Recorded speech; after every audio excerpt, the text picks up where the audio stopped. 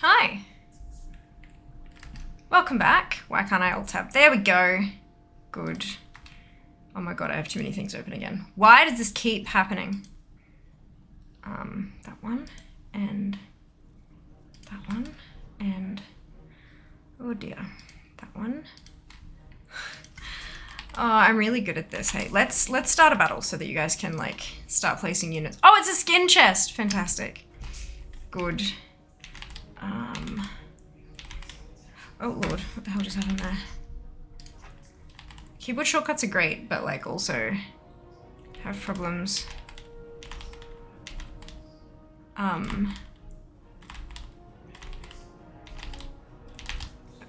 Stop that. Oh lord, what have I done? Good. Wonderful. Now I can save that and close it. Perfect. Okay. I'm gonna place a unit. What am I placing? Mage. I'm placing a mage. Join me. Link in chat. Log in with Twitch account. Drag and drop units on the battlefield. I promise it'll be fun. Hi. Hello. I have something a little bit interesting to start today's stream. It's something I haven't done before, so I'm curious to see if OBS will actually let it work. But look, we'll give it a try. But first, hello to chat. Hello, Zam, well done on first. My face is on fire. I should probably get some water. I mean, I have water, so we're good. Hello, Carrie. Hope you're doing well today. Good time zone to you too, Mara. Welcome back. Well done, Dupe with third. I hate them all, like with vengeance. Well, good news. Once you've done it once on one character, you can skip it on the rest of them. Another hydrate. Can you ride yet? Is fear. It's making me creep out. I have to go prep food for the week. Yeah, food prep is the morning job for fear. Yeah, I know the feeling, but like everything is done. So now I can work/game. That's the same thing, right? That's the same thing. It's fine. Hello, Shiba. Well done on last, Erica. Welcome back. Just run around and prowl because I'm a coward. No, I'm the same. I do the same thing. It is a fear. It is a fancy fear. I have makeup on today. That's why they call it more walking. Aha! Green! Thank you very much for the biddies, Dupe. Much appreciated. Hello, BC. Welcome back. Hello, Massive. Welcome back. Oh, good hydrates. I can do those while I show you a thing. Right, so I said today I wanted to do something, well, I said today I'm going to do something that's like I've not done this before. So Logitech have sent me one of their newest pieces of equipment, and I've got a little video to show you. There is going to be a shorter form of this video going up on socials tomorrow, but you guys are seeing the longer form one first. So let me see if this works. Predominantly, I want to know if you can hear it. There is sound, and I'm not sure if I've set up the sound correctly to do this. So you won't, I'm going to turn off all the other sound, but you should be able to hear the video sound. If you can't, yell in chat, and I'll kick it off again. Wish me luck. Turn that one off. And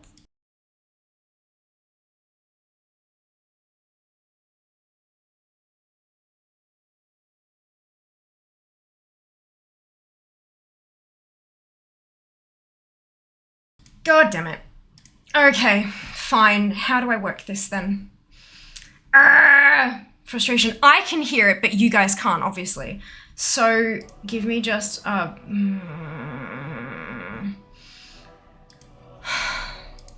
Why not? Why can't you hear it?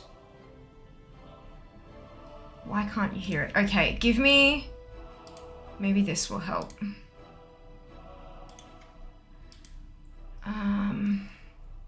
No, the speed's all good. That's all fine.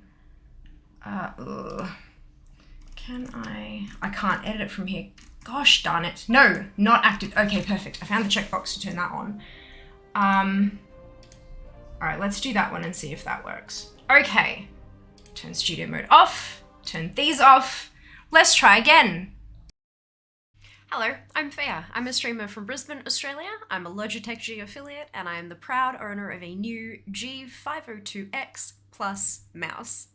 I've been using the G502 Hero mouse for a long while. I don't actually remember how long, but I do remember that I upgraded to the G502 Lightspeed model about a year ago. The G502 Lightspeed has been my choice because it just fits. It's comfortable, it's reliable, it's easy to use, easy to charge, change settings. It just works. Both the old models have served me so well, so when I saw the new release, well, super keen. With the G502X line, we meet light force switches for the first time, combining optical and mechanical for the best of both worlds. Speed and reliability from the optical, and that tactile feel we all know and love from the mechanical switches. Improvements in the onboard battery mean that we get up to 130 hours of continuous movement. What? Considering that the G502 Lightspeed had a maximum of 60 hours with continuous movement, I'd call that an upgrade. We've still got our Hero 25K sensor, our Lightspeed wireless connection, although it is at 68% faster than previous generations, and of course our LightSync RGB zones for those of us who love our pretties. We've upgraded from 2 RGB zones to 8, so you can really get in there and customize your new toy. And did I mention that they've shaved 8 grams off the weight? This is 106 grams for a mouse. That's just impressive. But you can look up the specs online. Why do I love it? The form factor is just gorgeous. I love the vein of light across the palm rest. I love that I can just detach the magnetic DPI switch and flip it around, or even replace it with a non-functional panel, for those crucial moments, the tense, the kind where everything just sort of clenches and you accidentally press buttons. Just me. And I adore the new design of the thumb rest. Clean, straight lines, they're so much easier to clean than cute little triangles. The whole thing is just smooth as butter, and I'm so grateful to have one. If you like what you're hearing, you can pick up the new G502X Plus in either black or white for $279.95 Australian from the Aussie Logitech G Store, or if you prefer Wyatt and you'd like to drop the LightSync RGB in exchange for an even lighter mouse at 89 grams, what? You can do that in, again, either black or white for $149.95 Australian. I hope this has been useful for you. If you have any more questions, you can check out the Logitech G website or contact Logitech directly for help. Thanks so much. I'll see you next time. I edited a thing. Are you proud of me? I'm like, look, I don't do reviews and stuff like that, but I'm just, you know what? I'm pretty proud of that. And I love the mouse, like, holy cow, it's pretty awesome. But thank you so much for watching. Let us get into some leveling. Let's do the thing. All right, let me catch up on chat just quickly. Thank you so much for letting me know that you could hear it and all that kind of stuff. I very much appreciate it. And hello, Deminent, welcome on in. Hope you're doing very, very well today. Brilliant. Fear made an ad. I did make an ad! All by myself. I was so... Erica. Oh my goodness. Congratulations on the gifted sub, Shy! So generous of you. Much appreciated. Thank you so much for gifting that sub to Erica. So kind of you. Well done. Thank you. I tried. Oh my lord, you guys. Look, as long as you couldn't tell how ridiculously nervous I was, then everything is fine. I was looking into switching my keyboard and mouse to Logitech sometime in the new year. Well, there you go. You've got a new option to choose from. Not that, there weren't enough options to choose from already. Oh, analysis paralysis will do me in, I swear to God. Oh my God. GG600 is around 10 years old, it's just about dead. They last forever though, don't they, Erica? And that's like, honestly, that is why I love it. Because they just, the longevity is amazing. Longevity is amazing. You can spend $150 on something wireless over here and it'll last you maybe 3-4 years. Or then you can, spend $280 on something that lasts you 10 years. I mean, I don't know about you, but I can afford $28 a year for a goddamn peripheral. Personally. It works out quite well. In my books, of course. It's, whether the peripherals and the bits and pieces that you choose are 100%. Like, it's so personal. It really is up to you what you prefer, what you look for, what your budget is, all that kind of stuff. But, yeah, hopefully that's helpful. Thank you, Dunno. Much appreciated. How am I going today? Yeah, Good now that that's out of the way. I was so goddamn nervous. But I mean, you all knew that already anyway. Good.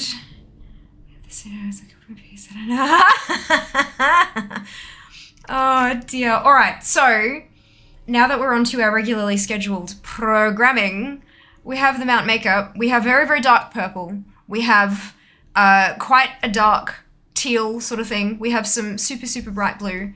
I own it, because of course I do. And it flies. Let's get to some leveling. Shall we? Shall we? Is Fear nervous? Honestly? Yeah, because like, yeah, look, there are some things that I am,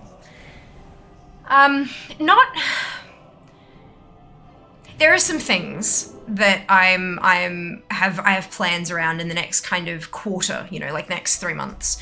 And, stuff like that, the fact that people, the fact that I can show with a chat log that people engage with it as it's playing and they don't just kind of walk away and go grab a drink because, oh, it's an ad, let me skip this. The fact that people enjoyed watching it even though it's a goddamn literal ad. I was sent the mouse for free. And then the fact that there were no revisions. Like, I sent off my stuff, because of course when you produce something for a client, they need to make sure that they're happy with it before it goes out, right? But there were no revisions. So all of that kind of stuff really sort of, that's a good thing. That's a good thing. And so all of those kind of check. I'm like, okay, all right, I think we're going okay. So no, I'm genuinely, was really nervous to see how you guys would receive something like that, but I'm glad that you're okay with it. I'm really glad you're okay with it. So thank you for the feedback. I really appreciate it. Hopefully 60's, put a new one, died in like 6 months. So I did some back out, used it longer, scroll wheels going, yeah. There's all like, well, that's the thing, when you have so many little bits, like little mechanical pieces in something, like, and so much tech inside one little handheld oopsie. I pressed a button. One little handheld object, and we use them so much, like so much. They do eventually give out. It's just like the human body, you know. I mean, we have a bit more longevity, well, some parts more than others. Macro's not working. Good. There it is.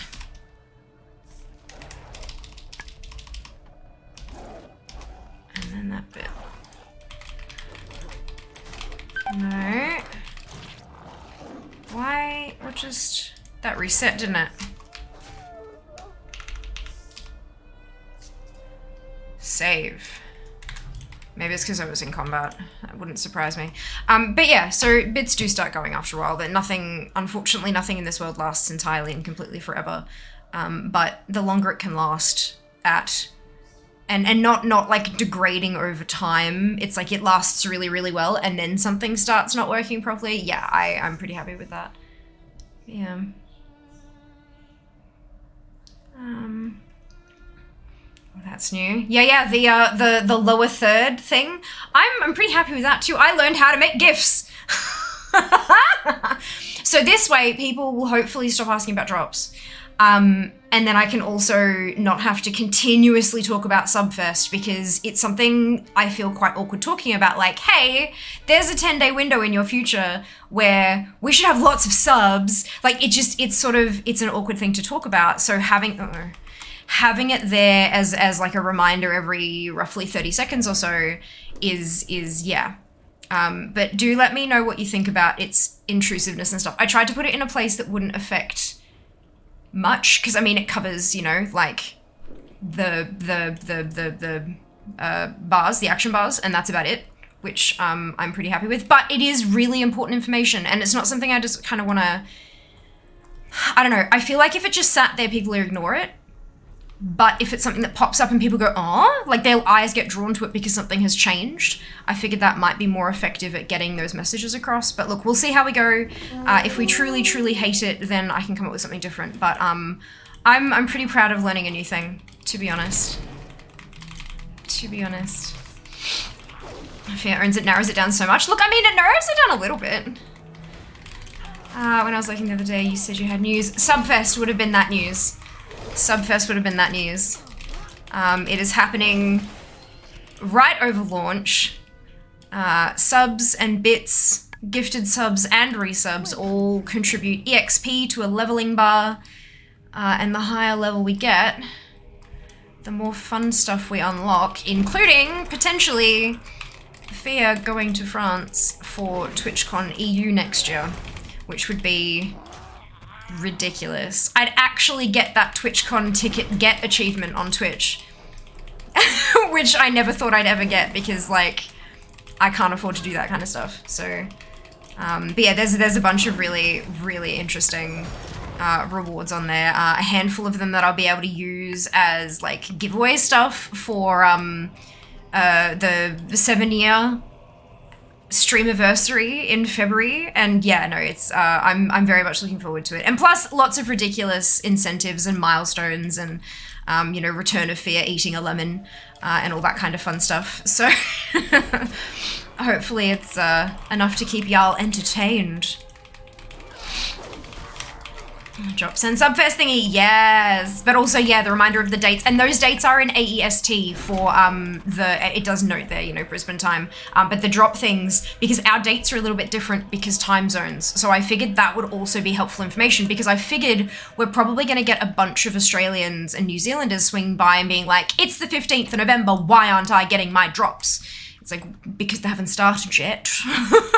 So I pulled those dates from the drops thing on the official, like on my dashboard of Twitch, except for the purple fireworks one because that one hasn't been uploaded yet, but I figure it's because it's too far in advance, so they haven't uploaded those dates yet, but I'm assuming they'll be roughly the same. So I've made the AEST adjustment to reflect. And yeah, I actually made commands. Be proud. Okay, with ad plugs for things you actually use, like mouse and keyboard search, if you start doing something like Manscaped, I don't think I'm the target audience for that. Just putting it out there. Dusk Flutter Ardenmoth, no. No. Hello Lucius, welcome on in, hope you're doing well. How does the mount makeup thing work? I have a guess. Just drop your guess in chat. Nice and easy. I do read through all of chat, like I respond to people, so it can take me a little bit. I am currently 4 minutes behind on chat, but I catch up and I read them in order, so don't stress if someone says the same thing as you after you. I will read yours first. So don't stress about that, but welcome on in. Just type your guess in chat, that's it. Cobalt, Netherwing, Drake, no. Yay, Fabius, which can technically fly. Najito, if you bought the item for it, it's not Fabius. Welcome back, Polly. Hope you're doing well today. Looks like an ad. Thought they would be the goal. Though they would be the goal, but given the perception of ads, would be kind of fun, if possible, pop up when a keyword is said or something. Unfortunately, that's not a thing I can... look, I'm sure it's probably possible. However, I don't have the technical expertise for that, and I don't believe that my bots and stuff have the capability to do that because it's an OBS overlay. It's just an image source that happens to be a GIF or a GIF, depending. But yeah, so at the moment it's just kind of set on a timer. If it's too intrusive, I can absolutely extend that timer. Unfortunately, it looks like if I extend the timer, it will sit on the last frame of the GIF until the timer runs out though, which is shit. But with my very limited technical expertise, that is as good as I could get it at this stage. Look, maybe one day I'll have like a whole team who can do all that kind of stuff for me, but as of at the moment, I am broke, so it's just me. But yeah, not possible with my current setup, unfortunately. Very cool idea though. I do like the idea. But it is technically an ad. It's just not one that's paid. It's one that I'm like, I'm talking about this entirely too much and I would like to talk about it less, and so let me stick up a thing so that people can figure it out for themselves. Can't wait to play Dragonflight, play the new class. Evoker, yay, Shy! Oh, that's so exciting. Yeah, it's like, what, Wednesday for Australians? When the servers come up on Wednesday, we kick off. It's like right there, it's so close. Of course, we will be leveling Evokers on stream on Wednesday. I am going to be starting with my Alliance Evoker. And I'm gonna get that from, I'm gonna create it, it'll be 58, I'm gonna level it through and get to 60, and then we're gonna jump on and make our Horde one. For the Alliance. And I'm hoping that by the time we get through to the Horde one, Jas will be home, and he and I will level them together, because we won't be able to do our usual shared leveling experience for Dragonflight, because Jas isn't able to take any time off work. So it's just gonna be me. All by myself, doing a level, and that's fine. I'm totally okay with that, but we wanted to have some kind of Dragonflight leveling experience, so we're gonna do Evokers and we'll do the Hordes once he gets home from work on Wednesday. Do I speak French? No. Not yet. I don't have to, unless I get those tickets. If I get the tickets, I will invest in some, not fucking Duolingo.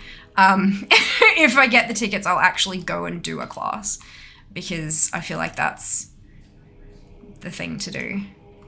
But I gotta get the tickets first, because classes are not exactly cheap. But if we manage to make it to level 10, I can use some of that Twitch income to pay for classes. So yeah, it balances out. That's the plan, at least. I mean, we gotta get there first, and it's a lot. It's a lot. He's living in the future. I know, it's a little bit frightening sometimes, I have to say. Dolphin familiar? No, much proud. Yay, thank you. Drake of the Southwind? No. Doing quite well, thank you. Hope you're well. I am, Polly. Very, very well, actually. I've been so goddamn productive the last few days, so I'm kind of zonked, honestly. I'm a little bit drained, but my to-do list is so much shorter than it was, so I'm really happy about that. It's, you know, all in balance. And now that I'm kind of caught up and I'm just sort of working through the last little enormous tasks, yeah, I'll let you figure that out. Now that I'm just kind of working through those last mammoth tasks, I feel like a weight's been a little bit lifted, which is nice. So yeah, it's a good feeling. Good feeling. Mystic Runesaber, maybe. It's not the Mystic Runesaber.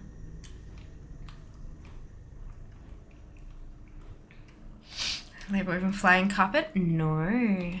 Thought you might like the idea of, did somebody say Twitch shops, insert advert, creative Twitch cheer star with date and time, but fair enough. Yeah, that's not, I mean, people can always do an exclamation blah in chat and stuff like that, but, and you know, maybe someone like you, George, would read those. Like if you said, hey, Fia, what server do you play on? And then someone dropped the exclamation server command right below you. But I would say that maybe 85 to 95% of new chatters, when they come in and ask the streamer a question, they don't read chat. They don't. They ignore anything and everything else. They jump in, ask the question, alt-tab out, and wait to listen for an answer. So it's actually incredibly not effective. In fact, I've had multiple people come in and when I've been minutes behind on chat have asked the same question 3 times in increased frustration levels as my community are answering them every time. And then I kind of have to come in and when I see it, I go, hey, so I see you've asked this question 3 times. Viewer A, Viewer B, and Viewer C have all answered it for you in chat, but just in case you missed those, here's the answer. So yeah, it doesn't really help a whole lot. Whereas something visual that they can see, hopefully maybe they'll see it before they kind of drop their question and alt-tab again. But look, or maybe it'll be on the screen when they jump in. Can only hope, right? Can only hope. But yeah, it's having a chat drop like that doesn't really work super well. Oh, she's in the thing. I always forget this bit. She's in the thing. Gosh, it's been a while since I've leveled an alliance. Poor Jas Sag. Yeah, it is what it is. He has casual work and he took time off for PAX. He took time off to go to Singapore. He can't take any more time off. Because when you take time off as a casual employee, you don't get paid. And that eventually starts causing problems. I'm having a lot of... Is anyone else having a lot more Lua errors in the last kind of... I'd say like 24 to 36 hours. Like, since the little message, if you look at the launcher, the little green message that says pre-release content downloaded, since that message has appeared, I've been getting more Lua errors that are all linked to, like, what looks to be base Blizzard stuff, rather than,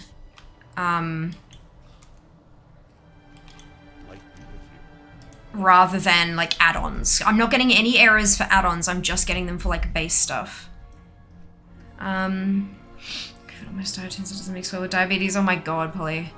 I'm so sorry. Holy shit. I'm glad you didn't die. I'm glad it was only an almost. I hope you're feeling like so much better now. That's a lot, right? Absolutely. Absolutely. Too much better now. I'm so pleased to hear it. Is the mount a blue dragon hawk? No, unfortunately not. But keep trying. Keep trying. This is fun. Otterworldly otter carrier. No. I also think, isn't it a ridiculous name for a mount? Just personally, anyway. I also think some of them just want to interact with the streamer and not with the chat. Correct. That is absolutely it. They don't care about the other people there. They want acknowledgement from the face on the camera. Yeah, for sure. And look, I mean, that's got its own bucket of interestingness along with it. But look, it is what it is.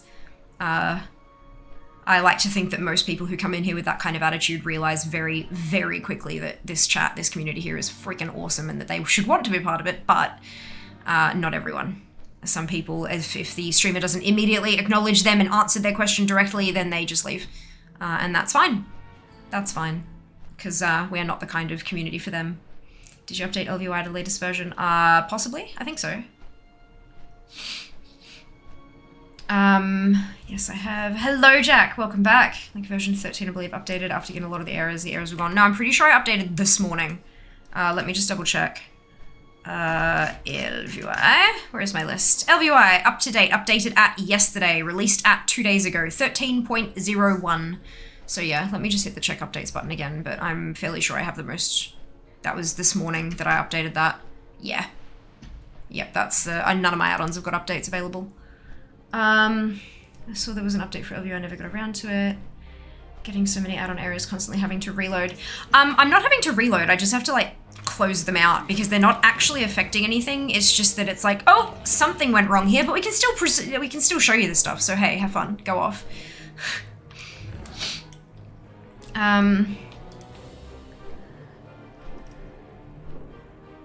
Ardmode Waddling, no. Been playing Wrath Classic till the pre-content stuff is downloaded, release can reset. The authors and add-ons are caught up maybe by the weekend. There's a bit of a problem with that though, George, because there are API, like there's updates. Shit changed with part 1, with phase 1. Stuff's changing again with phase 2, and I guarantee you there'll be more changes again with phase 3. So every single update, there are going to be broken add-ons. You can't avoid that, unfortunately. But yeah, look, it's yeah, it's a bit fun. But that's all right. Look, it is what it is. They're human too. The developers at Blizzard are human. The developers of add-ons are human and often not paid. So yeah, it's just going to be a matter of what they can do, what information they have. There's going to be a raft of undocumented changes between phase 1 and phase 2, and then between phase 2 and live. Like, we never even got told we were getting 10 extra character slots. Like, can you imagine what else they've not announced, you know? Or that hasn't been data mined because it hasn't actually been implemented yet, or whatever it happens to be. But yeah, it's, I was talking to Jas this morning, honestly. There was a change with blood DKs that he tried to explain to me, and I don't care, but that's fine. But it's, the communication has ramped up and it has been freaking amazing. However, there are some things that communication has just completely been fudged on. Like total ball dropped, kind of not handled at all. Like not even badly done, just not done at all. We haven't been told that a massive change was coming. So I feel like they've done a great job with stepping up the communication, and now it's going to be up to the higher ups to figure out, okay, we can only release so much communication. What do we need to prioritize? What do we actually need to talk about? Because they've missed a whole bunch of stuff that was actually quite important. But look, we'll see. That's going to be on them. That's literally their job, is to figure out what to communicate with the player base and how to communicate it, when to communicate it, all that kind of thing. So yeah, it'd be fun. Lots of learning for all. It is is it an ardent toad? But like, if it could fly. I love your imagination here, Carrie. Unfortunately, no, but I like, honorable mention. You got Bugsack add-on exists. Yeah, look, I mean, yes, but also I like to see when an error is happening, when it happens, so that, like, you know, especially if it's an add-on error, I can grab that error message and drop it in for the add-on creator so they can know something's going wrong, and maybe that little piece of data will help them figure out what is going wrong so they can fix it, especially if they can't recreate it themselves. But, yeah. Is it the Ankoan Wave Ray? It is not. It is not. Be back soon, you do some self-care, be back for dinner. Oh, with dinner, brilliant, I love that. Amazing. Spectral Terror Wing, nope. Island Thunder Scale is my mount guess, nope. As well as the Uncorrupted Voidwing, nope. Vibrant Mana Ray, nope. Ooh, battle. This one. My stream deck is still not working. I'm waiting for an email back from, it's been a week since I last emailed them back and said, here are my stats. So I'm just now waiting for them to get back to me. I sent them another email today being like, hi, so it's been a week. My stuff is broken still. Can you help me, please? But yeah, look.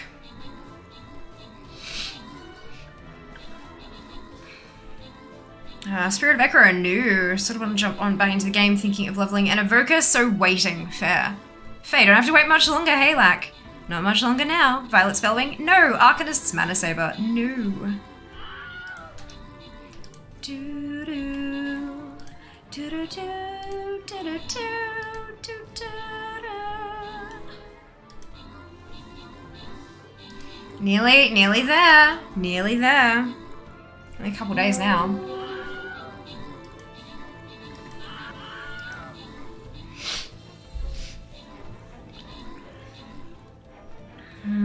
Someone who isn't subbed can choose this one. Ooh, fancy. Close that off. Open this. I was so close to quit playing of retail, so much lure errors. If a friend didn't tell me that Bugsack add-on exists, I would have quitted definitely. Because almost every combat entering a huge lure error thing would pop on my half screen and couldn't cancel until combat is over. Yeah, that's, if you're getting that many when you're entering combat, usually it's because your add-ons are broken. So you need to update your add-ons or disable some add-ons until they can be updated and stuff like that. But the lure errors tell you that. In the first line, it tells you what's broken. So yeah, yeah, that's how that works. They do actually have useful information for players in there to figure out how to fix their stuff. Because if a lure error is popping up as you hit enter into combat, the last thing you want is for some of your buttons to not work because your add-ons are preventing them from working, you know? So it allows you to see what's not happening. Yeah, at least that's how it's supposed to happen. Let's hop on over here. I need to grab, oh, I did grab that already, perfect. Leave your garrison, follow the road south. When low, nope. Lich King and Void Echoes. Well, I can't do both at once. It's one or the other.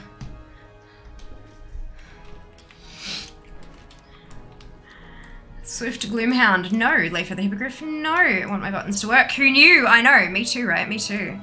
My 4-year-old nephew control my character is total chaos. I mean, yeah, of course it would be. Of course it would be. So Polly, did you want Lich King or Void Echoes? Your call. Oh, wait, what am I? Oh. I thought it said leave your garrison. Oh, it did, and then it, yep, okay. There is no chaos here, only coas! One typo, and it forever haunts you. The internet truly never forgets. It's great.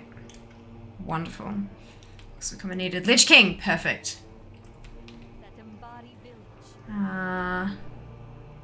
I probably still would have read it as both of them being of interest. So, like, I mean, Oxford Commas are amazing and useful, but I still probably would have bought it.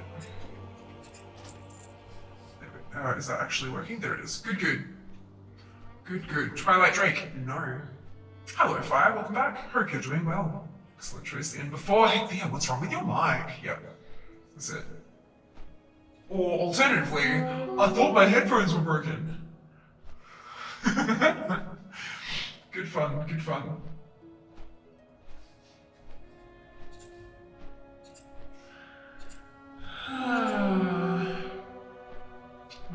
Oh no, mic gone, Lich Queen.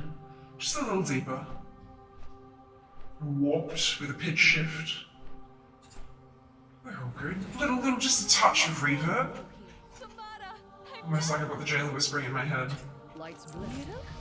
Dang! After the Iron Horde took you, I feared the worst.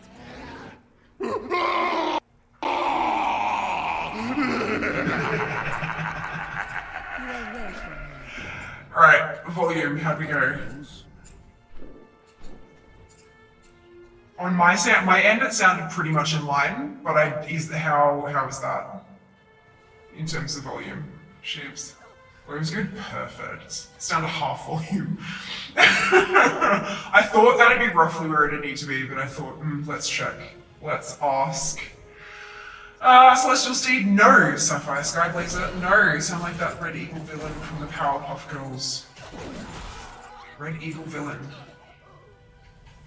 I'm trying to think of which one was red. I mean, there's him, who was literally the devil. Like he looked like the devil, but his name was him. And Mojo Jojo, who was the monkey. And then there was... actually, fun fact, the blue sparkly thing I'm wearing on here is from the Colourpop Powerpuff Girls collection.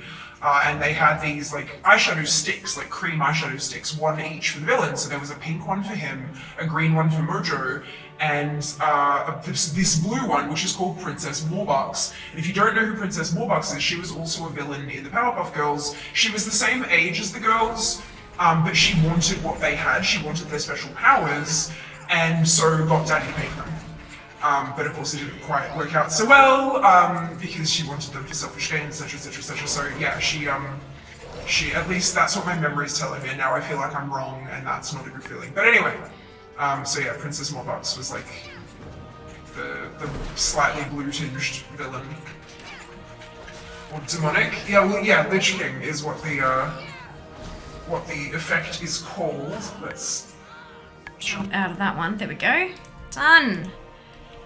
But it is thanks to the blue microphones, Yeti X World of Warcraft edition microphone.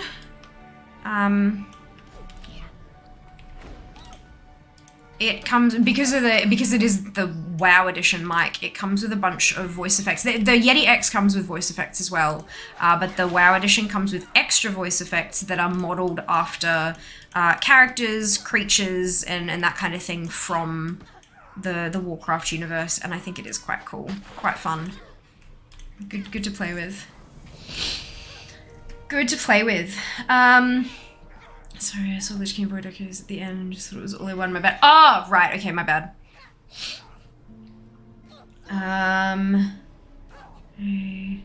No, sorry, Lucius. All done now. All done. We're skipping Dynamite. Brilliant. Thundering Cobalt's Cloud Servant. Nope. Eternal Phalanx of Loyalty. Nope. Shimmer's Runner. Nope. The red guy villain. What was his name? Him.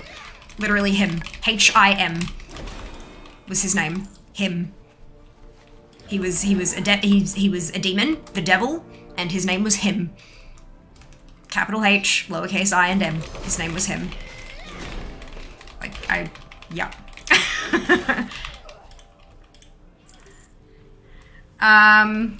Enchanted Fey Dragon, no! I just like that, yep, just like that, except not all capitalized. Yeah. Heavenly Azure Cloud Serpent, nope. Oh, Melee the Wanderer, no. Love this guest, was my first store mount, it was birthday gift. Aw, lovely! Oh, that's so beautiful.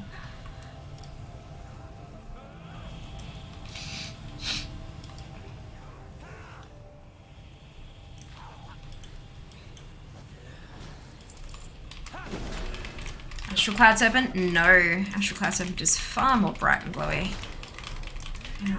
I have done that one before. In fact, it's the photo that's on the launcher. Is my Astral Cloud Serpent look. Forsworn. Aquilon, no. Nope.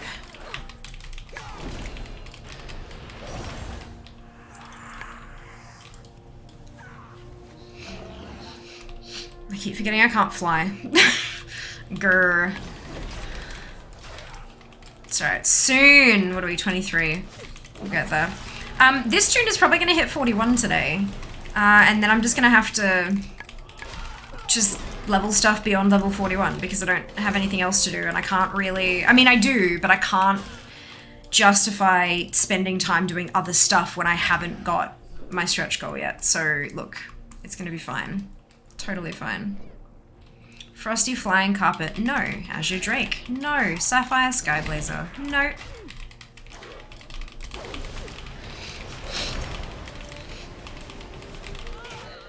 This one, I've been a little bit nervous about this particular one. There was a particular color on the mount that I wasn't totally sure what color it was. Because it leaned in a few different directions and it was dark enough that it could have, like, it's definitely not black, but I'm like, is this, like, where does this lean? Is this a dark red? Is this a dark purple? Is this a dark blue? Is it a dark green? Is it like, what is it? What is this color? So I actually ended up getting, I've got a browser extension that I use where I can pick out a pixel and it'll give me the hex code. So what I did was I loaded it up on Warcraft mounts and I grabbed a whole bunch of pixels from different areas in the image that were all that same confusing color and like pulled those colors up in, like, not a pixel, but I made them bigger and then put the blocks next to each other and let my eyes kind of decide where they leaned. And they leaned purple. They leaned fairly decently purple, but not when they were all together with everything else, which is really kind of strange. So it is, like, it's a super deep dark purple, like super dark purple, but, like, which is why I literally said super deep purple. But it's a fun color, a really interesting color. And then, of course, I had to go through my bloody collection trying to find a color that was even close to what, and I didn't have a color that was close, so I had to mix a couple of different eyeshadows to make it kind of work properly. But I think I've done reasonably okay, so we'll see, we'll see. Deathlord's Vile Brood Vanquisher, no. And Tauren Gloomhound, no. Illidari Doomhawk, no. Bloodbathed Frostbrood Vanquisher, no. Tell your prophet that his era is over. Come on, give me the thing to kill. Give me the thing to squish. But I am, like, so happy with how these colors came together. My lord. I'm just, oh. I'm really, really happy with this look. Really, really happy. Icebound Frostbrood Vanquisher, no.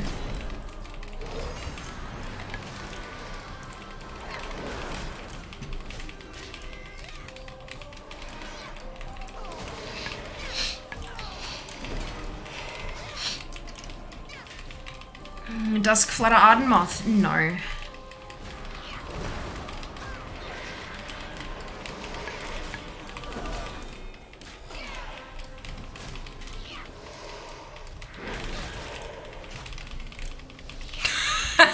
I just thought you were really excited, Shiva. And I was like, Ironbound Wraith Charge, and I'm like, oh! No. I just thought you were so excited because you thought you had it. What are we guessing? Matte makeup fire. I do my makeup inspired by a World of Warcraft mount. And y'all guess which mount it is. To get our eyes onto the field. Rangari can help us. Get closer and don't mumble. Not everything in the ocean is as good. Something is amiss in this world. 24. Beautiful.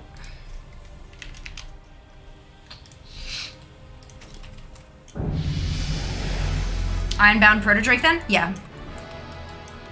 Yeah, that's it. I was like already, like when it's like Ironbound, I'm like, right, okay, red browns, let's do this. And then I looked at it and I'm like, that ain't red. That's not red. And so yeah, pulled some pixels. And the skeleton of it, with the bits around the wings and stuff, it leans purple. And then of course the actual webbing in the wings is that beautiful teal shade, and then the like all the bits and pieces, the glowy blue. So yeah, Ironbound Protodrake. That's it. That's it. Well done, Shiba. No more numbers, but I will send you a thing. Give me a minute. Thank you, Zam. Hello, Sugar. Welcome on in. Hope you're doing well today. Why isn't out of your stream on Battle.net Launcher? Good question. It's like, to be clear, ads are usually paid in one direction or another, and this isn't. It's kind of a mutually beneficial kind of arrangement. Diablo, thank you so much for the resub. Oh my god, 41 months, Jesus Christ. Thank you so much for your support. I really appreciate it. Nearly 3.5 years, you're right. Oh my god. That's such a long time, Jesus. Anyway, so the thing on Battle.net, they have me on there. They don't just have me on there. The streamers that you'll see on the launcher will depend on what time you're logging into the game.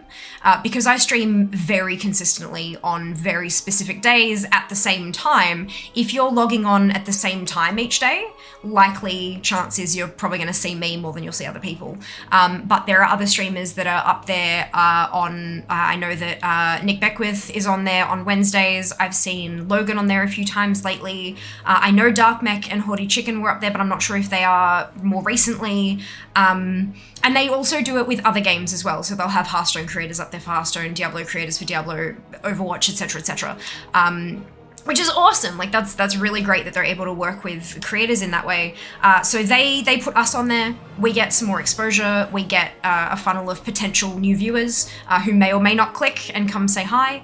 And what they get in exchange is communities that they've vetted and have decided are welcoming and are reasonably knowledgeable. They're consistent, so like when I say these are the days I'm streaming, they don't have to mess around with updating things if I cancel stream or move a thing or blah blah blah blah. They can set it up for the month and know I'm going to be there. But for the benefit for their viewers is that if they have a new player or something, we've been getting like a lot of new players through the launcher who'll come in and be like, hey, so I have these questions, and because I've been playing for a while and because there's, cumulatively in this community we've probably got hundreds of years of playtime in the game, we have that kind of base knowledge that we can help them and guide them. It's kind of like the guide system in game, except a little more hands-on, sort of. But yeah, I enjoy that. I like helping people, so it works well for me on both sides of it. But they do get something out of it too, obviously. And a thing saying, hey, look, this person's having fun playing. Maybe you should play too, but I don't get any compensation from that. I also don't pay for it. It's a mutually beneficial agreement that could end at any time, and that'd be just fine, because, they gotta do what they gotta do as a business. But yeah, hope that's a sufficient explanation, and I hope you're enjoying your day. And welcome on in again. I very much see purple. Okay, good, thank God for that. Look, sometimes you get nervous, right? Sometimes you get nervous and it's like, have I done okay? Have I done okay? Clearly, today, I've done okay. There you go. Oh my God, which spreadsheet is it? I've got too many spreadsheets open now. There we go, fixed. She's affiliated with Blizz ANZ. No, I am not. Very specifically, I am not affiliated with Blizzard ANZ. I have no discount codes. I have no earning potential from them. There's nothing like that. Occasionally I'll have a sponsored stream or like the Wrath Classic launch event, a sponsored event that I'll attend, something like that. But those are very specifically in isolation. Being affiliated like that is very different. It's a very specific word that needs to be used specifically. I am not a Blizzard ANZ affiliate. I'm a long-time player, reasonably long-time streamer, and yeah, mutually beneficial arrangement. Yeah, just to clarify that there. Looks very purple in my client. Brilliant. I'm so glad to hear that. Maybe my screens are wonky. So, I mean, I wouldn't put it past it. I wouldn't put it past it. Recently hit 4.5 years, so 5.5. Amazing, Diablo. Wonderful to hear. All of the sheets, love. Yeah, I've got so many bloody sheets, but that's fun. Okay, where's Zip Fizzle? Is that? Yes. Yes, Commander. Move out. You heard the Commander. And then we speak with Dunbar Longdrink, who's over here. So used to playing on the Horde side now. It's like, what? I haven't leveled an Alliance tune in a very long time. Is that Mbari? Yes. Good. Saturday night dance party overtime focus on FIFA. Not much to focus on at the moment, honestly. It's just kind of where we're getting there. We're getting there. I'm well and truly behind on, so I don't have a link for you guys to see it, because I haven't fiddled around with that just yet, but I have set up Jack's spreadsheet with all my tunes in it, just to see how I'm going in terms of a stretch goal, and I'm not going well. I'm up to the 6th of November, and it's the 13th, so it's like, that's nearly, like, it's a week behind, which, given we've only got 2.5 weeks to go, is not a super nice feeling, but that's, look, it is what it is. We're just going to keep going as best we can and see how far we can get, and hope against hope that getting the evokers up and getting those 59s to ding will add enough percentage onto the board that it'll push us forward a handful of days. But we'll see. Only one way to find out. Why? What is... Oh, for goodness sake. Oh, it's because it was a specific goal. Okay, yeah, I see. It's assuming I don't have the, It's assuming that I don't have the, the scouting maps. There we go. Words. Lightside Warlords is kind of boring. No, I don't mind it, honestly. It's a lot prettier than Frostfire Ridge. Like aesthetically speaking. That's a hot. Aesthetically speaking, there we go. I prefer Shadow Moon to Frostfire. But because I boosted a couple of Alliance tunes, it just kind of, yeah, it doesn't quite feel... I'm leveling 3 Horde tunes and 1 Alliance tune through this stuff, so it feels a bit weird, yeah? You know. No, never mind, we're good.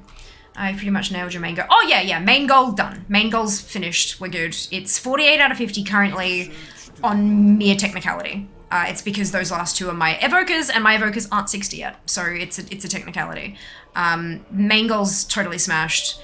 We are going to have 56 60s. Minimum. 56. So that's great. It's just, can we get 60? Large question mark that is like rotating and slowly bouncing. Yeah. So, words hard indeed. I'm only at 26th of October, so you're ahead of me. Look, I'm trying. Your job was a whole lot bigger than mine though, Meaty, my lord. Your job was so much larger. I enjoyed it. I did it for the first time a few months back. Awesome! Oh, that's good. Should the mount makeup thing be SVN? Ah, yes, it should be. You're very right. Gosh, I'm very good at this. It's only, like, I've only used that a couple times now, so I'm still getting into the habit of turning things off, I guess. Thank you for the reminder. And my daughter loves your lipstick. Oh, brilliant! Okay, so it's a lipstick and a lip liner underneath it. The lip liner is called Blackmail. The shade is Blackmail, and it's from a brand called Urban Decay. The lipstick is from NARS, and it's a little itty bitty tiny little sample pot, because samples are a thing. And that one's called, I think it's Impulse Control, but let me just double check. No, it's just called Impulse. Not Impulse Control, just Impulse. So yeah, Blackmail is the lip liner and Impulse is the lipstick. Obviously there are a lot of colours out there that are quite similar. The problem I find with dark lipstick is that it can be super patchy. Even applying this lipstick with a lip brush, because it's in a little sample pot, you gotta kind of dig in there and then pop it on.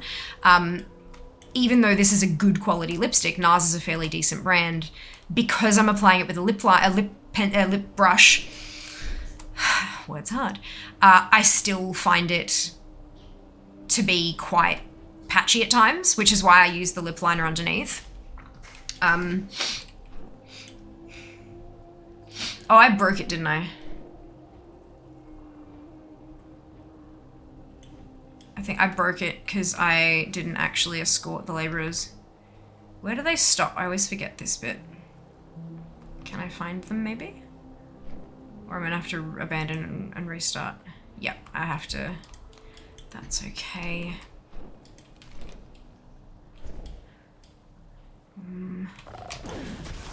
But yeah, because it's a really dark lipstick, they tend to be quite patchy. So cheaper lipsticks, although they may have a similar colour, you might find that they're a bit oily, like a bit too slippy and stuff, and that really does make them a fair bit patchy. So it can be worth... Let us speak. It was an ambush. it can be worth investing in a darker lipstick if it's something that you plan on wearing relatively often. If it's like a one-off for Halloween, then like get a $2 to $3 one from like a cheaper store or whatever. But if it's something that you plan on wearing more regularly, I would honestly invest in something that's like in Australian, maybe like 20-30 bucks. It sounds like a lot for lipstick, but it does last such a long time. Like even a little teeny tiny sample pot that's less than a gram, or like 1 gram, I think it is, or is it 1? I don't remember. Lasts like at least a week. At least a week. So having a whole proper bullet, it'll last you months. And that's with every single day wearing it. If you only wear it once every couple weeks, then it'll last you years. Good. All right. Good morning, Mike. Welcome back. The 60 are only required by Feb, though, right? Yeah, but I don't want to spend a good chunk of the first couple of months of Dragonflight leveling tunes through old content. You know, it just, that doesn't sound like good. I can do it, but it just doesn't sound like something I want to do. So I'd love to have it done. I am sure that I will probably hit 60s by February, because I know what I'm like when I have something in my head like that. I need to get it done. I want to finish it, otherwise it just eats away at me. But I would like to have it done before Dragonflight launches so that I can focus on all those beautiful new achievements and mounts and pets. And I have been forced to promise that one of the first achievements we'll work on will be Dragonflight Safari. So there's that. Hello, Jai. Welcome back. Hope you're doing well today. Hello, Sass. Welcome to you too. Aw, thank you. I'm really happy with it as well. It's the Ironbound Proto Drake. I'm really happy with how it turned. Like the dark and then the burst of blue. Oh, hell yes. I'm kind of living for it. Like if you looked up close, there's a whole lot wrong with it. Like from a makeup artist point of view sort of thing. I'm not a makeup artist in any way, shape or form. I'm just an enthusiast. But looking at it up close, there's a lot wrong with it. But the colors are just phenomenal, and I'm so happy with how they turned out. No, control, just impulse. Yeah. Hello, Dactyl. Welcome on in. Hope you're doing well today.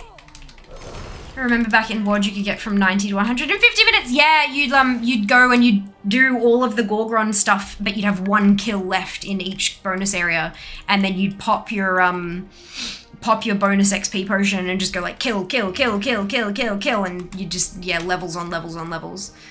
Redonkulous. I did that. I think I did it twice, maybe 3 times, but after that I was just like, I'm bored. This is boring. It was very cool though. Did they... What happened? Did I bugger it up? How? I think I broke it.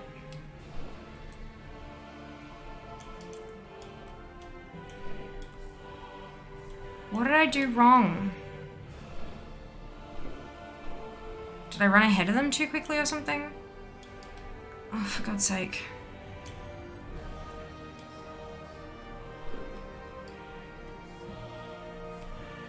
Maybe I don't need to abandon and restart.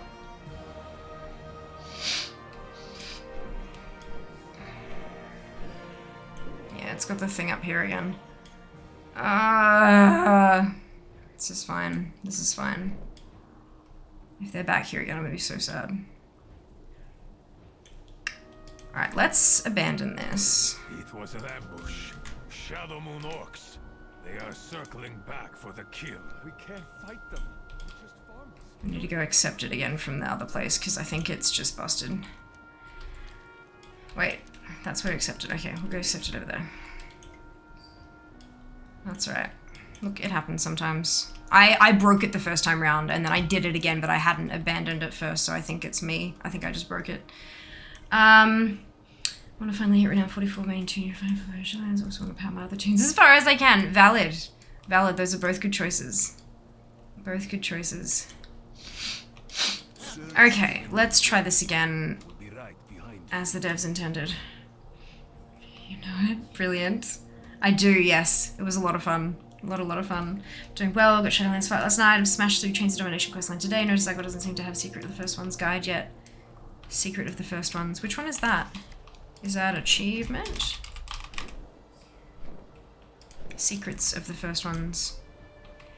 Is that maybe because you're not typing in the S? Maybe? Or it might not actually be called that.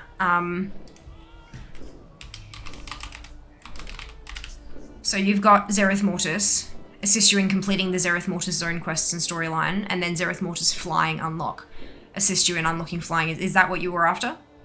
Yeah. Yep.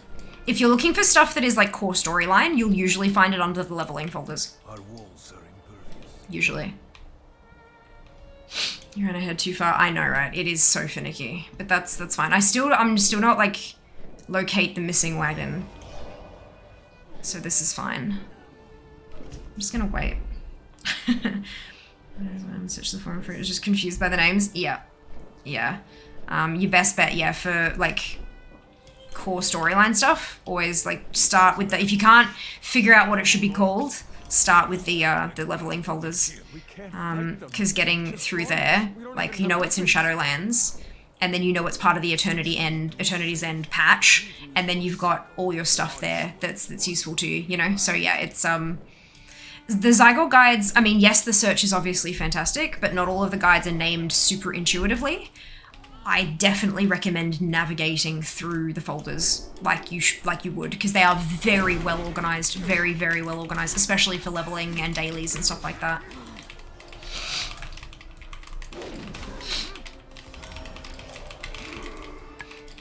Go now. I will cover the rear. Because yeah, I think their thinking there was probably most people are going to be looking for, give me the guide to get me through Zereth Mortis, and so they're going to call it Zereth Mortis sort of thing, but not everyone thinks that way, because we're all different humans and stuff. But yeah, look, point is, it's there. Yay! Here they come. That's what matters, right? So wow, totally fair. Totally fair.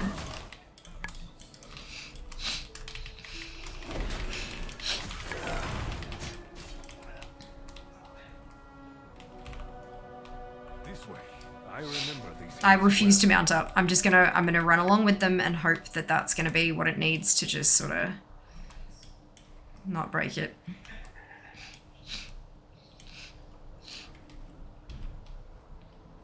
Fingers crossed. Another attack. They must think us an easy target. Ah. Ooh, battle.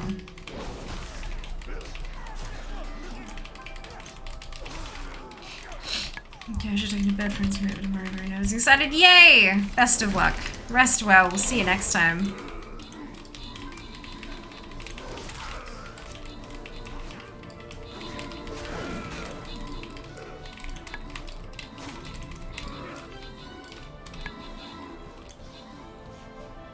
We are almost there.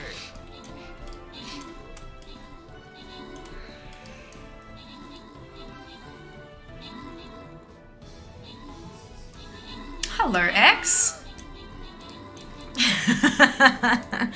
Good, good. Wonderful. Hope you're doing well today. Hey, finally completed. Amazing. All right. Yeah, fear drowns. It's a thing. It's a thing. Another lose. Goodness. We must have had so many units and then no units or something. That's odd. Make sure you place your units, guys. You can place a new unit every 5 minutes. Total of 6 units on the battlefield if you do it just so. And then hopefully we can get some skins for our wonderful community. Ooh, get 15 kills. Let's turn that in. And see if it gives me another one. Oh no, that's the daily. Never mind. Cheers, stream. Thank you, X. Wonderful. Give me just a moment and I will dig in. Oh, there we go. Place 2 vampires. I can do that. There's my vampire. There she is.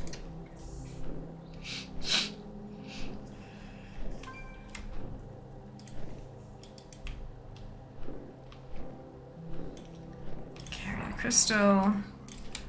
Brilliant. Science, magic, and Extremely technology. considerate hydration. Yeah, this is par for course. This is what X does.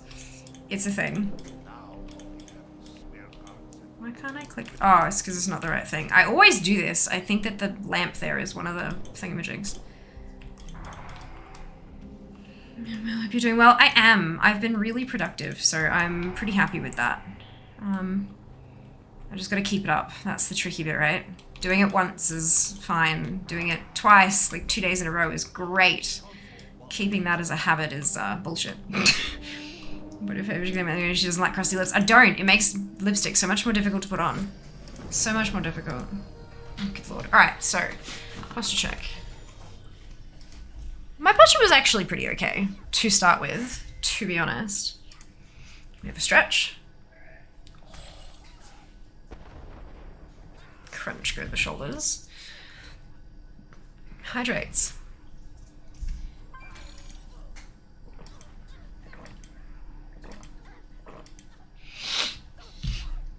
It is also an agreement with X. I don't have to do them all at the same time. I just work through them. Every time I catch my breath, I do another batch. So, okay, now it's better. You're very welcome. Thank you, X. Thank you. I really hope you are doing well. I know that time zones and stuff make it a little bit tricky for you to hang out, but I appreciate you, and I hope you're doing well. In all the aspects of stuff and things.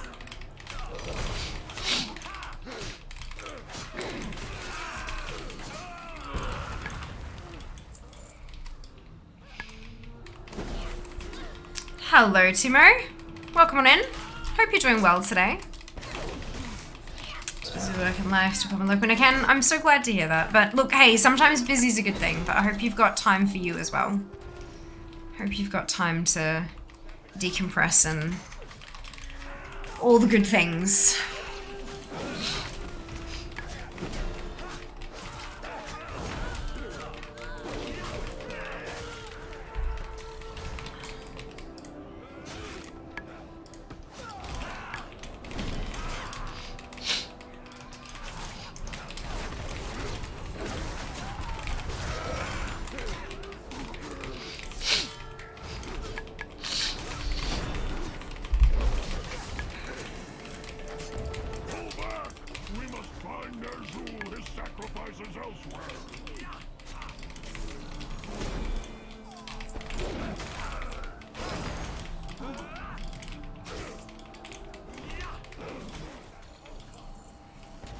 Back into the building.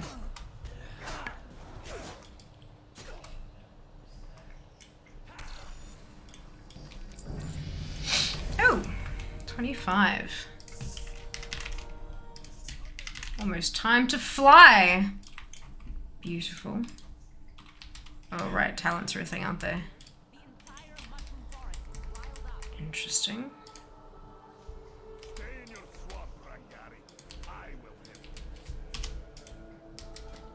There we go.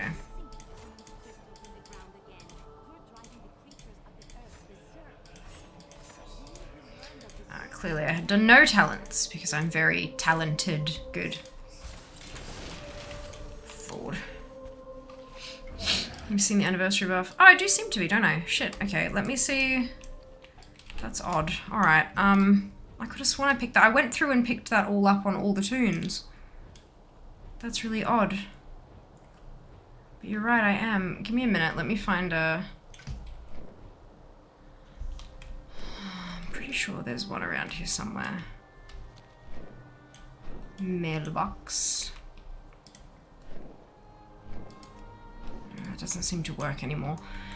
There's a bit in Zygo where you can like ask for directions to the nearest useful object, a repairer or mailbox or something like that, but the mailbox one doesn't seem to work at the moment.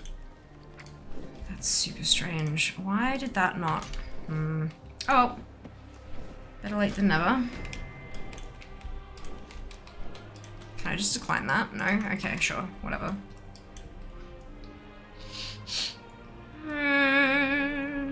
Yes, that saved my life so many times. Yeah, right?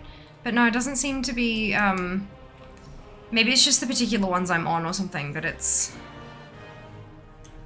a little bit funky. Might go jump on the forums and see if there's anyone else having the same issue that I can add my voice to. Where do we stand? Or maybe it only works when you have no guides loaded or something, but that's not how it should be. It should guide, like you should be able to do that. It sets a new waypoint. You go there and then it puts you back to the last waypoint you were on for the guide you were on, right? That's how it used to work. Strange.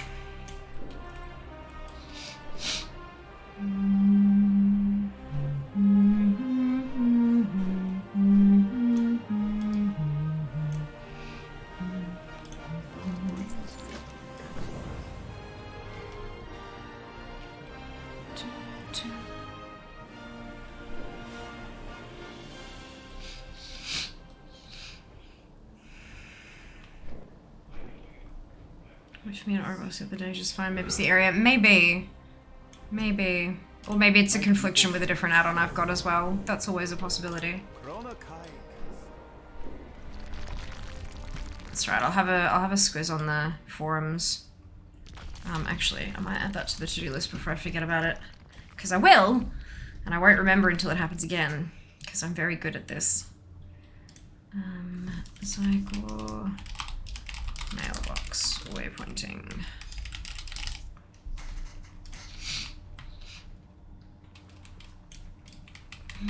Yep, Colin to Brain, that's it. That's it. So we find ways to work with it, and we do the things. Do the things.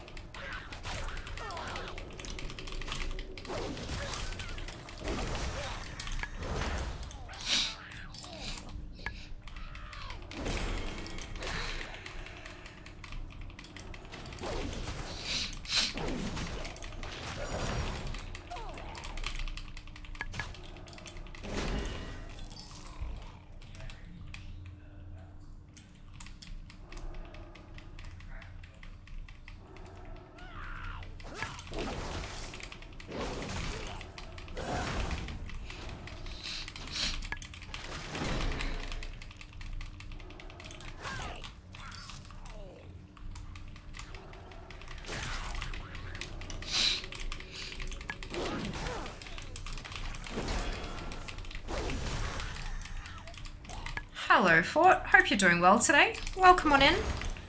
If it were dead, there wouldn't be this many people playing it, I don't think. But in all honesty, people have been saying the game has been dead since the first expansion was announced, which was Burning Crusade, which was 16 years ago. It's certainly taking a very, very long time to fulfill that prophecy. It just depends on whether or not people enjoy it individually. If you enjoy the game, then go nuts, have fun. If you don't, that's okay. Hundreds, if not thousands, hundreds of thousands of other games out there that people are welcome to play. No biggie. I can't have to have tried. That's okay. Yeah, long, slow death. That's it, hey. That's it. Very long death.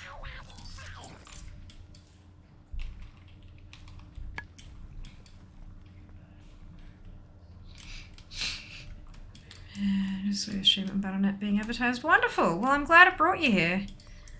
I would ask, you know, what are you doing on the launcher of a dead game? But I mean, it's a bit silly, isn't it?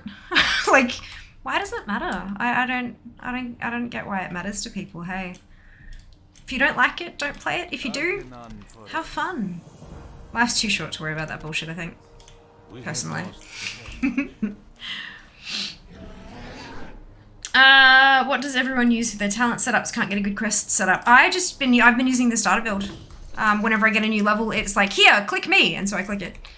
It seems to be working pretty well for me. I'm still using old GSE macros, and they're functioning just fine with the starter build, so yeah, I'm pretty happy with that. But obviously, if you're looking for something a little bit more specialized, then that's most builds people publish are going to be Mythic Plus, PvP, Raid. People don't tend to post very many like solo builds because it's not really like there are a lot of solo players out there, but they don't tend to community to share. So, you know what I mean? It's, yeah, a little bit of a different playstyle. Enough of a different playstyle that they don't tend to publish their bits and bobs. Last time I played WoW was Wrath of the Lich King. Not for me nowadays. Still drop into a Twitch stream if the streamer is cool. Oh, good to hear it.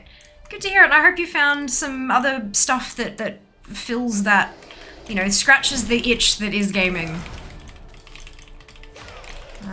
It's also like, it's a super important thing that, you know, when you recognize that something isn't for you anymore, instead of like getting wrapped up with it and having your identity feud, but like, no, but I'm a WoW player. Like, this is what I've been playing this for so long and blah, blah, blah, blah. Being able to step away and go, you know what? It was for me and it was amazing and I enjoyed it. And now it's different. It's different. I'm different. It's time to move on. That's a huge kind of step to take as well. So good on you for being able to recognize that in yourself and action it. Takes strength sometimes. Downloaded retail today, lit up to 2 minutes, deleted, hate the new changes. Totally fair. Totally fair. You don't have to like them. I must look to Icy Veins, it's really personal preference. I'm gonna play Overwatch. Ah, fair enough. Oh well, I hope you enjoy your sesh. Get on the game every now and then, but always come back.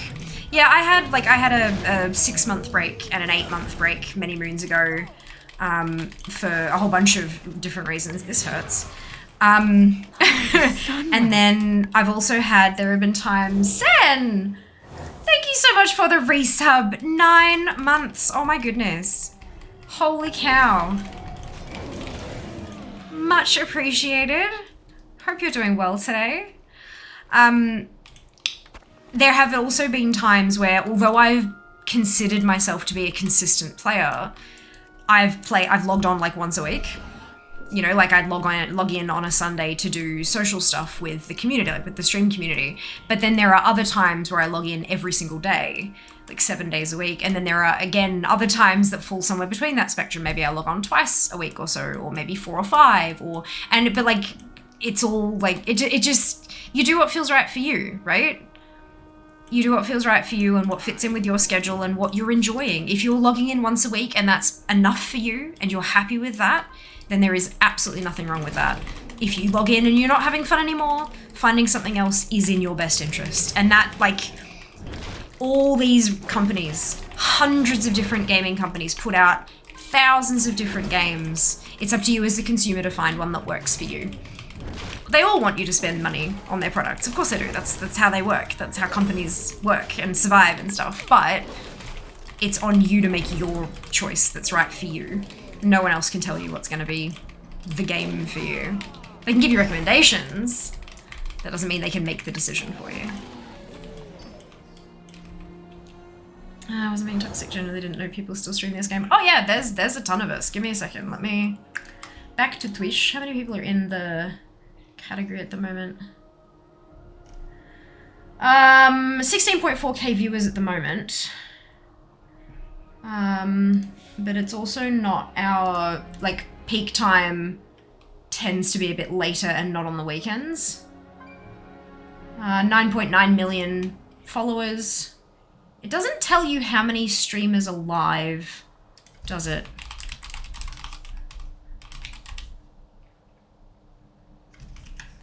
Does it tell you how many people are live? No, just how many viewers there are. That'd be a really interesting metric to see though, hey, like how many people are actually currently streaming to this category who have, like, in total 16.5k.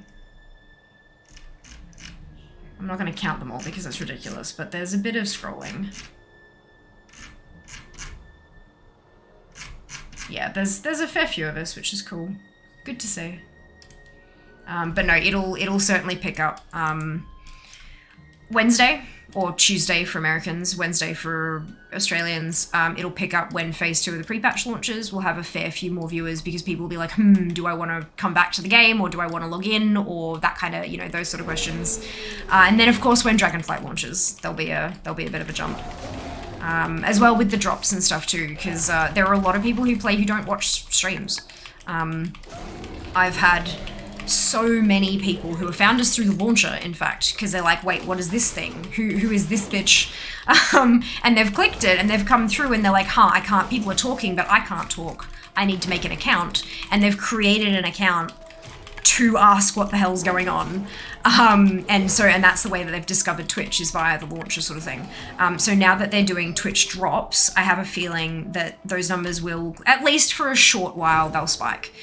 Because people want to get the drops. They're going to watch 4 hours of streams to get a bit, or 2 hours to get a different thing, or whatever it happens to be.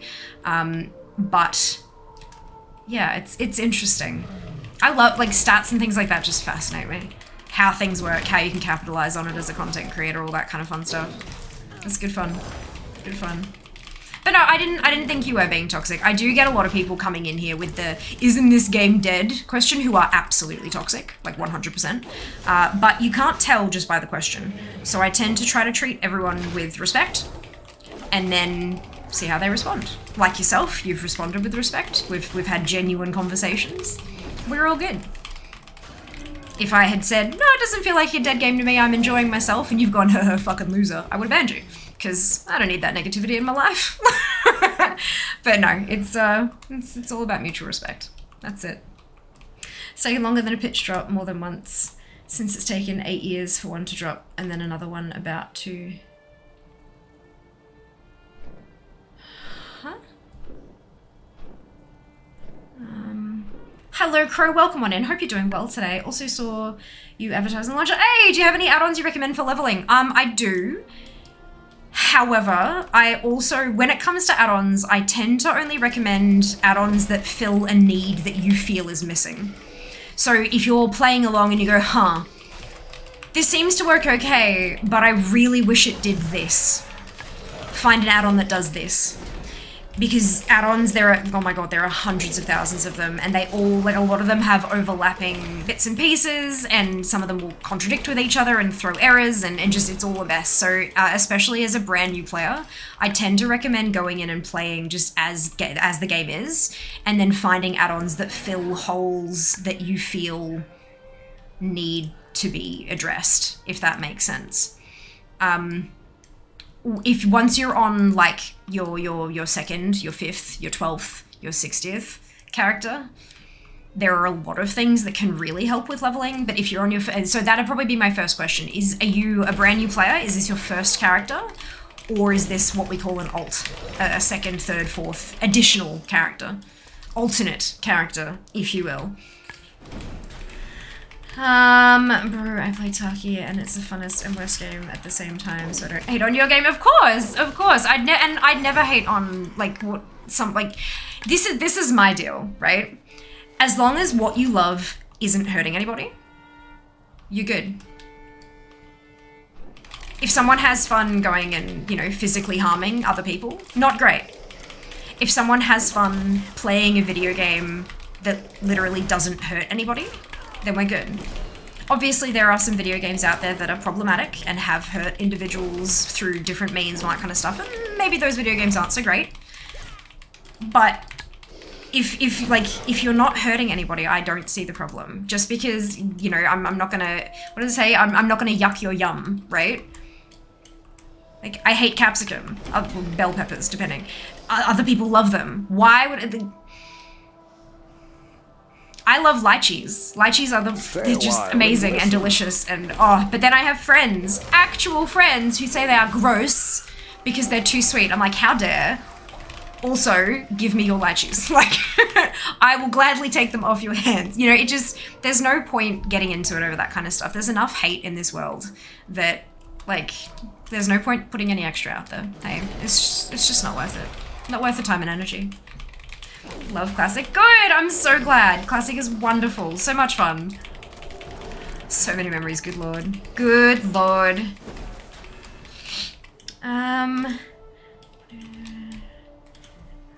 Wonderful, Sen. I hope that you have a wonderful time. Doesn't really feel like it's appropriate for this particular situation, but I hope that the event runs smoothly and that everyone is respectful and lovely and all that kind of jazz.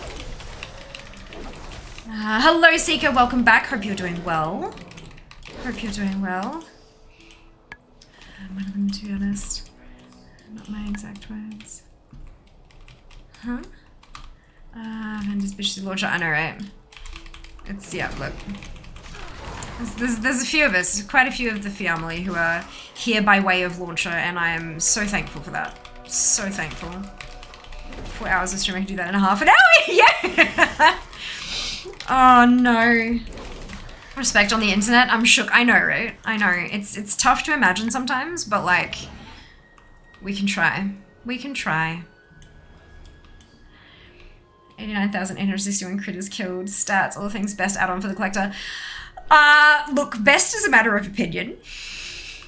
I think in terms of like mechanically speaking, helping you find the bits and pieces and blah blah blah, yeah, I would say it's probably the best.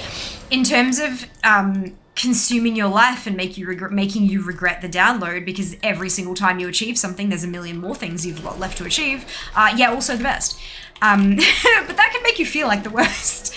No, it's I do recommend all the things for collectors, but it comes with a warning, and that is like, don't. If you are someone who fixates, especially on numbers, it can be quite dangerous. Make sure that you are like comfortable and go in there and, you know, turn off the PvP thing and turn off a bunch of stuff and just focus on one thing at a time, like, because this game is large, it is overwhelming, there is so many things to collect, so the add-on can be quite dangerous, but yeah, it's, excuse me, super helpful, super helpful.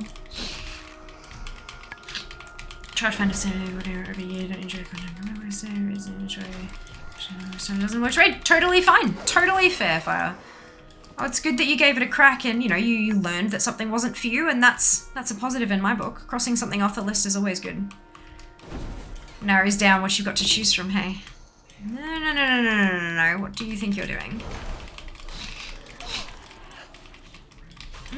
Let's do a thing. However, unlikely previous case 129th alternate character. Look, we can have 60 per account. I have 58 because I'm waiting for the evokers. We're getting there. Rarity's my go-to collector add-on and saved instances. Rarity is fantastic at tracking drop rates and how many attempts you've had on a thing. But all the things is so much more than that. All the things is far more comprehensive. Like, Rarity fills a slot for sure. This is the edit mode system templates. This is the one I keep having. It's not from TSM. It's every time I get a new talent point. Okay, so I can turn that off. I don't think it was actually active anyway, so let's turn...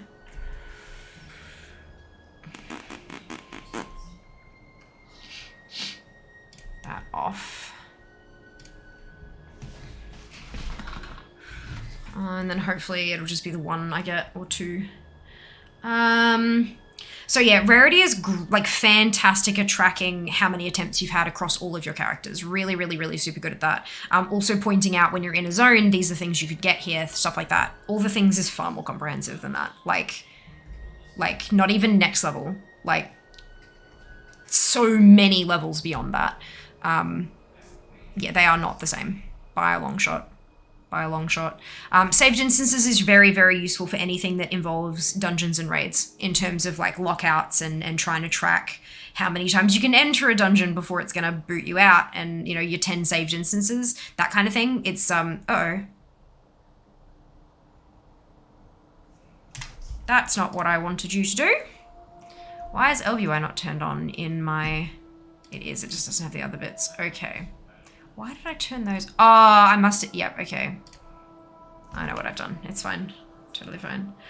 But yeah, Rarity and saved instances are definitely both on my list. I have both of those, but yeah, all the things is separate. Great weekend especially at Friends Festival. Hope you've had a good weekend. Yay! My first character trying to level 1 of each class is 60 now. Amazing. That helps. Thank you for that. I know I'm well behind on chat, but I'm getting there. We're getting there, and it's because I like to respond to people in depth, and it's a problem, but that's fine. So I use Zygor to level. You might have seen it over on the, it would have been like just above my camera. There is a free version of Zygor that has a small limited number of guides. There is a premium model where you can pay a subscription to unlock additional guides. I've been using it for over a decade. It's my leveling guide of choice. However, I can understand that that's not okay for some people. Some people can't afford that. Some people don't want to, like they can't justify that expense, and that's totally fine. No judgment here. A couple of, there's Azeroth Autopilot is a recommendation that I've been told is a good or a decent substitute. Of course, you know, free versus paid, sometimes you get what you pay for. Depends on what you're after, but Azeroth Autopilot has one leveling guide. It tells you to go from here to here, and that's the most efficient way to level. Perfect. Zygor, on the other hand, lets you kind of choose your own adventure. You can pick, like, no matter what zone you want to level in, it has a guide for that zone. Not only that, but it also does professions and mounts and gold farming and daily, like optimized daily things, optimized paths for things like candy buckets and bonfires and for midsummer and all that kind of thing. So Zygor is like freaking comprehensive.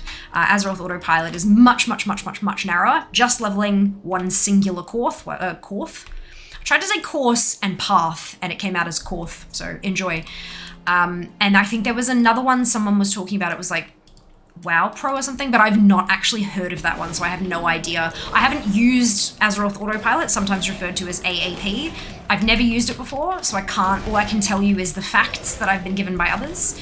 And I've never heard of WoW Pro, so I can't tell you at all about that. To be honest, when I heard that, I'm like, that sounds like a botting program. If it is, don't use it. It's against TOS. It's not worth losing your account. But yeah, so that's what I'd recommend in terms of that.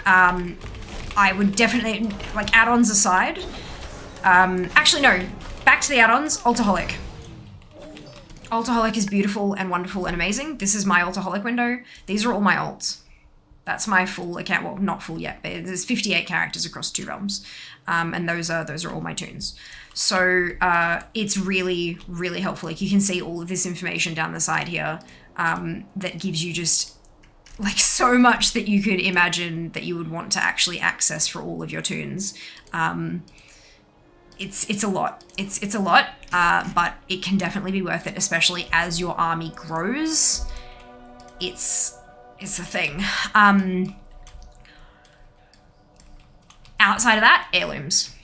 There are a lot of people talking about how heirlooms are shit now that they've been changed. They're not. They're not. Some have argued that they're actually more effective now, making leveling faster, as long as you always level while rested. As you can probably see by my experience bar down here, I am not currently rested, but that's because I'm running out of time and I don't have enough tunes to rotate. I ran out of rest on all of them, and I can't afford to wait for it to bulk up again, because I will run out of time to get them all to where I want them. It's the only reason, but apart from that, I always level characters while they are rested. And the heirlooms being able to consume rested at a 60% slower rate. So instead of consuming 10 points of rested, it only consumes 4, but still gives you the same amount of bonus XP. Yeah, it's ridiculous. It just means that you're getting that bonus XP for so much longer. And it's actually useful. So if you can afford to invest in them, plan it out. Get one whole plate set and use it on all your plate wearers. One whole cloth set, overlapping things, and get the one cloak for every character. Stats don't fucking matter while you're leveling. They do not matter. They don't. Unless you are a speed leveler, they do not matter. So one cloak for everyone, one ring, everyone, you can double up your trinkets, upgrade that one trinket and just put double of it on every single character. A lot of those kind of, try to work out a way to minimize, like completely minimize the number of weapons you have to upgrade so that everyone has a weapon they can use, but you only have 4 weapons or 5 or something, that kind of stuff. It'll help you spend less currency, be it gold or badges or whatever it happens to be, to get those full heirloom sets without breaking the bank. But yeah, that's what I'd recommend. How can anyone hate lychee? Some people think it's too sweet, and that's okay because more for me. When you said that, I wondered, is there rack for video games? Like, EVE is a game where you explicit consent to being part of PvP through mechanics, yet lots of folks don't want the PvP part. I don't understand what you mean by, is there rack? I don't get that question.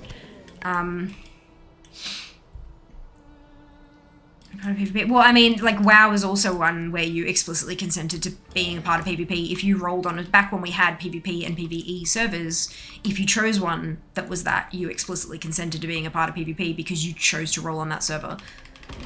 So I mean, yeah.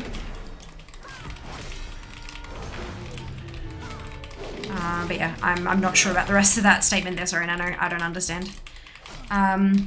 Yes, follow Fear on Instagram. It's been quiet of late, but I promise I am actually working on stuff. I'm just trying to get up to date on a whole lot of other stuff first. Look, I have a lot on my plate, but we're getting there. We're getting there. Can confirm never attacked anyone on EVE Online. AT Dart. Yeah, that's one hell of a spreadsheet. Yay, good time zone to you too, Fade. Few will not be held responsible for ATT mishaps. No, but they can attack you through mechanics. You have explicitly consented to it, even if you haven't considered actively. So it makes you think you've never played Sam. You do know that Seeker specifically said this statement makes me think you have never played Eve Zamnest. Yeah, no.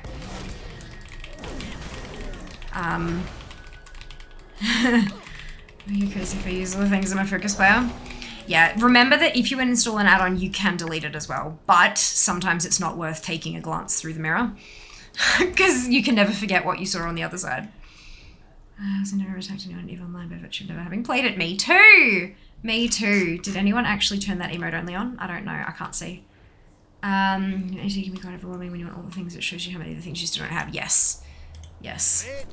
I'm speaking to Zen, I know, only for a few years. I was thinking now to very rarely. Autopilot is still down.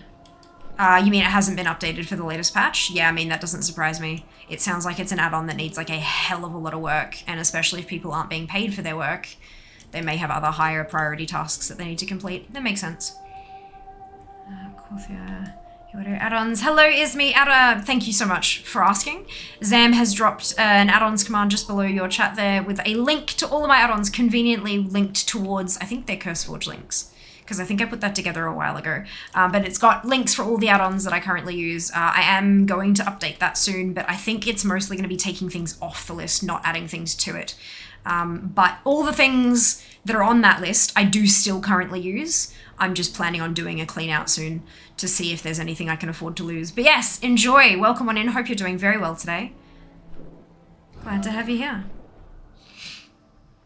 Hello, Menth. Welcome back. Okay, well, curious regarding the macro used for Toonswell's leveling. Literally just spamming on macro. Yep, GSE. Thank you, Zam, for dropping the GSE command. It's got a little explanation there for you. And that's how it works. It's Gnome Sequencer Enhanced. It's an add-on. Writes macros on crack. It's great. His AAP works well enough when updated. Fantastic. Good to hear. Yeah, I personally haven't, but I'm more than happy for others to kind of testimonials in chat, that kind of thing. But yeah, I personally can't just because I've never used it, and I wouldn't want to go saying stuff about it that is in fact incorrect. A couple of times I've said stuff and I have been corrected on it because it's actually not correct, and that's great. I love that. Got to get that correct information, hey? 2 levels until 3 levels. Really? Oh my god. Ah, Jesus. Oh my god, this is ridiculous. Far out. Thank you so much. You're so welcome, Isme. Big thanks to Zam. Zam is very, very helpful with dropping those commands. Can you tell we get those questions a fair bit? Alcoholic is buggy too with 9.0. Mine's fine. Have you I know it's a silly question and all that, but just making sure that it is completely updated and then you're not using one of the older versions. There was an old version that got discontinued because the person who wrote it messed with some code, made it a little malicious. So making sure that you've got the most up-to-date from Theoki specifically would be your best bet. But no, mine's been just fine. No issues here. Which is good, because I bloody need it. Trying to get my army to 60 is a task, and without Alcoholic it'd be a fair bit trickier. Keep in mind it also could be like conflicting with another add-on too, so even if Alcoholic is up to date, there might be something else that isn't, that is making them throw errors.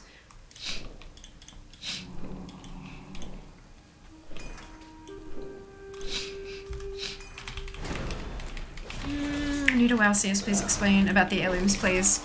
Heirlooms are, if you're new to WoW, you can't get them, essentially. They're an item that you can purchase after you've got a character max level. They are quite expensive. It is intended that you have one high-level established character playing the game, and then when you want to start making alts, additional characters, that's when you can go and purchase heirlooms to make that journey easier. I believe there's a pretty comprehensive guide on Wowhead. That's WOWHEAD. It's a website, like a fan-based website. They've got a lot of really good guides, especially for new players, and I believe they have a really quite comprehensive guide for heirlooms. But it's definitely something to look into once you decide to start building beyond your first character. If you're new, you may find you can't afford them because you don't have the gold. Just because, yeah, they are intended for well-established characters. Yes. Heirlooms are pretty tricky to get your hands on for a new player, built for alts, though I could be wrong. Oh, they are absolutely built for alts, 100%. Not hard to get your hands on, just a lot of gold. Yes. Difficult for a brand new player.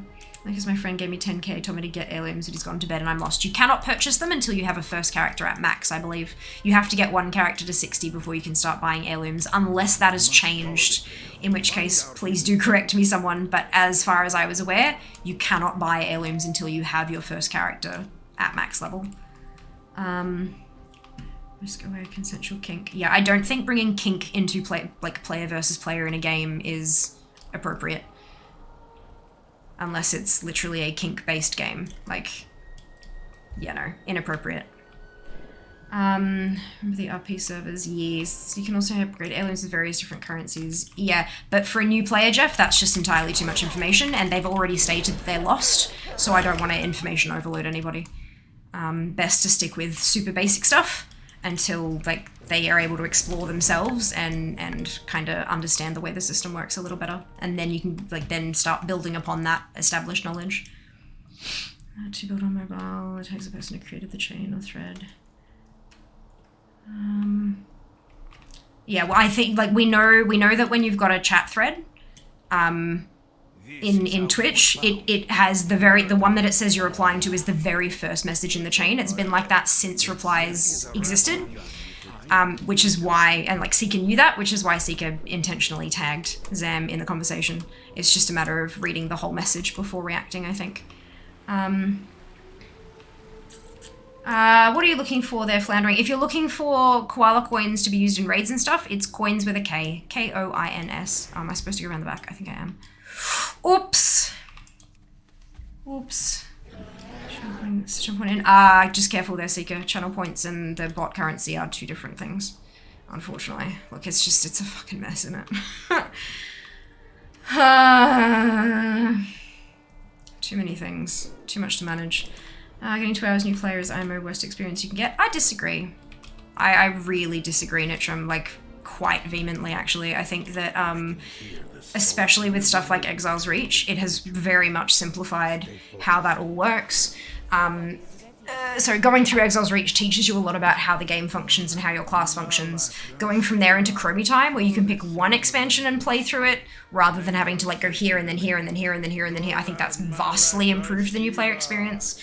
I think that what breaks the new player experience is old players who say stuff like, here's a fuckload of cash, go buy this and this and this and this and this, and then they piss off, and then the new player's like, I don't know what any of that meant, you may as well have just spoken a foreign language to me, I need help. Information overload is a problem. It's like when you start a new job and you learn all of this new stuff in the course of a week, and by the end of the week you are just brain dead. There's too much information, you're expected to retain 80 to 90% of it, and it's just entirely too much. The same thing can happen with video games. If you allow a new player to explore by themselves and to learn the game as it is given to them, and then when they have a question and go, hey, this character said something about that, what is that? What is a raid? Oh, a raid is something you do at max level with a whole big group of people, rather than just like you and me. That's all you need. Like, you don't need to explain that there are 4 different difficulties, or that you can do raids for transmog at lower levels, or you can go in and do something. Like, all of that is extraneous bullshit that a new player does not need to know. The new player experience has been vastly improved and is actually pretty damn good. it gets shit when people get involved. It's the experienced players who just assume, oh yeah, this is so easy to know because we all learned it over the course of up to 18 years. Whereas trying to force 18 years of knowledge into a brain all at once is not great. Really not great.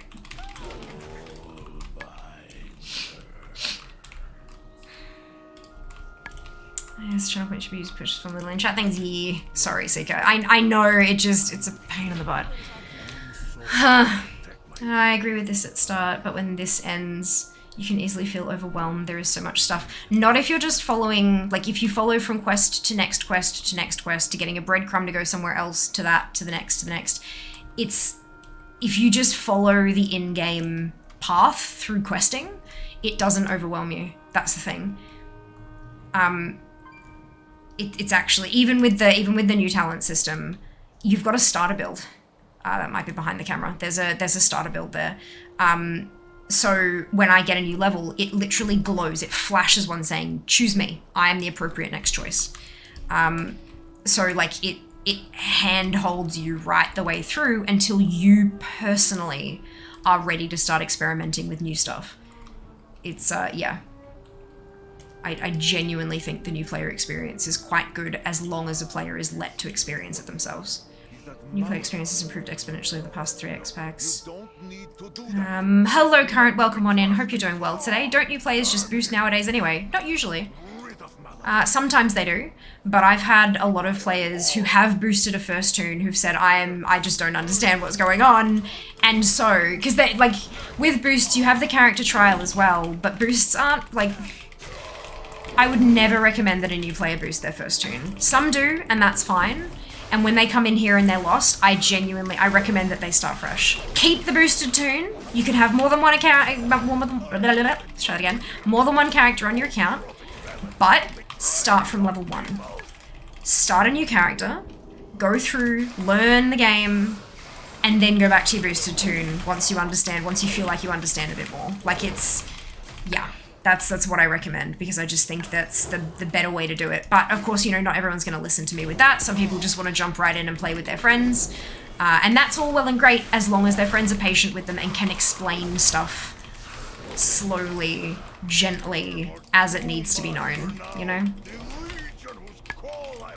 But yeah. Boosting is not always the best choice. Like, choose my pet, choose my hydrate. Yeah, it's a horrible idea. It can be, yeah, but I mean, this is the other thing. You know how when we jumped onto Alpha and we made an Evoker and we got those warning screens that were like, Evokers are difficult, maybe you should play something different first. Are you sure, are you sure, are you sure? I feel like it should have something like, I'm not sure if it does because I've not been a new player for, like I've done Exile's Reach and stuff, I've been a new character, but not a totally new player. I would like to think that it says, hey, we see that you're trying to use a boost here. If you haven't played the game before, it might be a good idea to, to not boost a first character, but I don't know whether it actually does that or not. It probably doesn't, because it gives you a boost with the collector's editions, so, yeah.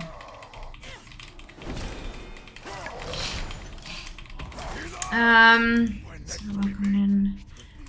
Boosting as a new player means you don't learn how to use your skills. Yeah, very true. But it is also there as an option. Like if you buy a collector's edition, it doesn't, I don't think there's a boost that comes with the base game now, but if you buy like one level up, it comes with a boost. And so why would a new player not use that if they want to jump in with their buds to play? You know, I understand why they would, because there's, if there's no information to the contrary.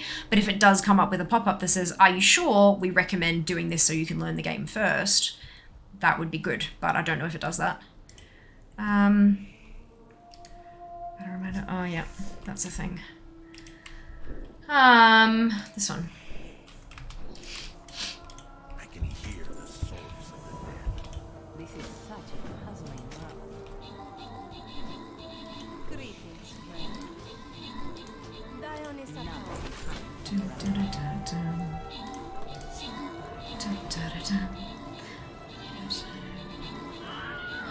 You're very welcome, Current. Not a worry at all. Nothing as I got recommendations for talent trees too. Oh, good. Yeah, I've never actually used those. I always just used what the GSE macros told me to use, because otherwise, if I didn't use those, the macros wouldn't work. But obviously not everyone does that. So yeah, there are plenty of bits and pieces out there that'll give you suggestions if you need it. But the important thing is, it is also offered in the base game.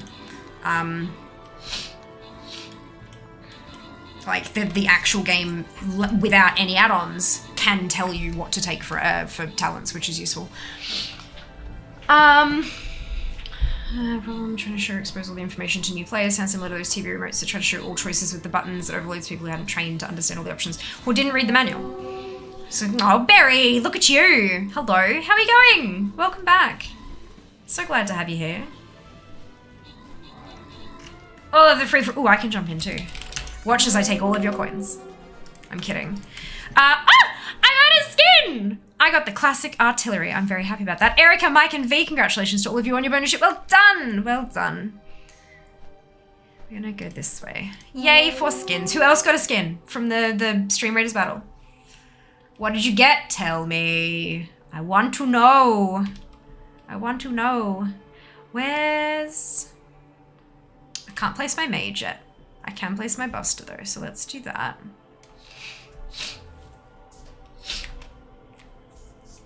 And then I can jump over to here. Beautiful. Without faith, the battle is come. Speak with me. Let's read the manual. Firm believer in RTFM myself. Yeah, no, I agree, but Have you any news? fighting somebody else on that who doesn't believe in RTFM, for those of you who are unaware, it's read the effing manual. For those out there who don't agree with that particular way of thinking, you're never going to convince them, and it's not worth the energy. So unfortunately, developers have to kind of develop in a way that the manual is force-fed to you step by step as you go through the game. Sometimes that's why tutorial modes and stuff like that exist.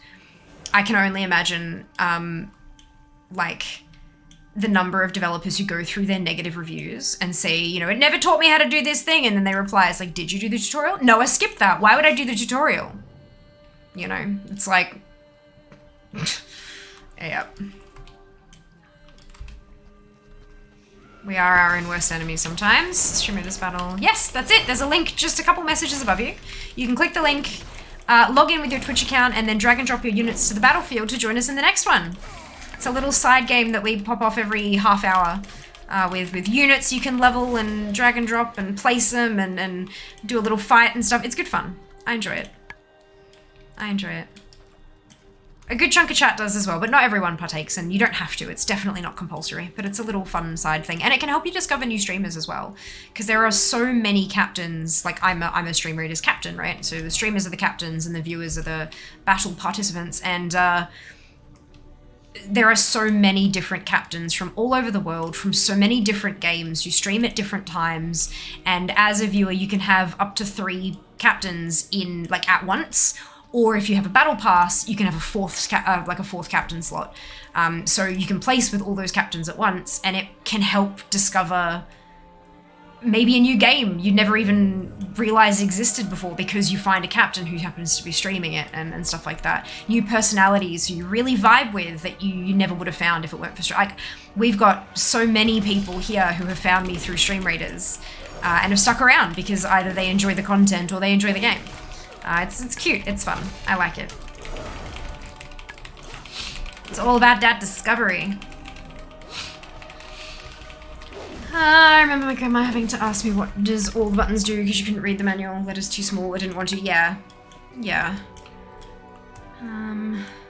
That's the problem when you've got a... Oh, yep, okay. I need to probably get some bigger bags. That's fine. Unfortunately, when you've only got a small box and you have to somehow fit all the manual in there in however many different languages, text ends up getting quite small. It's a problem. Is everyone excited for Subfest? I'm so excited for Subfest. Nervous as all hell, but really, really excited. Just sort of like, come what may, you know? Keen to see what happens and what shenanigans we get up to, but like, not... I'm trying so hard to go in with no expectations, because it's a thing. It's a thing. Well done, Mike. Congratulations. Best example of that hat is 100% the best tutorial of the game ever. Beautiful. Beautiful. Yeah, playing the start of a game and not feeling like it's a tutorial is amazing. Just super, super good. But it is an art. It is an art. If only tutorials were fun to do, then people do them. That's exactly it. That's it. Rather than having, like, I start to realize a game is going to require entirely too much thought on my part when I'm going through the tutorial, and every single time it's like, here is a button, and here is the block of text, 2 paragraphs telling me what it does and what's in there. And then I click OK, or I click it, and then it points to a part of that UI and has another 2 paragraphs of text. I'm like, this is not, no. There are some games that need that. I'm thinking, like, looking at you, Paradox. But I often do not have that kind of brain power. Not only for a tutorial, but like to actually play a game that requires that much thought and monitoring and thinking and stuff. I'm okay with like CK3 now because I've played so much of it with Jas, but it's just, no. I do not want to add any new Paradox games to my repertoire because it's just too much. Way too much. Like, there's a management sim and then there's a management sim.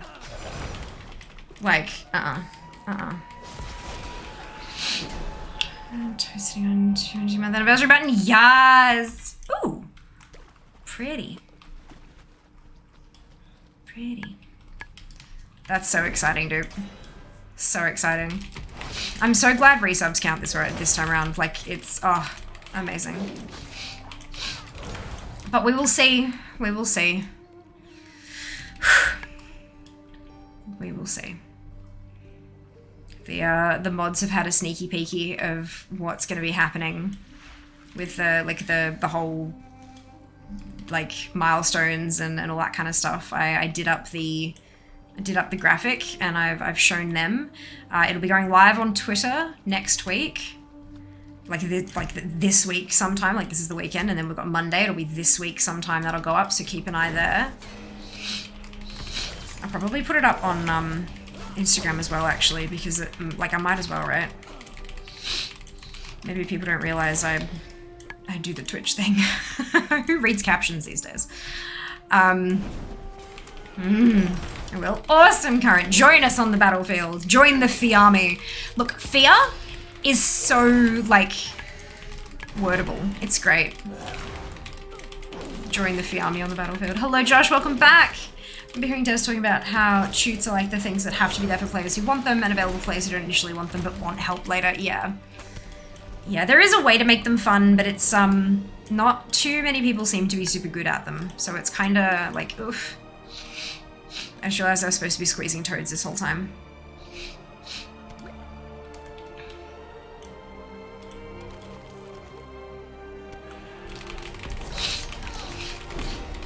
Most people don't want it, but don't know they need it. Yeah, that's it. And then they dive in and it's like, wait, what? What is all of this stuff? Yeah, for sure.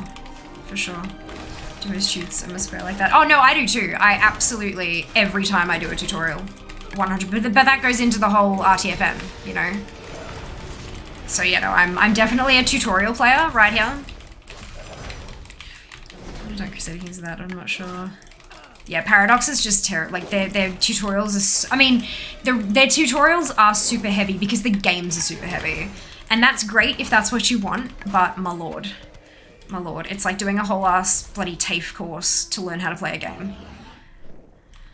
Which is not, again, not necessarily a bad thing, but can be really overwhelming. Really, really, really overwhelming.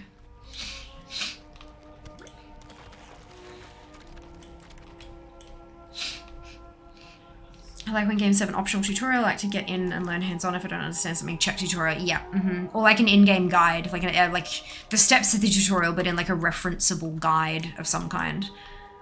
Yeah.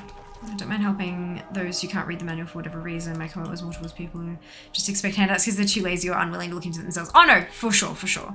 I got that. 100%. She said, I'm spending that much effort to play a game, I had better be paid. Yep, look. Yeah.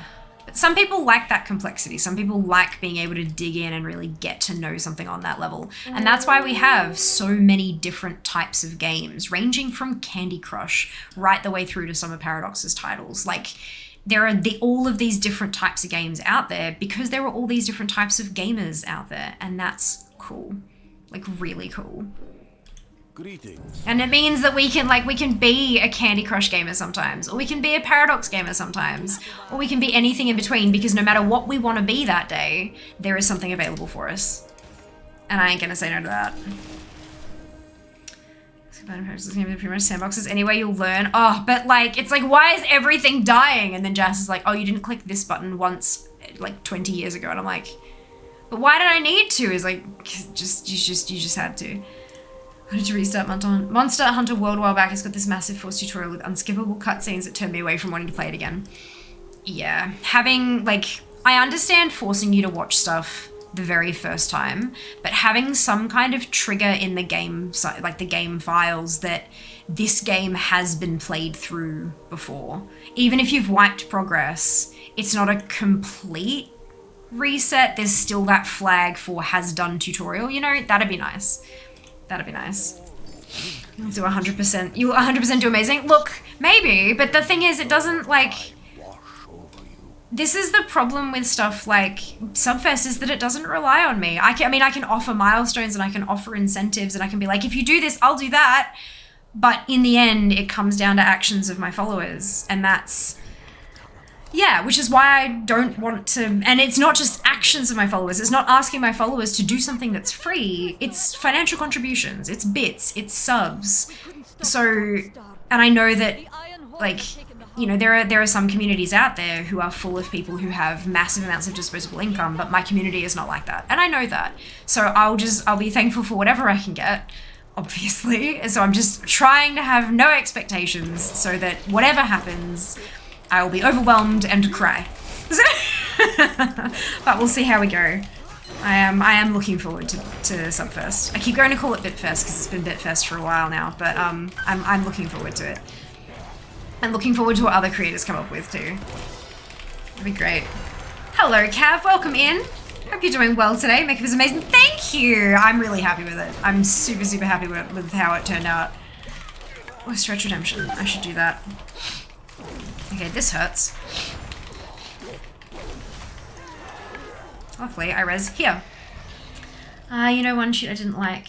The ones in New Spacetopia, tutorials insulting a player while also having a set fast pace. Also insulting if you didn't keep up. Interesting. Yeah, I'm not sure. I haven't actually heard of that one. They can be... Whoa. Oh my god. OBS's scrolling is broken as hell. Oh, maybe Disney Dreamlight Valley Gamer when it's not broken. Yeah! I have seen, and I'm like, oh boy. Oh boy, if I touch this, I'm going to be in trouble. It looks so cute and fun, oh my lord. Oh my lord, look, if you hear that they're doing some kind of promotional thing and they're looking for people, like, please, give me a heads up, because good lord. Oh honey, oh honey. That's bridge collapsing cutscene that still can't be skipped, yep, Good fun, good fun. Good stream, see you next time, see you then, Fire, thanks so much for hanging out. Worst thing is my old save file was still there with the story complete, so you're right, options should definitely been there. There's only 40 zombies features like that in one game. You would, but like, yeah, it's interesting. It's certainly something that I would think to put in there, but then again, I'm also a gamer. So like, it does make me think sometimes that in certain teams of devs, there are very certain types of gamers who don't think of these little quality of life tweaks. But it's interesting, hey? Like, super curious as to why they made that choice. Also, you know, like if you don't play a game in a month or two, be like, hey, here's a refresher on the mechanics, here's a refresher on the story. That would not... Okay, so there's a way to do that, and it's having some kind of in-game journal that every time you as the player complete something milestone-y, it adds a line to a book that you can then go back and read later, right? I believe that Final Fantasy XIV does something similar like with a journal. But, refresher on the mechanics and refresher on the story... Firstly, that would have to have some kind of internal game timer as to, like, this player has not logged in for X amount of time. Some games might see that as a little too much data stuff. Secondly, you need that refresher for every single type of, like, think about how much work that would be for developers to create a recap for every single segment of the game. So then if you're at this point, this one plays. If you're like 2 minutes further in the story, this one plays. 2 minutes further in the story, this one plays. Do you know what I mean?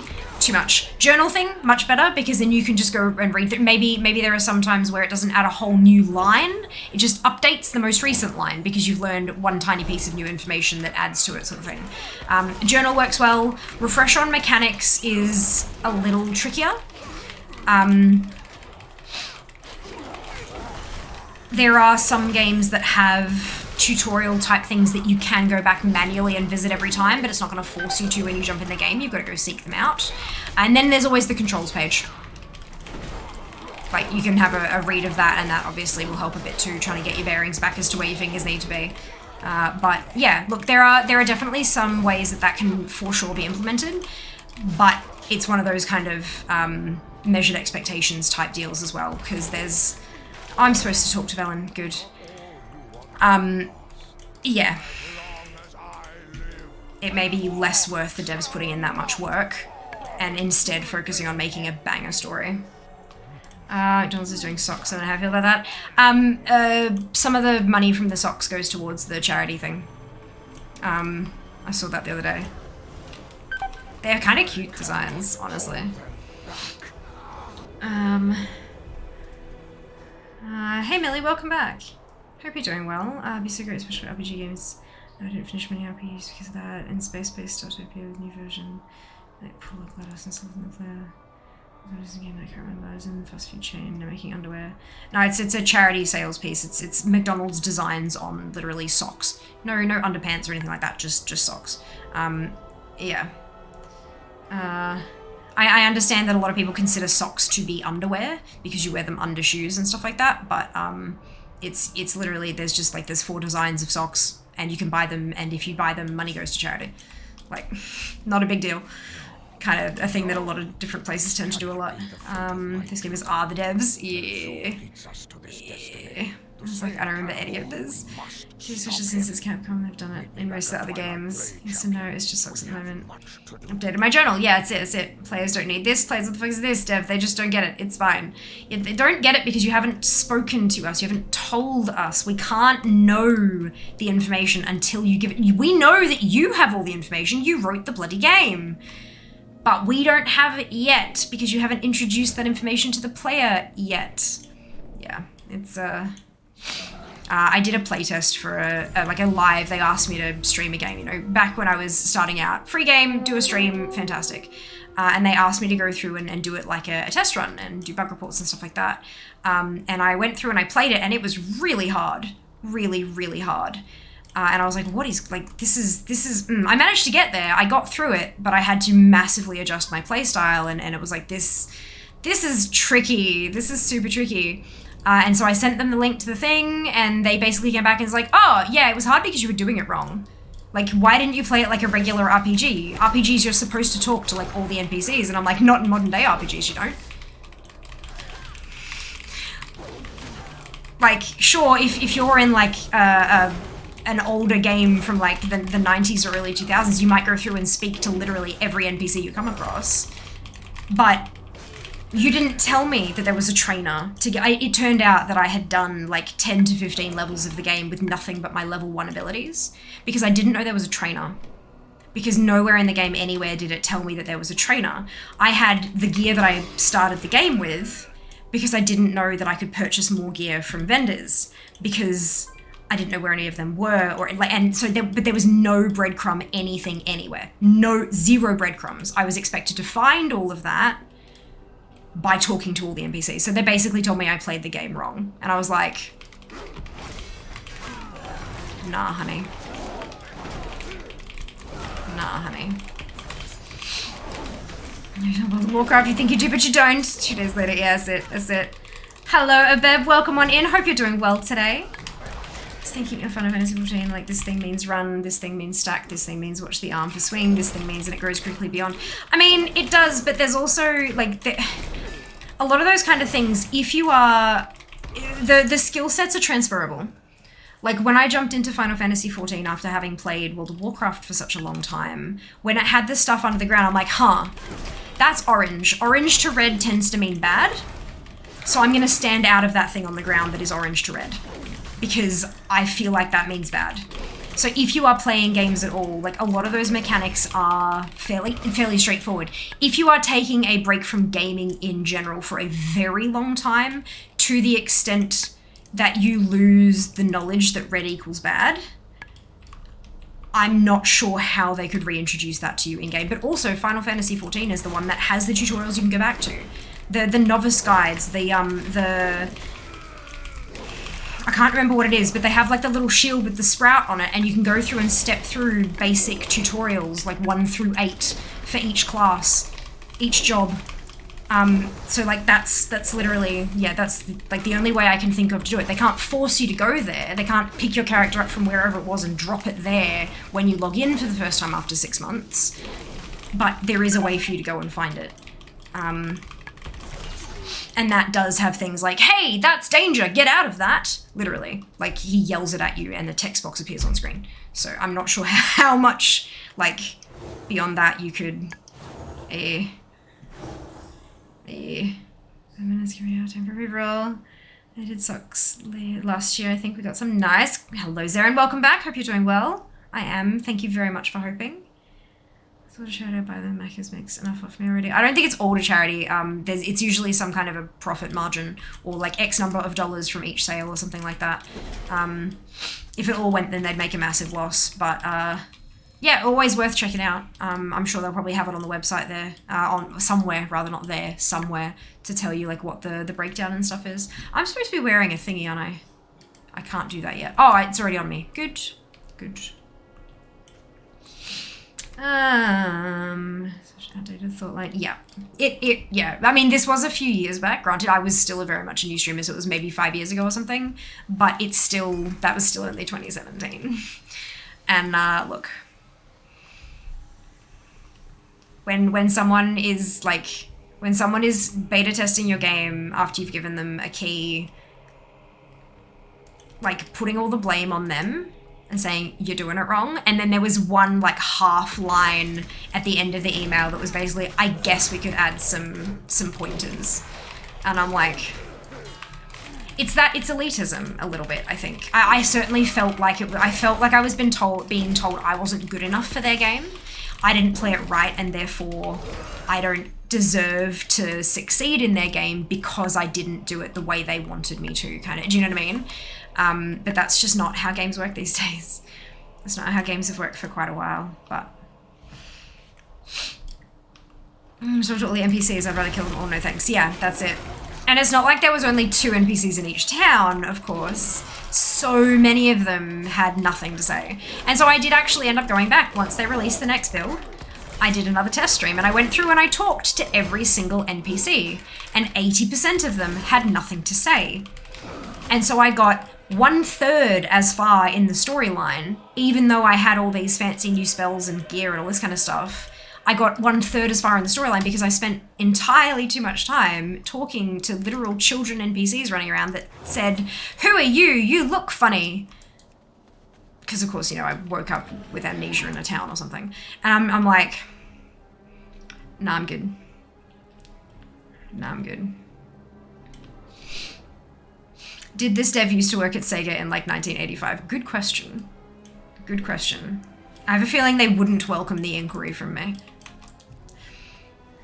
Reminds me, I think Secret of Mana 3 where the game didn't progress unless you talk to everyone in the town. What the oh god, that's not a good mechanic. That's not a good mechanic at all. Or at least, like, highlight the people you want us to talk to and stuff. I understand wanting the player to be comprehensive, but you have to guide them there, at least in the first couple of towns. Guide them, reward them for talking, not punish them if they don't, reward them for talking to everyone, so that in the 5th and 7th and 11th town, they will instinctively go and talk to everyone because they're used to getting a reward for it. Like, you gotta train your players. You gotta train the players.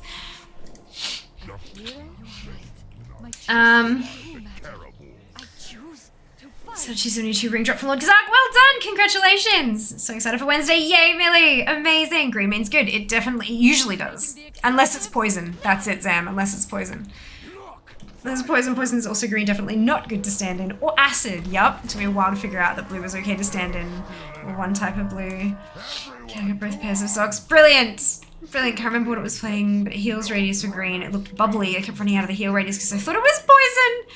Bastion is gorgeous, Kerry. I agree. Bastion is, it's bright as sin, but it's so pretty. Like, it's just, yeah. Where's Urel? Oh, there you are. Let's go. Yeah, just one person at work talked about how a modern game on PS4, how there were way too many buttons and way too many things on the screen, and different levels of game competence. Oh yeah, oh yeah. It's like that's goes back to when I said, you know, there are gamers who play Candy Crush, there are gamers who play Paradox games, and there is this massive spectrum of gamers in between that, and that's okay. That's okay.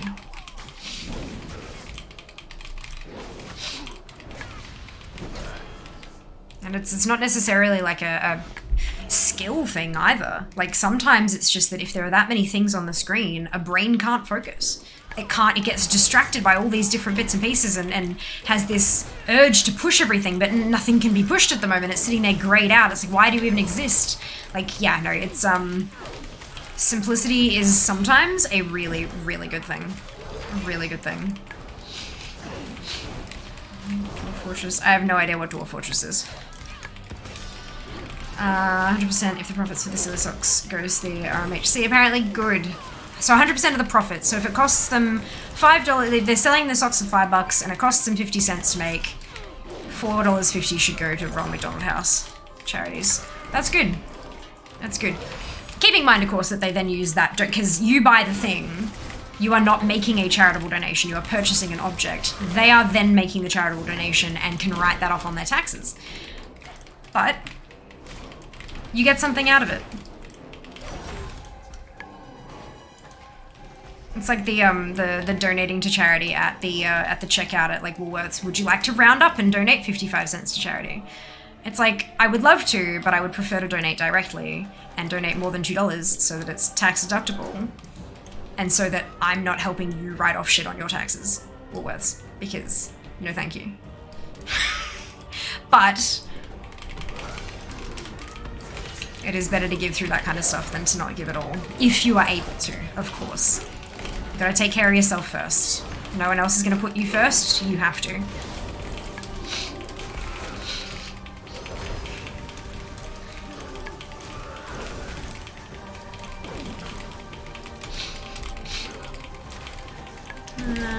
Hello V, welcome back, hope you're doing well.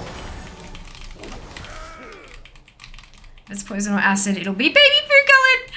Oh my lord. Different shades of green, that's it, that's it. And I mean, if you're colorblind, then just like, screw you, I guess. Oh no. Which is why they have the textures, like bubbling or crackling or whatever, shaking, that kind of stuff. It's to try to help with the colorblind stuff, it just doesn't always help as much as they might like.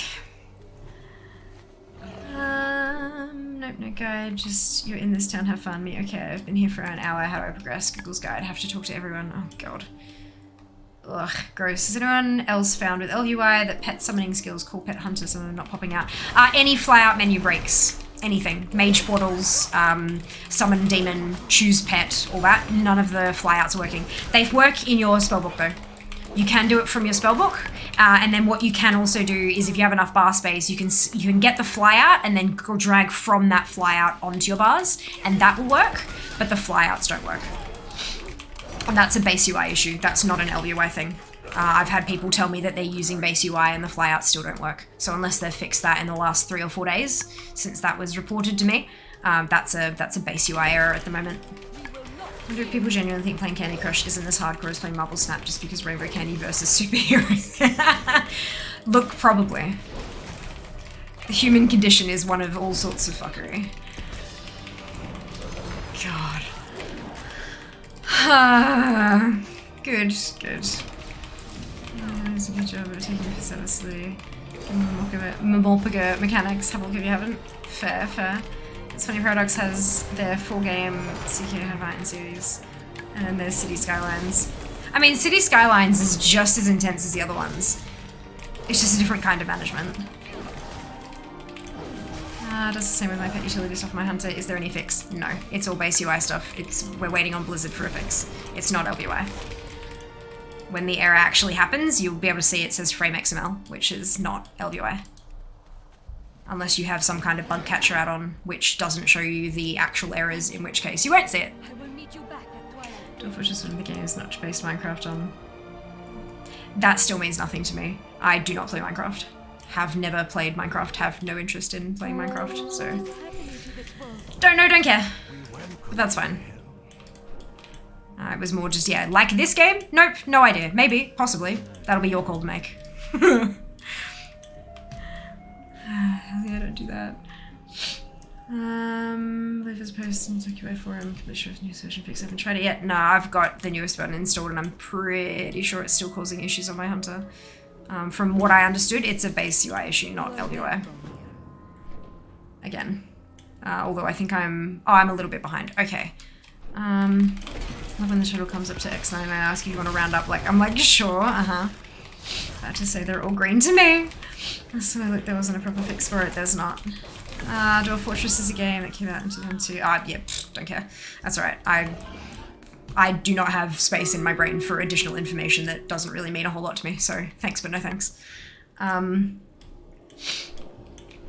Anth, doing quite well, thank you. Hope you can say the same. Nope, that's the wrong button. This one was the one I was looking for. Fantastic. This is what happens when my Stream Deck is busted. It's fine. The Stream Decks both work totally fine. They just aren't connecting to OBS, and I have a ticket open with Elgato because.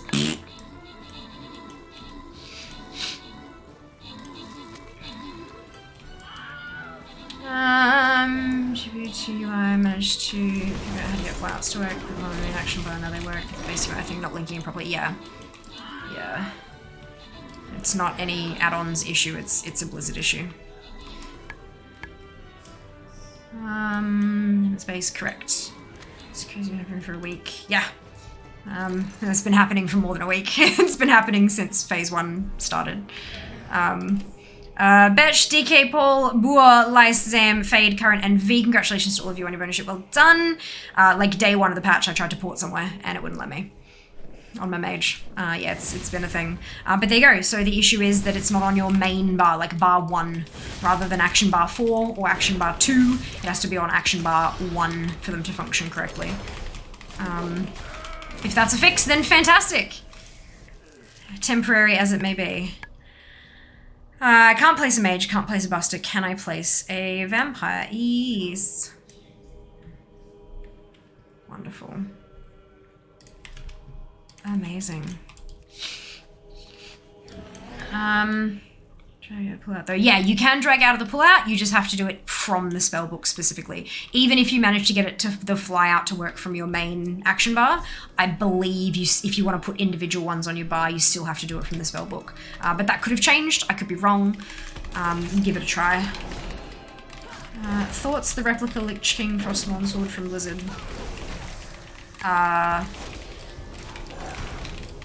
Shiny sword. I don't really have any thoughts. It's not something I'd ever purchase, so I don't really have any thoughts. Edry! Hello! Thank you so much for the raid. How was your stream? How are you? Welcome on in, raiders. I'm Thea, if you haven't been here before. It is lovely to have you. I'm leveling, because that's all I do with my life these days. But it's fun, so I'm okay with that. Hope you're all having brilliant days. But no, the replica, I don't know. I haven't really looked into it. I know it's expensive, but most of those kind of high-end replica type dealies are. I have held a Frostmourne, but it wasn't that one. The one that I held was the one actually made by Henshin Scrap. So that's not the one that they're selling. That's a different one.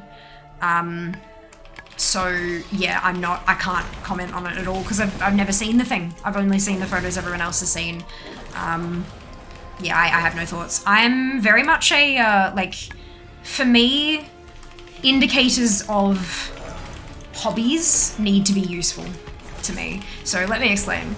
Mug, great. T-shirt, awesome. Plushy things that can sit in the background of my stream and make things look pretty and be decorative and stuff, great. Posters, yeah, it has to be a really bloody awesome poster, but they're borderline. Random, like, helmets and swords and stuff that sit on shelves collecting dust for all eternity. Not really my jam. Once I am able to move to Melbourne, and once I have a stream room that has shelving in the background, that's the kind of thing that I can definitely kind of see myself moving towards a little more, because I can put it in the background and it's part of stream and stuff like that. But as it stands now, I have no real use for it, so I don't even bother looking at them, to be honest with you. But if that is something people are into, then by all means do your research, have a look, see if it's something that's worth it to you, and if it is, then hey presto. Magic. I love City Skylines, I don't get super into the mods for really, but people like City Planner plays. Fair enough. Fair enough. Yeah, I do have City Skylines. I used to play it a lot back a while ago, like I'm talking a few years ago, but I haven't touched it in years just because I've been too busy with everything else. Life, you know how it be. Try City Skylines, it didn't scratch that itch, totally fair. Totally fair. Different itch. First try. Nice, didn't know that. So I know that fix 100% works for GW2 UI, I assume it's the same with others, worth trying. Yeah, I mean, all of those kind of UI add-ons have to pull from the same lure and stuff, right? Like they have to pull from the same Blizzard source stuff. So it would make sense that it'd work. If it doesn't, I'd be really interested if it didn't work for all of them, because it's like, how are they interacting differently? Like that'd be really funky. Hello, Apollo, Starchy, Edry, Misa, welcome back. Welcome, welcome. Love your bird, thank you. Thank you, so do I. Okay, you can just buy Frostmourne, well, a replica of Frostmourne Tunnel. Yeah, it's on the Blizzard gear store. It's like very expensive because it's, you know, a whole ass sword. It's not sharpened or anything like that though. It's a replica sword. It's a prop. But it's very pretty. Very, very pretty. But yeah, Frostmourne, I don't know if it's always been available, but they had, you could buy Frostmourne as a replica years ago. And I'm pretty sure it's the same kind of thing. I'm pretty sure they've just put it back into production because of Wrath Classic. But yeah, no, that's a thing you can buy, yes. It's very expensive though. Understandably so. It's a lot of work goes into that shit. Everyone ever breaks in Frostmourne, either scare the intruder or make them laugh at you. Well, no, I mean, like, it's not sharp. You can't use it as a sword, but you can absolutely use it as a bloody mace. Like, that thing will do some damage. Just like Ninja on Friday. Amazing! I know, the pins are gorgeous, aren't they? Absolutely just, oh my lord, so pretty. Oh, 30.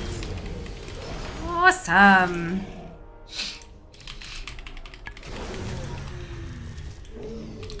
Next time I head back to a town, I will go grab myself some flying.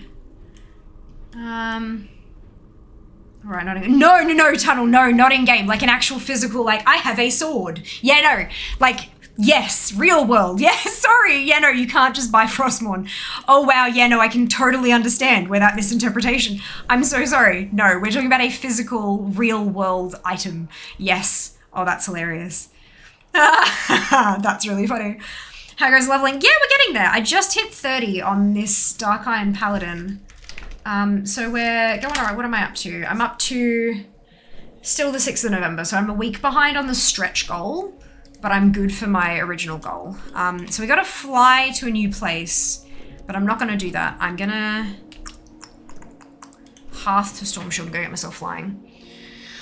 Hello, Lacantos, welcome on in. Hope you're doing well today. See, you came very early this time, got mine on Wednesday in the hologram case. Isn't it beautiful? It's just gobsmackingly gorgeous. So, so pretty. Have you done the island expeditions recently? No, Misa and I just spent the last hour doing them, forgot how fun they are. Well, see, I did them a lot, like, after they made the change where you could queue solo and stuff, I did do a lot of them, but, yeah, this is all just edit mode system templates, blah, blah, okay. I have done them since all of the big changes, but not super, super recently. I was doing them for mounts, and I'm still, I think I've got like 5 out of the 9 or 6 out of the 9 mounts.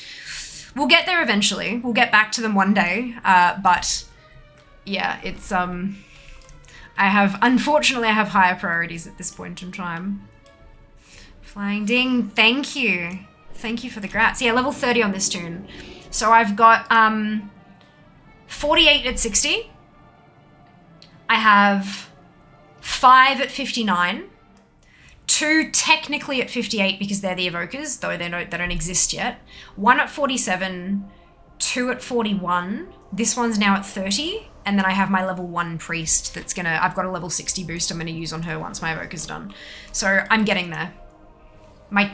Technically my lowest toon is 30. Technically. The math said stop at 41 before phase 2 of pre-patch. So I'm getting them all to 41. I learned that after one of them had already got to 47. But I'm getting them all to... I don't have flying yet. Good. Oops. But yeah, so I'm getting them all to 41, and then I'll kind of probably jump back onto the 47 and just keep pushing through her. Because the more 60s, like having 58 60s is going to be better than having 56 60s and a bunch at level 55. Do you know what I mean? Like yeah, the more of them I have at max, the better my chances are of getting the Heartbreak amount. So, that's what I'm going to do. But yeah, I'm going to get them all to 41 just so they're at that transition point, and then just kind of work on my highest again, like I was before. I'm fine in the Shadowlands CE, only the packed symbols of the hologram shimmer. They did have the crackling sky thing, had that shift to it, but wasn't quite holographic, yeah. It was very pretty though. Very pretty. They just keep upping the game, and I like it a lot. I like it a lot. Is there an option on any UI version base or add-on to remove the Return to Graveyard Resurrect boxes so they don't overlap? Return to Graveyard Resurrect boxes so they don't overlap. Oh, ooh, I don't know. I don't know. I'm pretty sure that mine... I'm trying to think... Mine might change what it is when I get there. I don't know. I've never thought about that. Sorry, Mike. Maybe someone else might know. Question why so many alts. I get one for each class. Has benefit to that many other than for gold making? Yes. Mounts, collectibles. Like not just mounts, but any collectible at all. Think of it this way. If you've got something that drops in a raid, and it only drops from this one boss on this one difficulty, you get 1 shot a week. If you've got 10 toons, you get 10 shots a week. If you've got 60 toons, you get 60 shots a week. If it's a 1 in 20, would you want it to take 20 weeks or 1? It's kind of, yeah, it's a, it's all about collecting. Particularly, what I'm actually aiming for is the X45 Heartbreak amount, which is used to be called the Love Rocket from Heart Lovers in the Air. Now it's no longer named after an actual sex toy. So it's the X45 Heartbreaker. You get 1 attempt per day per character for 2 weeks. So if you have 1 toon, you get 15 chances at the mount every year. With 50 toons, I get 750 chances. I believe with 60 toons, I get 900 chances this year coming. 900's a far cry more than 13 if you had 1 of each class. Well, no, not 13 chances, 13 by 15, whatever that is. Math is hard. Yeah, so it's all about collectibles. It's about completion. Completionism. So you're trying to figure out which old I want to play. I'm flogging their worn gear, transferring the bank spikes, moving to the else, and start fresh later. Perfect! Sounds like a plan. This look is strong. Hello, Mystic. Happy Sunday to you too. Same, I literally have no idea. Just face rolling priests. 60 priests for carry. Every slot taken by priest. Go, go. You can do this. I believe in you. 100 first person in the world to have every single collectible available to a priest. I believe in you, Carrie. You got this. Smash that shit. You didn't even think about collecting? Yeah. If it's not something that you do, why would you? You know? Like, yeah, but it's, that's what I do. I collect, I complete, and it feels good. I don't have completely button to res, it's just over the top of the return. I missed a few times, which is annoying. Oh, interesting. Yeah, I don't think I've had that issue myself. Odd. How may I help you? Odd. I wonder if that's just like my UI being set up that way that has changed that, or if it's something else. I'm not sure. I couldn't tell you. Hello Shibi, welcome on in, hope you're doing well. I don't think it's sad, personally. Like, we don't really need sex toys in a game like World of Warcraft. There are other games that I have played where sex toys definitely have a place and are absolutely on brand and wonderful and hilarious and brilliant. Like, oh my god, what was it? I've forgotten what it was called, but there was a game where it was a management sim, but what you were managing was a studio that had cam girls. It was just all cam girls, and you were like managing like who played towards which fetishes and who had the most amount of viewers and like giving them different accessories to play it up to different types of clientele and all that kind of stuff. And the trophies that you got were penis shaped for like winning certain milestones and stuff. I loved that game. It was so much fun. So much fun. But World of Warcraft is not really that kind of game. So I don't see why we need to have references to sex toys in it, personally. But hey, to each their own, you know? To each their own. In the hologram shimmer on the city box, Dragonflight have huge holographic shimmer effects on complete box and Shadowlands when they hit the hologram shimmer. I'm aware what you were saying. Look, that's why I specifically said that the Shattered Sky on the Shadowlands box had a funky effect too, but it wasn't quite holographic, were I believe my exact words. I was agreeing with you. You don't need to correct me because I'm agreeing with you, unless you're needing to correct yourself, of course. 900 chances you must really want that Heartbreaker. I do. I do. I'm a completionist. I like collecting, and collecting means getting all of the things, including that bloody mount. Can you imagine? I'm sure Warlock has done that already. Look, possibly? Possibly. I know we had,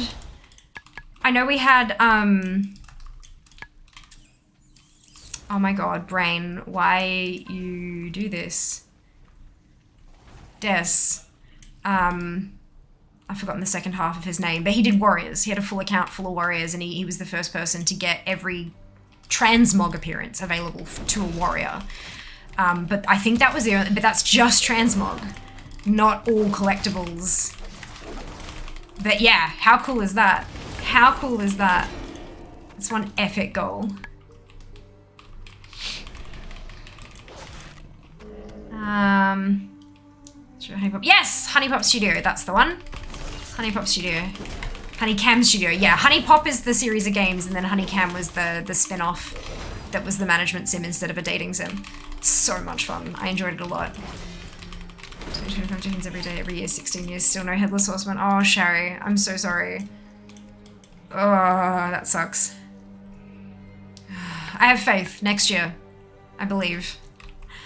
Do you have Goldmane? Oh, good question. Do I? I don't think I think Goldmane's one of the ones I don't have. Yeah, no, I don't have Goldmane. Not yet. One day, not yet.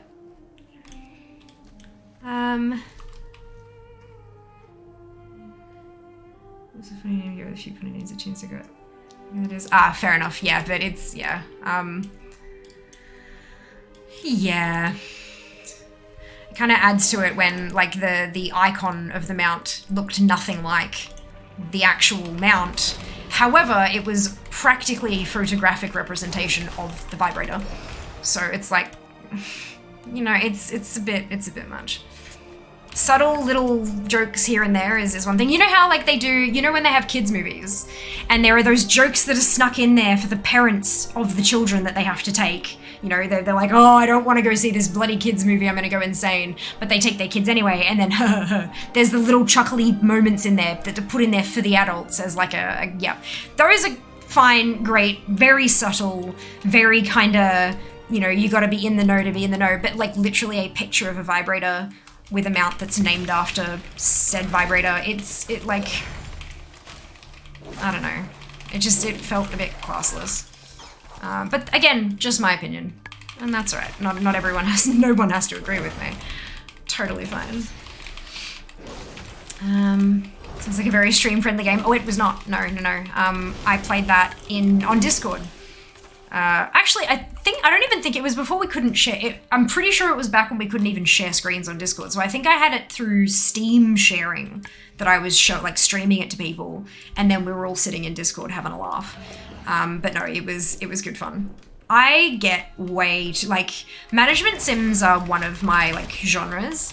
So I didn't actually care what the, like everyone else was having a tee-hee blush kind of moment at the topic of the game. I did not care. I just wanted the trophies. I wanted to win. I wanted the points. I wanted the achievements. By golly, I got them. So yeah, no, it was good fun. Everyone, by the end of it, less people were laughing at the game and more people were laughing at how seriously I was taking the silly game. It was good. Very enjoyable. Dead Pets Unleashed, also a great funny time. Ooh, Dead Pets Unleashed. I don't think I've heard of that one. That actually sounds kind of cute though.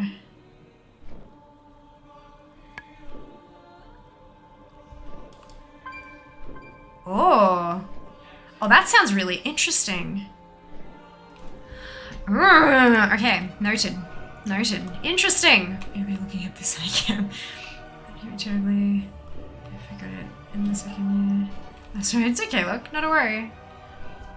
Every year I'm just a meme. Oh, Sherry, it'll drop. It'll drop. Persistence is key. It sucks, but it's key. I'm sending you all of the good vibes for next year. Des Mephisto. There's go. That's it. That's the one. Des Mephisto. Or Demephisto. I keep thinking the S should be silent because of the way that the word is like constructed. But I'm sure that's probably, I don't know, look. People's usernames are pronounced the way that they pronounce them, usually. Good. Morning. Hello, Slane, doing well, thank you. Hope you can say the same. Ah, so it was a good deed. Good deed. Okay, let's get cooking. Yes, something that'll stir it up and wriggle around. That'll be a riot vine. The one who recently finished all the achievements, all of them. Jeez, amazing but scary. Yeah, it is pretty awesome, hey? Something meaty. River Beast Heart. Is overcompensating for something? I don't know.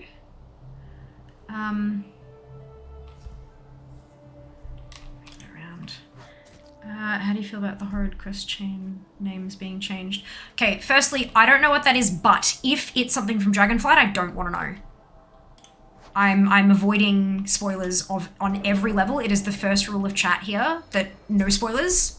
Like literally, if you want to refresh yourself on the chat rules, cog, under chat, view chat rules, it's right there. First one is no spoilers. If you want to discuss Dragonflight spoilers with this community in particular, there is a channel in Discord for it. It's called Story Spoilers. Jump on in there and have a look. But yeah, before I let you kind of proceed with that line of questioning, I don't know what quest names they've changed, therefore I have no feelings. If it's something to do with Dragonflight, this is where the conversation ceases. Thank you! You may continue. Right. How you doing? Fuck, what's name? I joined chat at the weirdest time. Hello, Majesty. Welcome back. I hope you're doing well. Got my socks, better quality in the Steel Series. Christmas wrap! Perfect. So I wonder what Completionist names would be in this expansion. To me, that felt like a parent reference in a kid movie to me. Oh, yeah, no, see, I thought it was far more blunt than that. It's like, look, it's a sex toy! Rather than, you know, Wallace standing up with a box covering him and a little post-it that says contains nuts. Like that, you know, like that was funny because it's a box of cheese and some cheese contains nuts, and so it was an allergy warning on a box, but he just so happened to pick that one up. And it, yeah, like that to me is something that kids would just be like, what? But when it's like, hey, look, it's a vibrator! That's just fucking childish, but again, my opinion. Life's blessing to you. You received... Yeah! Frost Giants in K2. Oh, no, I don't know that, I had no idea that had been changed. I have no opinions. Ding, yay for ding! Yay for ding. I was quoting a Shrek line from, I think it was like, oh, okay, I wasn't sure what the comment was in reference to though. But yeah. But yeah, it's like, little things like that is, is interesting. But I mean, everyone's going to draw that line in a different place. It's like, that's a fact of life and of being in this beautiful world with millions of different types of humans and stuff. Like, we're all going to have different places at which we draw those kinds of lines. As I keep saying, you know, this is just my opinion, and it is okay to have different opinions. But when you're a company, when you're trying to make sales and that kind of stuff happens, and then your own staff members speak up and say, actually, yeah, there have been a bunch of things that have made me feel uncomfortable over a significant period of time, you then as a company have a choice. You either make those changes or you don't. And Blizzard made the choice to make those changes. For better or for worse. And, yeah.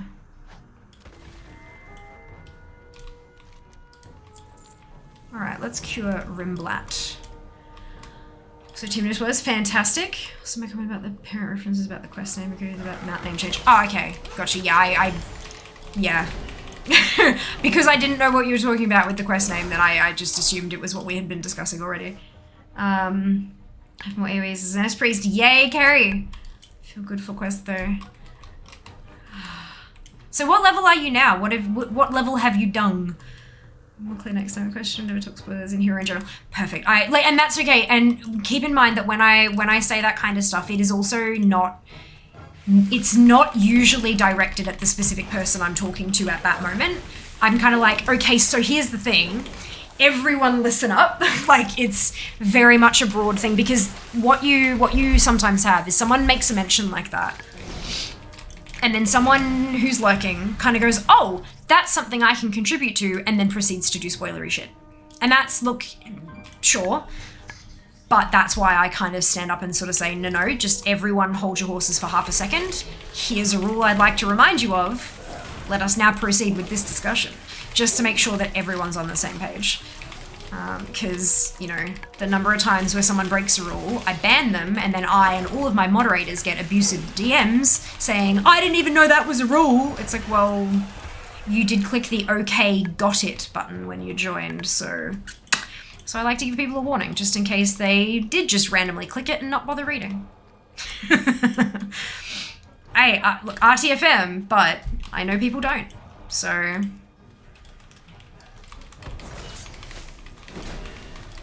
I know people don't. 55! Oh my god, you're nearly there, Kerry. Look at you go! Oh, I'm so proud of you. Look at you rocking this! Gosh, I'm sick of the silly DM. Is it definitely GM? Oh yeah. Oh yeah. I have taken to, like, if I ban someone, I tend to go into their, like, user thing and block them as well, just to preempt anything like that, because I don't have time to deal with that shit, especially if it's like I've banned them and then I'm reporting them for something. At the end of the reporting procedure, it says, do you want to block such and such? And I just say yes, because that way they don't have a chance to fucking be an idiot, you know? She's zooming, she'd be zooming. This was kind of an implicit rule on the internet. You'd think so. The problem is, so many people read this shit all up and down Wowhead that they assume everybody else has too. And so it's like, well, it can't be a spoiler because it's on this very popular website. Everyone must have seen that already, so, like, you know. And I, to an extent, I understand that mentality. But it's not, yeah. Like, I have been avoiding Wowhead as much as I possibly can, specifically because they put spoilers in their article titles. And I can't even scroll down their front page because there's a chance there's going to be a spoiler in the title. So it's, yeah. But not everyone realizes that. Not everyone realizes that, like, there is a big group out there who are hungry for any information they can get because they are done with Shadowlands. They want it to be over. They want to move on. And so every little tiny tidbit of Dragonflight information they can get their hands on, they will suck up that goodness like nobody's business, right? But they don't realize that not everyone else feels that way. There are a lot of humans on this planet who have great difficulty with understanding things from other people's perspectives without being directly told to try to do that. And that's okay. That's okay. Out of rested XP though, maybe I should roll the mage. I mean, you could definitely try. Mages are great fun. I should start doing that. You should. It's definitely a good thing. I enjoy it. I'm not letting people like abuse me after they've finished abusing me in chat. It's like, no, honey, that's... You have no right. You have no right. RTFM is supposed to do that for work, literally. If you do, just swing it! Yeah, look, sometimes that works. Not always. Not always. I don't have the time to be as hardcore as I was finishing high school. Sorry, nerds. No, I'm the same. I mean, look. I am lucky enough to be able to take 2 weeks off work for launch and go hardcore. Pretend, you know, practice full-time fear. But I'm very well aware that not everybody has that opportunity. And so, yeah, it's... I'm grateful though, very grateful. Much as I love what I had for questing help with those aggro is better for that. I avoided like the plague in the lead up to releases. Yep, ditto. Ditto. Or you squish the browser enough that all of the informational stuff kind of fills the top section and then you jump straight to the guide that you want. Rather than going through the front page and seeing all the bits and bobs. If you do like a half screen, it kind of stacks everything enough that you don't see any of the article titles, depending of course on the size of your screen and the resolution, all that kind of stuff, but it is one way you can use it without accidentally getting stuff. I also have the Wowhead channel in our own Discord. Like I've got a Wowhead announcements channel so that new articles pop up there, but I have it muted because reasons. Reasons! Imagine assuming anyone has read everything on Wowhead though. Sounds like they're just finding a way to excuse the behavior. Yeah, look, a bit, but you got to remember that there are also a lot of people who play this that aren't in their late 20s to 30s and above. There are some people who are young enough that their brain literally hasn't developed to the point where they are no longer the center of the universe. They may not have had enough experience encountering people with different thought processes and different beliefs and different desires that they don't realize those kinds of people exist, except for, you know, in movies and on Twitter. Yeah, like it's... Yeah, I have a lot of patience for that kind of stuff. Usually. Like, a lot of patience for that kind of stuff, usually. Just because I know I was like that when I was younger. Like, for a fact, I know I was just like that. I had a lot of trouble understanding that not everyone thought the way I did.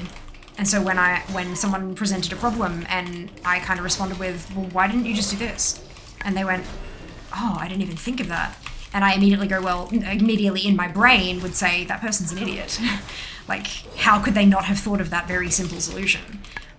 But now that I'm older, I realize that not everyone thinks the way I do, and not everyone believes the things I believe, and not everyone has those same kind of processes that they step through that I do.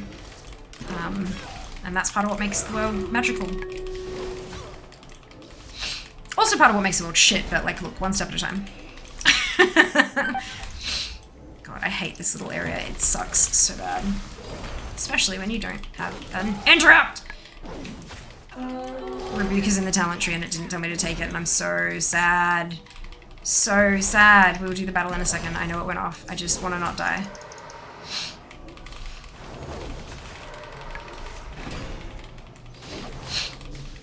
What's your leveling route for 40 to 50? My leveling route is from 10 to 50 is WOD.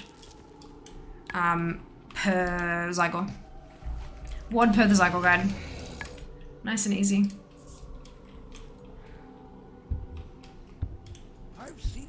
I used to like that 10 years ago. BC was my prime. Ate that shit up. Yes. Yeah, Wrath was my prime. Notebooks, like actual paper and pen notebooks of theory crafting and stuff. Yeah. Wrath was my prime. That's okay. I ain't nobody got time for shit. Like, nuh-uh. Nuh-uh. Last video I played and ruined the release experience for was Wrath.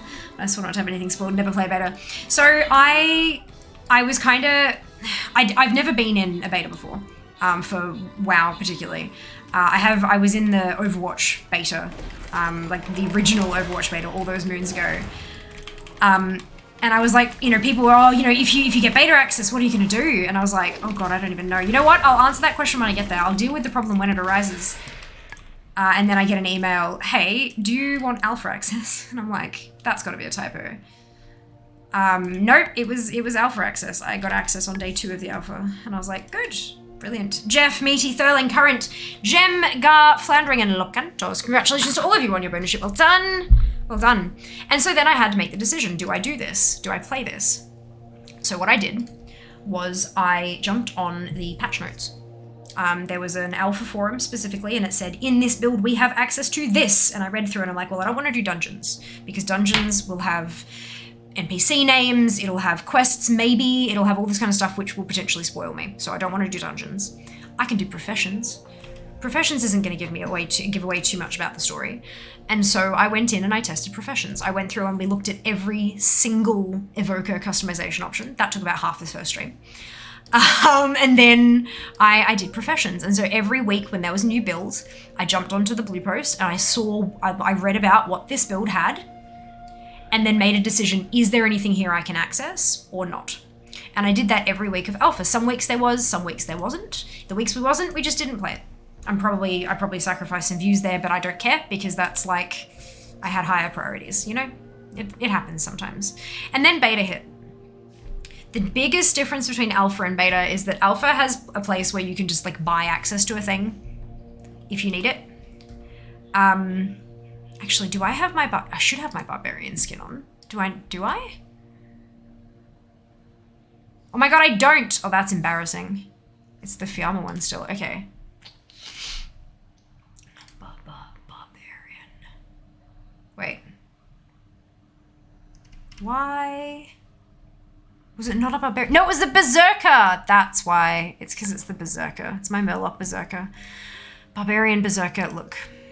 Complicated words in brain. And then when we got to beta, you had to actually unlock access to things. And that was what screwed me over, is that in order to test out the new stuff they'd introduced, I had to, like, I couldn't get to the capital city because I needed to get dragon riding to do that. And to get dragon riding, I had to do the first block of storyline quests to get to the place where I could learn dragon riding, and then so I didn't. I just didn't. We ran around, we tried to gain access in a few sneaky ways, we couldn't, and so I didn't touch beta again because there was nothing there for me. But it's, yeah, there was some things you could do without spoilers, but not much. Most of it was in alpha, not much in beta.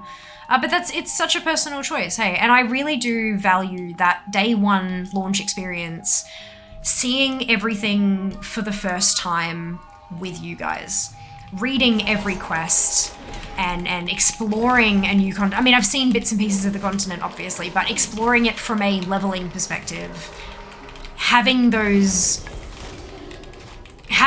first reactions, those learning, like, I will never forget the moment I realized it was fucking Ysera. Never. And I know it's the one I keep referring to, but it's because it's the big one. You know when you've got the wild seed down, there's one of the towns and you go into a tree and then down, and then the wild seed was down there. We were doing some quests and they'd been dropping hints about, like, you know, this seed seems to know you and it seems to do this and this and this. And I'm sitting there and I'm talking to Jas in comms and I'm like, it's a thing that would have regenerated into a wild seed, an NPC that knows us, that died recently. And then I kind of went, is it fucking Ysera?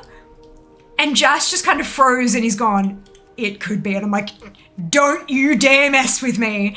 And and then every single quest it got to the point by the end of it, we weren't even at the last quest, there was still like 7 or 8 quests to go, and I'm sobbing on camera because I know what's coming and I'm not ready for it. And it just, those kinds of experiences, I can't imagine having had that, like, and like 2 years is reasonable, guys, before you come at me for spoiling that. 2 years is reasonable. But yeah, it just, those are the moments I want to have captured and shared with, you know, people who are just as passionate about this stuff as I am, and all that kind of stuff. And missing out on those moments because of some testing is just, to me, it's not worth the exchange. But for some others, that's not why they play, and that's totally okay for them. They're happy to be spoiled, and to them, I'm grateful, because they are the ones who push through the spoilers and do the testing on the other end, and that's really important. Really important. first is like McGildy's main mage. You can see how far I can push it for the patch. Yes! Humans struggle with a lot of mental stuff, symptoms and others' feelings, and people please and fit to prioritize their own health. Absolutely. Absolutely. I think I'm a lot more patient with people in chat DMs than most others. Oh yeah, I was. I used to be. 6 and a chunk years of streaming will take it out of you. And then you get to the point where it's like, you know, I don't actually care. You know, there's a time when I have 4 average viewers where if I ban a person, I'm gonna drop to 3. And back then, before we had the recommended sorting on Twitch, it was all done by viewer numbers. Losing 1 viewer dropped me down 4 or 5 pages, even more some days, of discoverability, and that was not good. And so I was really, really hesitant to remove anyone from the community. And now I'm at the point where I'm like, you know what? Nah, you are not worth keeping around at the potential risk of like destroying the vibe we have carefully curated here and all that kind of stuff. And so now I just don't care. Fuck around and find out, literally. But yeah, it takes time. And I mean, I also have that safety net of like, at the moment, what are we, 113? Difference between 113 and 112 is a lot smaller than 3 and 4. And Twitch sorts differently now. Discoverability on Twitch is a hell of a lot better than it was 6 years ago. Hell of a lot better than it was. It's still not super great, and you see people complaining about it all the time, and I get it, but it is miles better than what it used to be by such a goddamn long shot. So it's, you know, you can sometimes take that risk and remove a person from the community. Because the other thing is, like, do you drop from 4 to 3 by banning 1 troublemaker? Or do you drop from 4 to 1 by allowing that troublemaker to scare the other 3 off? Or piss them off enough that they leave? Thank you. So yeah, it is an important decision to make as a creator, but I'm at the point now where I'm like, don't care, goodbye. Yeah. Full-time fear, yes! We're gonna get there, guys. It's gonna take us a long time, but we're gonna get there. Ah! Bonk! I got bonk. Guys, I got bonk. I'm so excited, I have bonk. Okay, let me translate. Bonk in fear means interrupt. I have bonk. Where is bonk? Put bonk on bars. There we go. Perfect. Bonk is on bars. We can all better ourselves. Of course, Susa, of course. Of course, but it is a long journey and sometimes it can be arduous. You would be easy on yourself along that journey as much as you can. Thank so much time with squids. How do we full-time fear? Follow on socials. That's it. That's it. I have it muted because thousands of articles per day. Yeah, they also do that. I understand why, but also, you see, like, interview with developer name. Sure. But there are a lot of people who are like, I don't know who that is. I don't care. Skip over. But then that interview raises 10 good points. And so they make an article for each of those 10 good points because someone will go, oh, I'm interested in that particular point, and they'll click through it and see that 1 point from the article, from the interview, and a second of the points and a third of the points. They don't care about the other 7, but they do care about those 3, so they get the 3 clicks. And then they go, okay, so we had this 1, it had some clicks, we had these 10, these 2, pew, we should write a guide on those. And so then they start expanding to get more clicks. It's literally like their business is give us money by watching ads, by clicking on our shit. So they're literally just doing business. It sucks and it's annoying, but it is just business. So I get it. I respect the hustle. I will not partake. I also subscribe to Wowhead Prime. Prime? Fuck, wow, that's a problem. Brain! Wowhead Premium. I managed to get on there was a thing, I don't know if they still have it, but it's like $9 Australian a year. And I get no ads. And $9 I can do. $9 I can do. But I don't give them clicks on their articles because I don't want to encourage the bullshit. So, a years. I get a memo champ. I've always been in the habit of completely tuning out, ignoring the parts that aren't in the blue text boxes. Yeah, yep, that's it. For other people besides myself. I know, Zam. Shock, horror. In this economy, I know. Thoughts in this time zone. Oh my god, I'm 11 minutes behind. Today has been a chat-heavy stream. I am like, sorry, also not sorry. Because I know this is why a lot of you are actually here. I was the only one, everyone else was an NPC. Zam, I'm sorry, but if you have not noticed, I am in fact the main character. Thanks. Aren't you the NPC? Pen and paper, best shopping list. Yes! Oh my god, Carrie. Those were the days.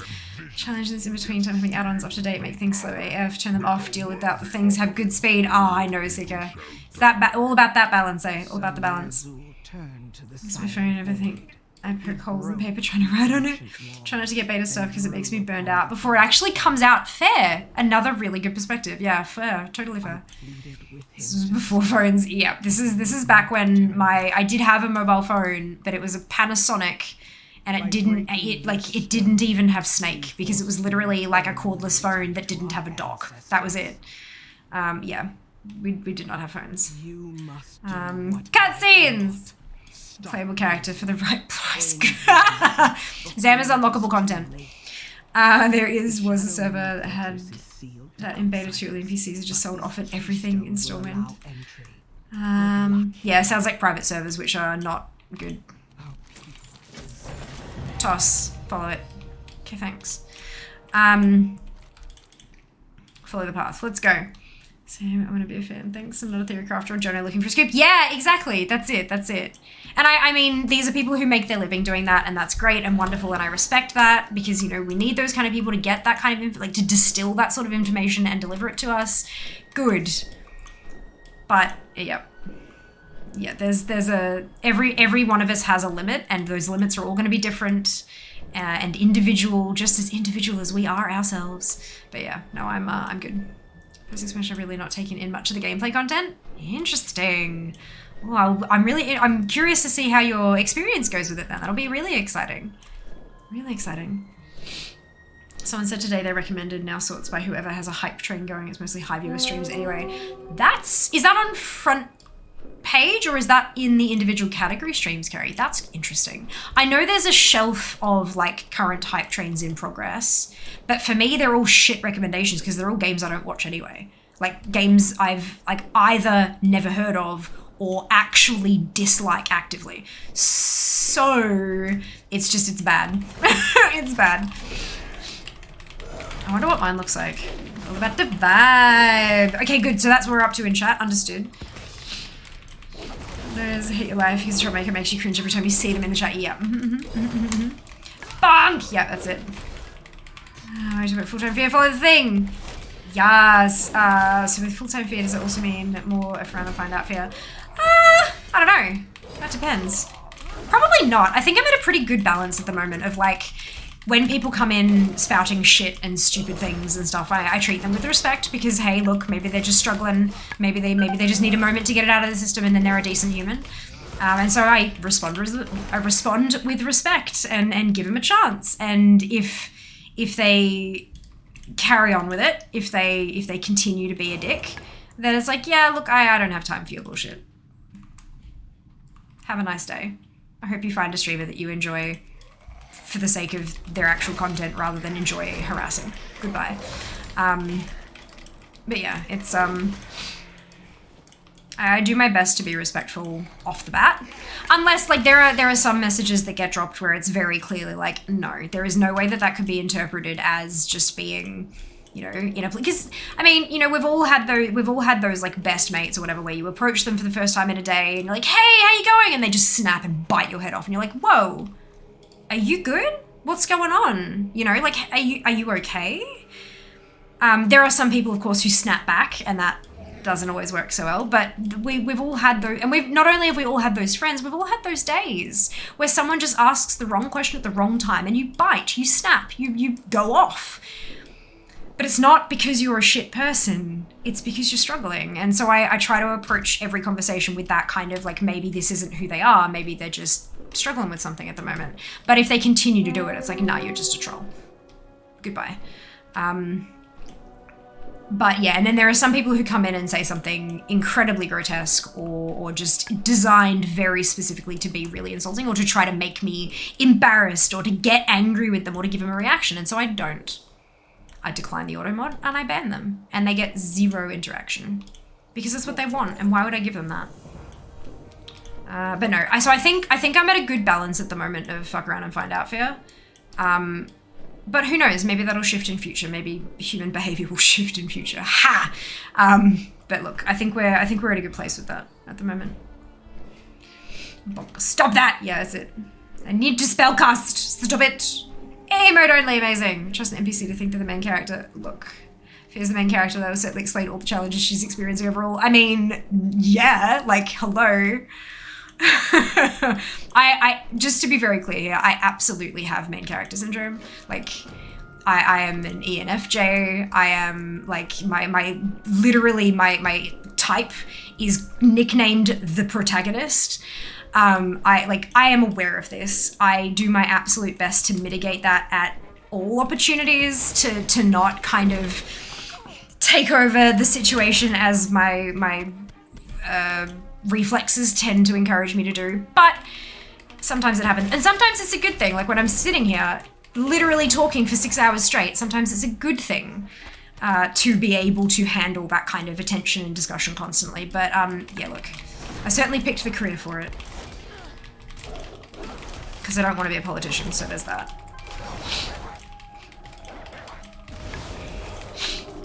In their follower list sorted by recommended. What? Oh my god, that must be one of those A/B tests that I've been hearing about. I've seen a couple of people chatting about that stuff, but I haven't seen it myself, Carrie. Holy shit, that's hilarious. I have seen, like, instead of having the view account, it'll be an icon that tells me something special's happening that day or at that moment or something. I don't mind that because then it encourages, like, because when I'm looking at my follower list, it's usually like, who will I raid, you know? So it's kind of, yes, it's good. But no, my followed channels, I've got followed channels which is sorted by viewer and like online first and then sorted by viewer. And then I've got recommended channels, but it's just, and they're not sorted by viewer number. And they're, out of the 6 of them, 5 are WoW and 1 of them is New World. And I can click show more, but I'm not going to. Then my shelves, obviously I've got the carousel, I've got live channels will think you like, and they are the same as the ones in the recommended channel down the side in the same order and everything. Then I've got categories, all of which are wrong except for the first one. Then I've got games, IRL, music, esports, creative, which I think everyone has. Then I've got recently released games. Then I've got streams of recently released games, which are like copies of the shelf above it. Recommended smaller communities. Yeah. Good. I love when I raid people, like people I'm following who are streaming random games, and it fucks up my recs for like a month and a half. It's great. It's like, yes, just because I raided that person does not mean I want to watch that game. Thank you. But look, I can click in there and say I'm not interested in this game. I'm just too lazy to do so. So streaming, I get like 2 viewers a stream. It takes time, Cav. I've been streaming for nearly 7 years. Nearly 7 years. It takes time, like a long time. You got to remember that especially over the couple of years that we've been dealing with COVID, hundreds of thousands of new people have started streaming. And when those new people are streaming, they're not viewing. So viewer numbers across the board go down and streamer numbers go up. So we've got a shrunken viewer pool being split between a larger number of streamers. Like, streaming takes time. If you don't have patience, streaming's not going to be... Like, stream growth is not going to be your jam if you don't have a lot of patience. A lot of patience. Yeah, it takes time. Makes you have no viewers is not market success. Yeah, and that's the other thing. If you're going into it to get big and to make money and stuff like that, my advice would be don't. Like, literally just don't, because it's a lot of investment before you start seeing it turn around. Like, I still haven't broken even on what I've spent on stream versus what I've made. And again, I've been nearly 7 years. And then, but if you are streaming as a hobby, the numbers don't matter. If you're just doing it for fun because you enjoy the experience, the numbers do not matter. But yeah, there are all sorts, like there are hundreds of millions of guides and stuff out there on things you can do to improve your bits and pieces. But it's a long game. Streaming is 100% a long game. I've seen tweets on Twitter, funnily enough. I saw a tweet with someone who had screenshot their dashboard and said, I've been streaming for a week and I've only got 3 viewers. I'm not going to bother continuing if this doesn't improve soon. It's like...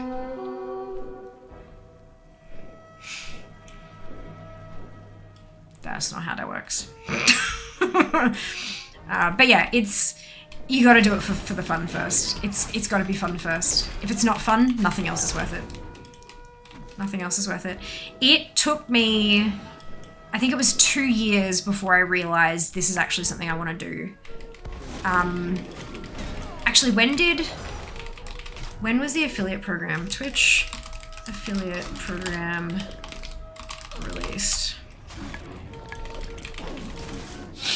April 24, 2017. So that would have been, if I'm 7 years at the end of 2023, it was a year. So I started streaming at the end of January. At the end of January is my 7-year anniversary. So it was a year and 3 months when the affiliate, I had been streaming for a year and 3 months when the affiliate program was released, and I was included in the first wave because I'd already met the requirements after a year and a half. Just met the requirements after a year and a half. So, and that was, at that point I was still, oh sorry, no, year and a half, year and 3 months-ish. So I was, and at that point I was still like, oh yeah, you know, it might be fun to make a couple of bucks on the side, but this is definitely like, it's not because of the money sort of thing. It took till about the 2-year-ish mark before I realized, hang on, I could actually make a go of this. And then I was kind of like, yeah, you know, it'd be really nice to be a Twitch partner. And then I was moving between like, anywhere between like 14 to 23 viewers. Kind of, it'd go up a bit, like average viewers, and then it'd go down a bit, and it'd go up a bit, and it'd go down a bit over like the course of months. And then I like set myself more stringent schedules. I would stream on this day, or like, and I'd make sure I started at the same time roughly each day, all that kind of stuff, get some consistency going. And then I started checking out my stats on my dashboard and thinking, okay, when I play this game, my viewers are higher. When I play this game, my viewers are lower. So take out the lower viewer game, shift it to something else. Still lower, shift that out, switch it to WoW, hey presto. And then over time, over the course of about a year and a half of making those tweaks, because the thing is, when you change it, you're not going to see, you have to wait like 60 days minimum to be able to see those changes actually take effect. So if you change 7 or 8 different things, you don't necessarily know which ones worked. Some of them may have worked, but some of them might have fucked you over. And because you've done them all at once, you see no change, you know? So it's a bit tricksy. So every 2 months, make one other change. And then another 2 months later, make another change and just see how things flow. And then over time, I got to, I think I was sitting about 40, 45 average-ish, maybe 50. And that's when Blizzard reached out and said, would you like to be on the launcher? That was just after the launch of Shadowlands. So that was at the, coming up on the 5-year mark. 5 years at, you know, and I was sitting around 45 average views. And then everything kind of exploded from there. The Clash of the Creator competition was utterly horrible, but got me to the 75 I needed for partner. And that was almost 2 years ago, which is really, really weird to say. Where am I actually going? Let me show you Game Hunter. Okay, so I'm going outside and around to there. Gotcha. But all of this is to say it takes time. If you don't have the patience, it's not gonna work. It is a very long road and it is so finicky. You could get there and then within the space of 2 weeks, everything could go to shit because of one little change you made that you thought would be fun. Turns out everyone hates it. Like, it's really difficult to kind of, yeah, it's hella competitive and just, Orders, Commander. yeah.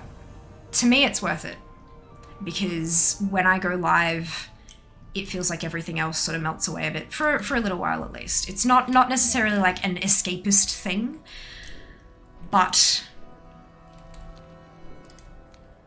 it is, it's my happy place. It's a place where people who are like-minded can discover me and encourage, like I can encourage them and they can encourage me to chase these ridiculous dreams of having a ridiculous number of characters at max level, or going and hunting down that, my lash is really irritating me, go and hunt down that elusive collectible and stuff like that. But that's the primary reason for streaming, not for money. I want to go full-time so I can do more of it and focus on it and do better, like get better content, improve my content and learn more about what it is that I do and all that kind of stuff, and improve it so that it's better for you guys. But it ain't about the money. It cannot be about the money. The only thing the money enables me to do is more of it.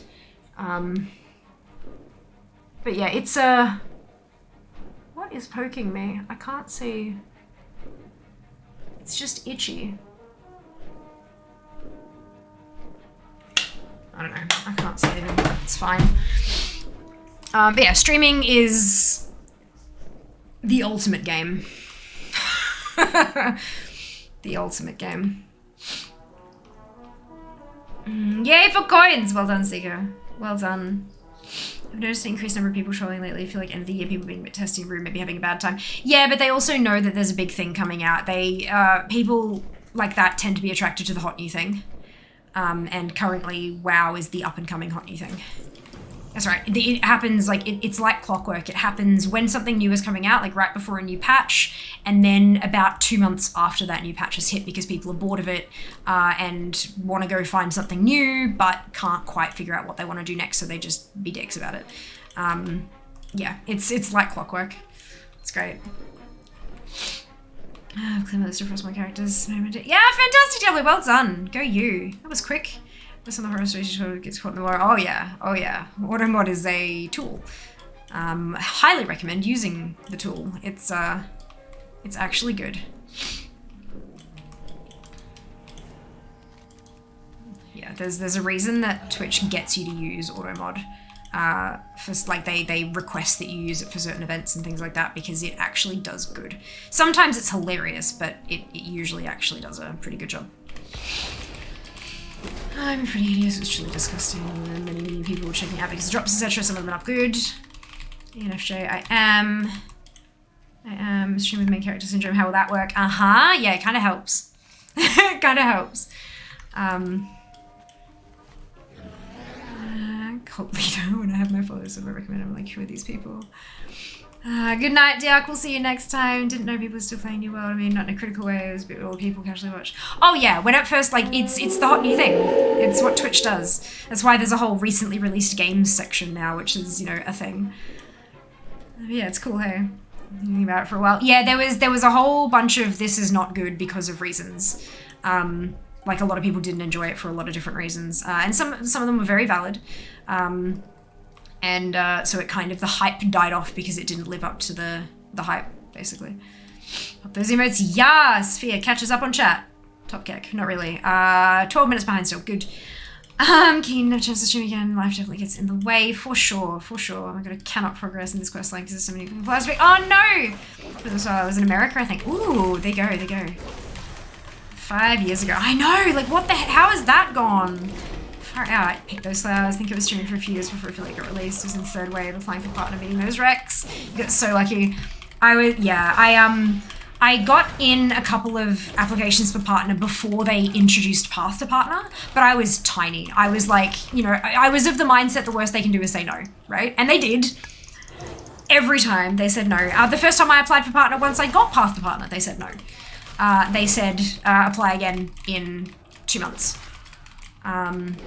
Or a month, I think it was a month, 30 days. And so I set a no reminder in my calendar for 30 days, and turns out I didn't need the reminder because I've remembered because it was that important, and I did, and I got it. But it was because I'd had a massive spike on that last day of Clash of the Creator. The day Clash of the Creator finished and wrapped up and we were in the top 5, that was the day I hit 75 average. Bang on 75. And because I'd had so many raids in that kind of week previous, because so many people were coming out to support, which was amazing. But I'm guessing that the partner team just wanted to see me hold my own. They wanted to see me maintain it once I'd got there. Reasonable. And so I did. 30 days later, I applied again, got accepted. It was one hell of a journey. One hell of a journey. Pure chaos, and that got released. Oh, hell yeah, it was. Hell yeah. Can't even know what happened overnight, but it will happen, yes. Well, no, not necessarily. It won't happen for everyone. You've got to have, there are certain things you have to meet for streaming. Like, you have to. There are so many streams, and this is going to sound really, really bitchy, but I want to be honest. Like, my first and foremost, I want to be honest. There are some streams that are not particularly entertaining to certain people. There may be a niche audience that you can attract, and I use you as in generally, like I'm not talking to anyone specifically here. There may be a niche audience that you can attract, but firstly you've got to get your thumbnail in front of them. Then they have to decide to click, and then they have to hang around long enough to realize that you vibe with them, or that they vibe with you. And those things are not easy to do. They're not easy to do. So it will not happen for everyone. I think that's one of the things that gets out there a lot that shouldn't, honestly. And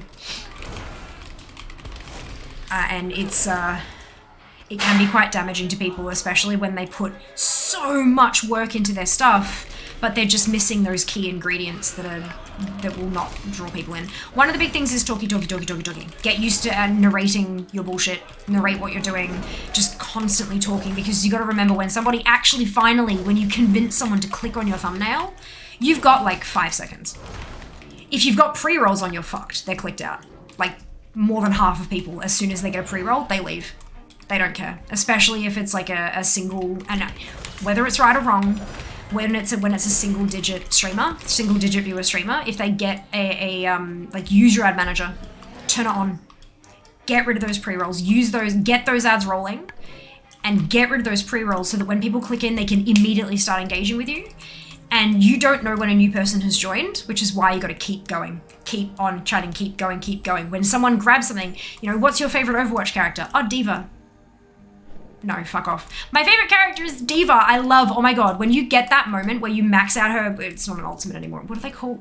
I don't remember. But the ultimate type thing, and it maxes out, and then you manage to just, you hit the charge, and you zoom in, and then you jump out, and it goes in there, and then boom, and you get like a team. Oh my god, it's just such a good feeling. I'm trash at it, so I can't do that. But also her skins, super cute. There was one PAX that I cosplayed as a Cruiser Diva, one of her, I think it was an anniversary skin, but like the little gingham tie-up and the thing in her hair and the blue jeans. I love doing cosplays that are like actual clothes, but specifics of it. Yeah, they're much. One question. 2 things. If you just say, oh, it's Diva, at least Diva, what's yours? Because then that opens up a conversation. But the more you blab about it, the more opportunities you're giving someone to go, oh, I can comment on that bit because I can engage with that moment that you just said.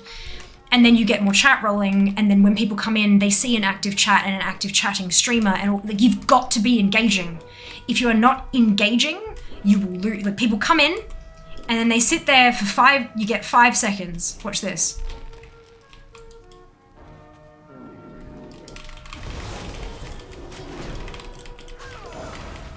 How many people have clicked in and clicked out? Because it's like, this is boring, what the fuck is this? Nah, no bueno, don't do it. Like, go. So, learning, practicing. Like, I know it's weird, but narrate what you're doing. If there's a gap in conversation, oh my god, this macro is so weird. Like, I love GSC. It works so well for me just because I don't have to remember all these stupid rotations. Like, there's 38 specs. Once we get the evokers and we get, oh god, is it devastation and... It's not another restoration, is it? Preservation and devastation, I think. Is it devastation, or am I thinking Pokemon? Regardless, 38 specs with the introduction of those 2. I don't know how anyone manages to remember all those. That's magical and amazing. And talk about shit. Just talk about shit constantly. That is key to engagement. At least look like you're engaging with someone, even if you're engaging with yourself. And then the moment someone jumps up in chat, you can kind of go, oh, hello, and then start engaging with that. Leave it for a couple seconds. Don't jump on them immediately as they come in. Leave it for a couple seconds and finish your thought and then engage, because it flows. And yeah, look. Streaming is hard. My eye is still itchy. What the hell is going on? I don't know what's going on, but my eye is so itchy and now I feel like it's gonna be watering and that's just horrible because my makeup will go everywhere. Good. It was 2 years ago, wasn't it? Almost, well, it'd be 2 years in April when it started. It finished up in the first week of May. Well, halfway through May, I think. So yeah, it's almost like it's about a year and a half since it's happened, not less than because I keep feeling like April, May are the start of the year, but they're really not. They're so much closer to the middle of the year, hey. But yeah, no, a year and a half since that happened. Jesus, flying Clash of Code was all the hearts, wasn't it? Yes, it was. It was all the votes and the hearts. Yep. Remember how many people badmouth the higher people on the list? We spent similar half an hour each stream defending the people we were in competition with. Yeah. We do not lift people up by dragging other people down. No. Hello, son. Out of curiosity, what classes do you like the most and why? Mage. Fire. I've been playing a fire mage since I started playing nearly 16 years ago, and I usually play her as fire. So I very much prefer, and it's just, I love fire. Fire is beautiful. It brings warmth and life and just, it's magical and beautiful and amazing. And I like burning things. It's great. Not IRL. I'm not a pyromaniac, but in game it's good fun. I also like how it flows. Fire mage gameplay flows really beautifully for me. It may not for others. I've had a lot of people tell me that it just doesn't work for them, and that's fine. But for me and my brain, fire mage gameplay flows beautifully. Like 20 level 60 heroes. Go you, Foxy! Amazing! Smashing it! Well done. Automod and I have a sort of complicated history. History filled with violence and vitriol. I mean, you know, don't say shit in chat and you won't get automodded pretty easy. But nah, it's like context is everything. Bots can't understand context. Like we had an auto mod catch earlier that I had to let through because we didn't have any mods in chat at the time. And it was somebody expressing appreciation for the bug sack add-on, and it caught because sack is sexual. I mean, it is, isn't it? But in a different context, it's not. But auto mod's going to go for the most dangerous context to protect the streamer and their community. Makes sense. So yeah, it's just about getting things kind of worked out for you and your needs and figuring out which levels on all the, because there's a whole lot of different settings you can, like, so you can ban all swearing but allow sex talk and all, do you know what I mean? You can do what you want.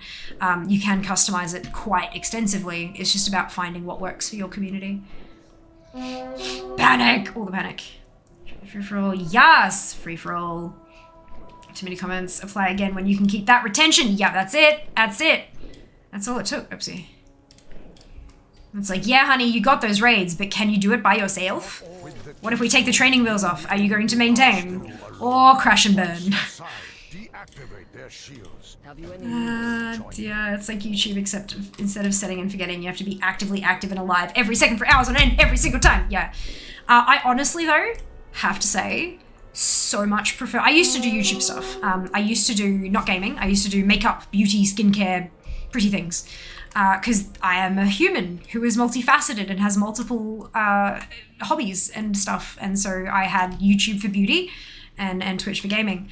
And it got to the point where I was like, I can't maintain both of these. I need to make a choice. And I chose Twitch. Good choice.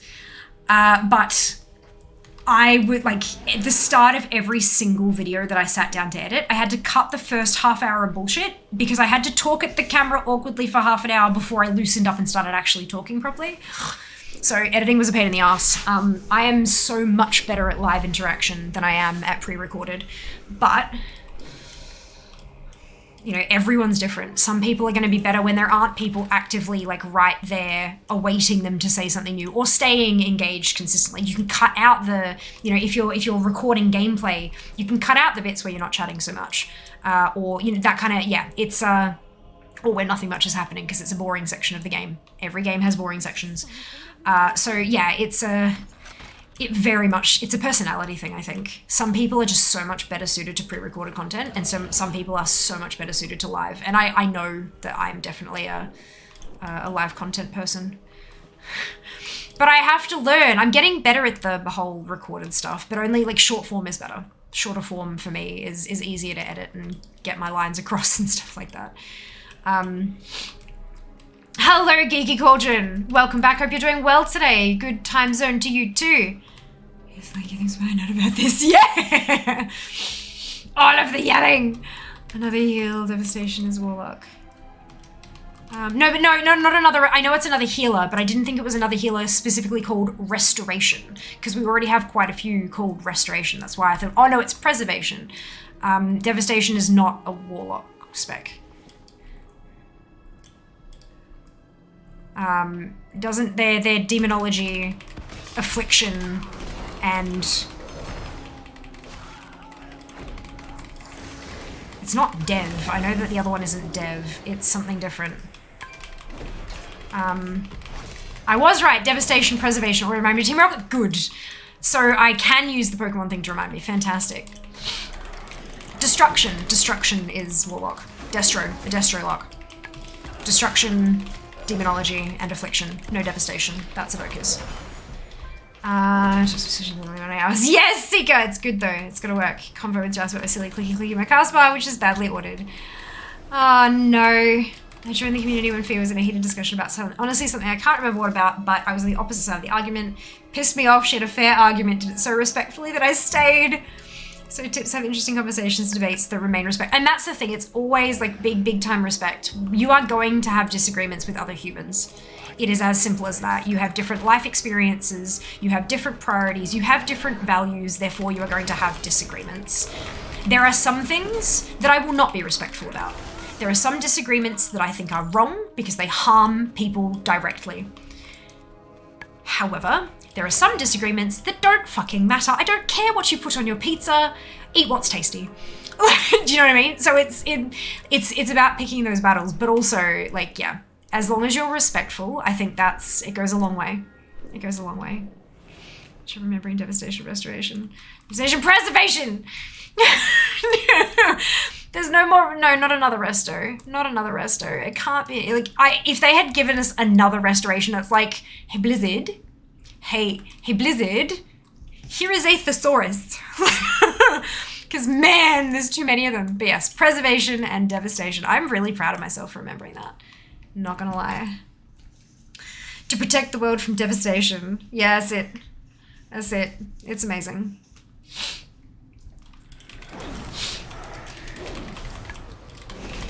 It's amazing. Oh, there's destruction. There, I did get it eventually. Oh, good. Thank you, Sand. Thank you for the confirmation. Could be thinking of Destro there. You're scripting me. It's gonna mix up. Just change.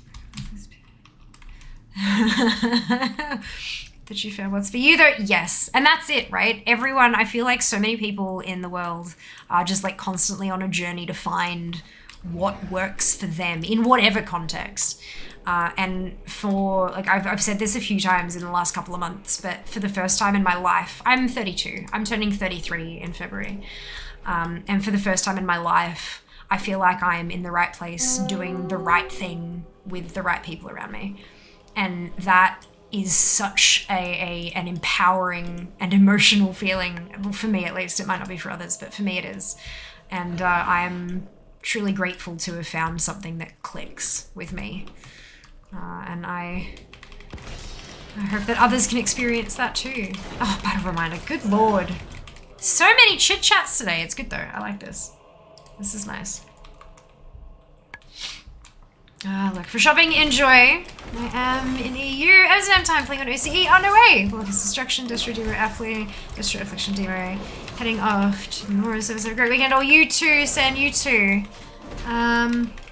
Incorrect. Pineapple pizza is a hate crime. See, Seeker and I respectfully disagree on this particular topic. I am a pineapple on pizza girl.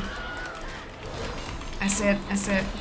You disagree with this acceptable pizza is one that's not acceptable. Yeah, that's what I was implying then. I know, yes. There's a lot of topics like that, but we're yeah, lighthearted conversation today. Good.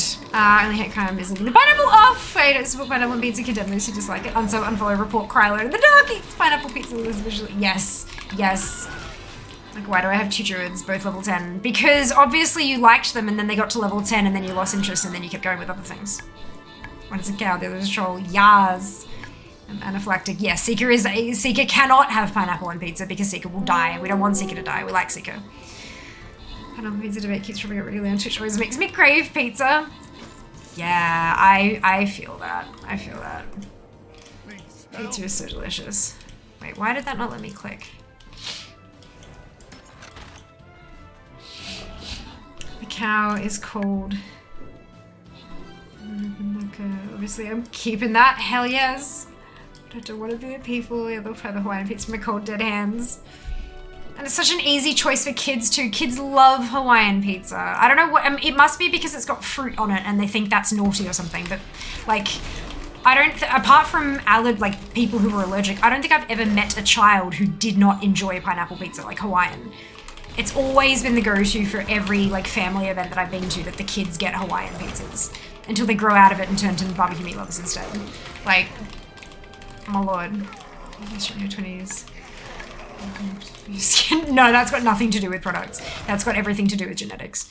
My parents are, oh god, I don't want to say this. My dad is 60 now. He turned 60 like recently, and that's scary as fuck. Fade, Meaty, Current, Cade, Krugen, Thurling, Millsy, and Eric, congratulations to all of you on your bonus shit. Well done. And Mum is late 50s. And when I was a little bit younger, both of them were mistaken for my siblings. Like, you know how you have like siblings with a bigger age gap? Both of them were mistaken for siblings with a larger age gap. And one friend I had in high school who I hadn't seen in a few years mistook for my father for my boyfriend, which was very uncomfortable. He thought it was hilarious. I, not so much. So both my parents have extremely oily skin, and the oil helps keep the classic signs of aging away. So no, that's entirely genetics. That's got nothing to do with skincare. Like, hate to break it to you, but that shit ain't in a bottle. Yeah. They want you to think it is. I can't do any of those, that's okay. They'd like you to think it is, but it's definitely not a skincare thing. There are some products out there that'll go like, they'll do really well to help with specific skin issues and stuff like that, but prevention is the key. SPF always. Always SPF. The sun is the #1 cause of aging. In case that was important information. I only could think of those discussions. Oh my god. Oh my god. Still have a piece of pizza left. Oh my god, Carrie. Oh my god. You have pizza left? Do you have enough to share with the group? Share with the class? I'm kidding. Nom that pizza. Do the thing. So Ikora eats you back. I know! That's so cool. Like, it's, oh. That's so cool. So cool. Another question about your alts. Was there any logic to which classes you put with which races, etc.? How'd you go about planning it? I tried to keep everything as even as possible. If I needed another druid, I looked at what races could be druids, and then I chose one that had the lowest. So if I had none of this, I would make one of those. But if I had one of 3 of them, I'd pick one of the 3 that only had 1, rather than the one that has 7. Kind of. Yeah, so it was about keeping it all even. Once the new character slots came, and we've got the 60 character slots now, I have 2 extra paladins because, and the race combinations there are because the paladins have race specific mounts, and they count in collections, and so I wanted them, so I got them. And then beyond that, it was about the number of armor types: plate, mail, leather, cloth, trying to keep that a little more even so that I could more efficiently farm transmog drops. Yeah. All about efficiency with me. It's always something to do with math.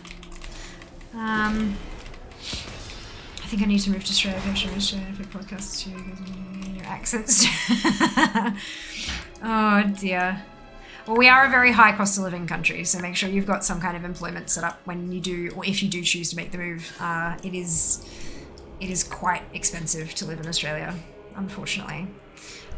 Different areas of Australia obviously have different cost of living, but in one area where housing's really expensive, the transport will be really cheap, and then in another area the housing might be a bit cheaper, but transport and food are really expensive. So it's like, yeah, it doesn't quite balance out, but it doesn't help. It is a like when you fill out the immigration paperwork, like to get your visa and stuff, it very specifically on the first page says Australia is a very high cost of living country. If you cannot show that you will be able to support yourself, your visa application will be denied. Yeah, hardcore.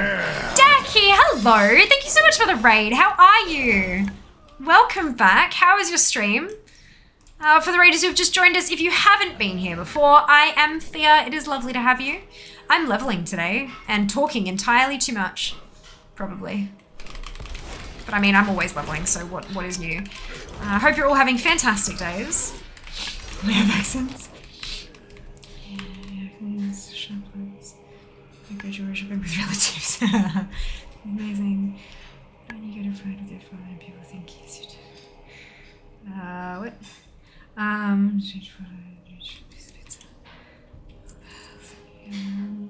Hello, Wins. Welcome on in. Hope you're doing well today. Good morning to the UK. Well, from Brisbane, really, because that's, yeah, let's go with the same format here. Yeah, bubble tea, as do I. Our bubble tea order should be arriving like Monday, Tuesday this week. I'm so excited. So excited. UK is expensive too now. Cruise and home sort trade. I build PCs. You may not be able to move to Australia then. It's immigration here isn't one of those kind of. How is that? That's weird. Depending on what kind of visa, like you have to actually apply for a specific kind of visa, and like they're under such strict kind of we don't have, I don't think we really have like a green card equivalent. The green card for the US is kind of just like a wild card, right? Anyone can technically get one, but it's just that it's done via lottery and all that kind of thing. But I don't think we have an equivalent in Australia. You actually have to find you have to be a student, or you have to be a family relative thing. You have to be a skilled migrant. You have to, like, there's a bunch of different categories. And if you don't fit any of them, you just can't move here. You can come here on holiday. You can't stay. And if they find you staying after holiday, they'll kick you out and you can't come back for 5 years or something. Or maybe they changed that number. But yeah, it's we're really strict with immigration in Australia. Really strict. Or at least I think that's really strict. I don't know much about other countries, but from what I've kind of learned, it's pretty restrictive here. Hello! Welcome, readers. Indeed, good to have you streaming. Great, so good to hear. I'm doing very well, thank you. Very, very well. Running about 15 minutes behind in chat. I'm fine. I'm 2 minutes, thank you. I'm getting there. I have been very behind on chat all stream though. It's been kind of cool. So much engagement. Hello, craziest. Welcome on in. Hope you're doing well today, and hope you enjoyed the spreadsheet. It's one of my favorite creations. Although I think, actually, I think that's out of date. I need to update this tune. What is she, 35? Yes, it's 5 levels out of date. Perfect. Let's fix that. Still a week behind on the stretch goal. Good.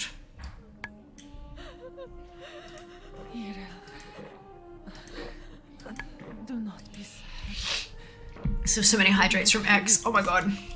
3 hours ago, it's fine. Whatever. I think there's some worker shortage features in some. Oh yeah, absolutely there are, but I don't think PC building. I mean, it could be. Only one way to find out, and that's to check. Migration here is monitored. My partner wasn't able to get into Australia. He was too old at the time. Skilled worker, she could only come in as a partner. A visa and residency here in the US is separate. I heard spreadsheet! Yes!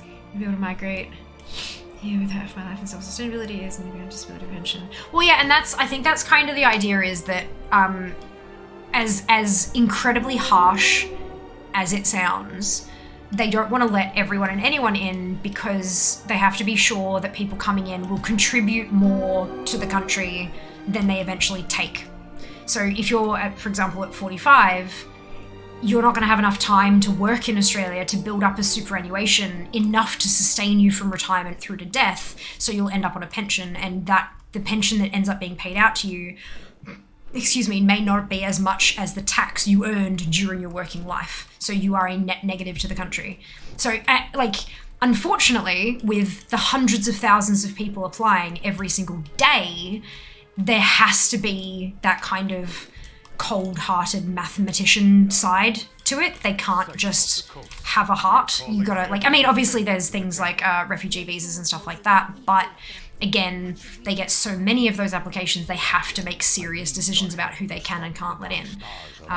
It sucks, you know, but there are reasons. As we've said previously, there are reasons. They're not necessarily good ones, but they are reasons. So yeah, it does kind of, it's a bit of oof.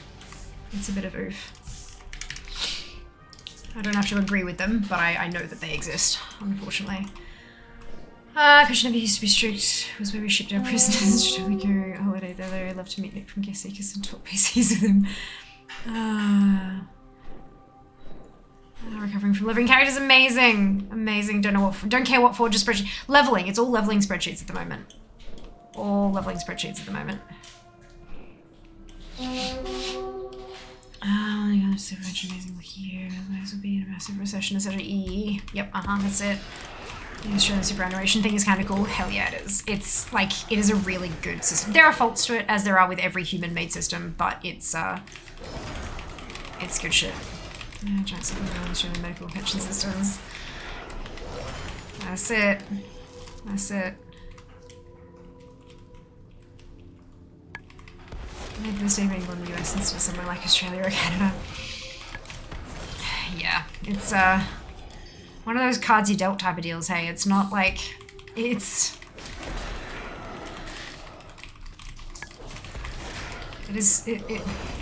kind of like, I don't, like, I wouldn't call, like, I'm not religious. I'm not religious. I wouldn't call myself an atheist. I would probably say agnostic. I don't know enough about anything to make a decision with any sort of certainty about whether or not there is something out there. I don't know, so I'm agnostic. That's what my definition of agnostic is. I don't say no, but I don't say yes. I don't know.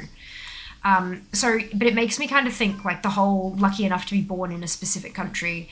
You know, if you believe in stuff like reincarnation, is it kind of a point system? You earn enough points and you get born somewhere like Australia or Switzerland, or, you know, and if you have a really sucky go of it, you end up somewhere else, or like, how is that kind of stuff determined? Is it pure chance? Is it like, it's just, like, I have no answers to any of these questions. I don't think there are answers to any of these questions. I don't think most of these questions are really valid, to be honest, but it kind of leads you down a really interesting thought path. I think my favorite theory, in quotation marks, is the, I think it's the egg theory. I think that's what it was called. Basically, we are all the same. The theory is that every single person that has ever been, is now, or will ever be, is all the same being. So literally the main character. Everyone is the same. We are all the same person living through different stages of life. And once you have lived through each and every one of those lives, you have learned enough that you hatch, and you are a god, or other kind of deity type deal. And it, like, life is all about gathering knowledge. It's about learning. It's about having every possible experience of the human condition to then graduate to some godlike thingamajig. And I don't hold any, I am agnostic. I don't know if any, like, I don't have enough knowledge to be able to say if any of this is actually a thing. But it's an interesting thought, and I kind of like that one. And I find, for me personally, it may lead some people to be kinder to others. If there was a belief there that you are me and I am you, and our interaction is serving to educate us both on something so that we can learn more about the human condition and human experience, then why not be respectful? Why treat someone badly when they are me? You know? It's kind of mind trippy to think about. But yeah, it's a nice story, at least. It's a cute story. The defense crystal is broken. The Iron Horde have overrun Karabor. We need a miracle. From America, do you wonder what my life would be like if I was live? Yeah, I wouldn't be. I'd be dead. I'd be dead. Vacation alone, 2,500 at this point. Yeah. 50,000 accounting how much it costs selling to Medicare of other places. Where would one see the spreadsheet? I haven't looked at all weekend. Thank you, Zam. Zam has dropped you the link, Jai. We do pretty decent insurance if you're disabled. This is the egg story. Yes. Data and training. Yeah. Egg story. Egg short story by anyway. Mum sent it to me at one point. Thank you for the bubble tea. Because of course it was my mother who sent me that story. But yeah, she sent it to me a while back, and I've probably got some of the details wrong, and I do apologize. But it's a really good read, and it kind of, for me, it sort of, I mean, obviously it's going to depend on your kind of personality, but for me, it sort of allowed me to re-tap into that compassion center that I had. Like, I experience compassion. Sometimes it's a little harder to have compassion for others. Sometimes it's easier, sometimes it's harder, and that's okay. There is nothing wrong with that. But I found reading that and kind of connecting to the thought that we are all the same, like we are all the same soul, for lack of a better word, going through all these different experiences as a learning experience, I found that to be quite helpful in regaining that kind of compassion for others if I was struggling at a particular time.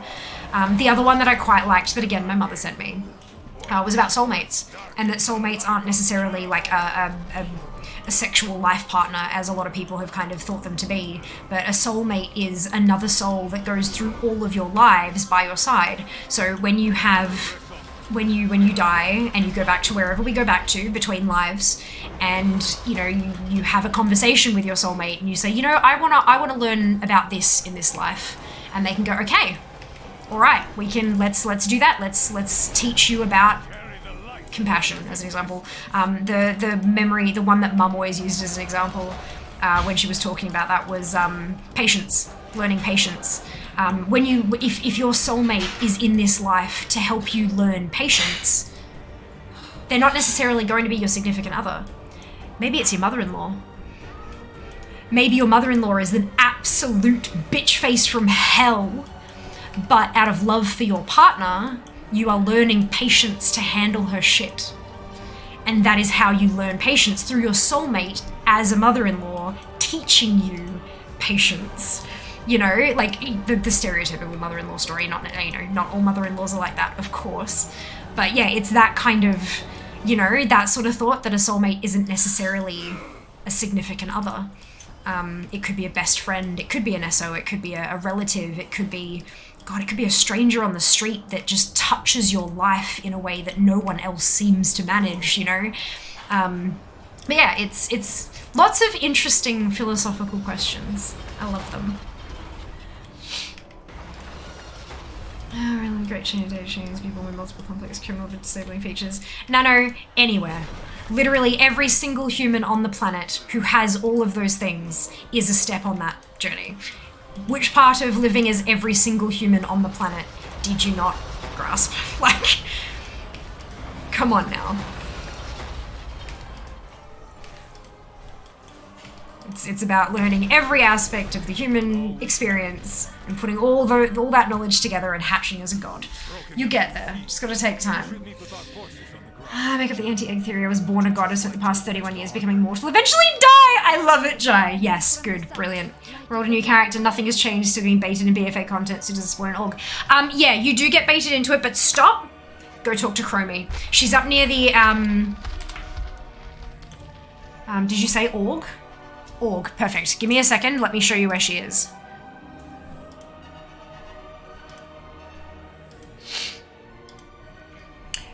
She's up here, near the Orgrimmar Embassy. She's just here. It should have a little, like that's actually a fairly good shape for an hourglass. Like an hourglass logo on the map. You can go talk to her. Just don't start BFA or she gets shitty with you.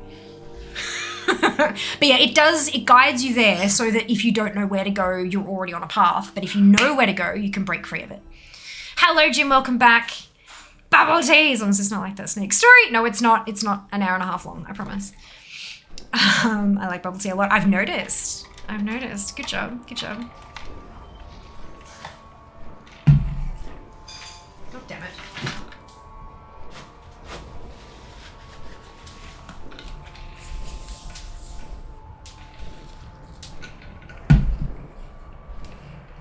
Hello. It was so wet that I drank it and it spewed milk. Look. I don't know what happened, but like the pressure differential pushed To spot a bubble west tea. wound. You're at. I'm gonna squish you. Summit is just your homie. Yas. Hello, Stereo. Welcome on in. Hope you're doing well today. Baby, da da da da da. I wonder what my soulmate would be teaching me. Good question. Who knows? We don't find, like, that's the thing. You can't be told because that kind of defeats the purpose. But it's an interesting thought, hey. It's some sort of, I love my data jar. It feels so good. Especially when it's telling me I'm winning. All the tea, I don't necessarily see that as a soulmate. Just a quest giver along the mate. Well, that's the thing. There are so many different words for something like a soulmate as well. So it's like, yeah, it's just another way of thinking about it. Every time.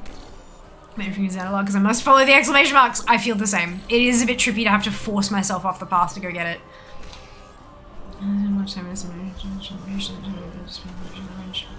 Fair enough. Fair enough, so be fair, get shitty with me too. Mr. Raptor disease, what is this? I know this story or whatever. Wet wound, yeah, I know. Look, he's just... I don't like that combination of words, it's gross. I'm just gonna make just his bit of wet wound thing. No! No. I disagree firmly with this. I have for like the second time in this entire stream. Go me. You know what I'm gonna do? I have enough gold now.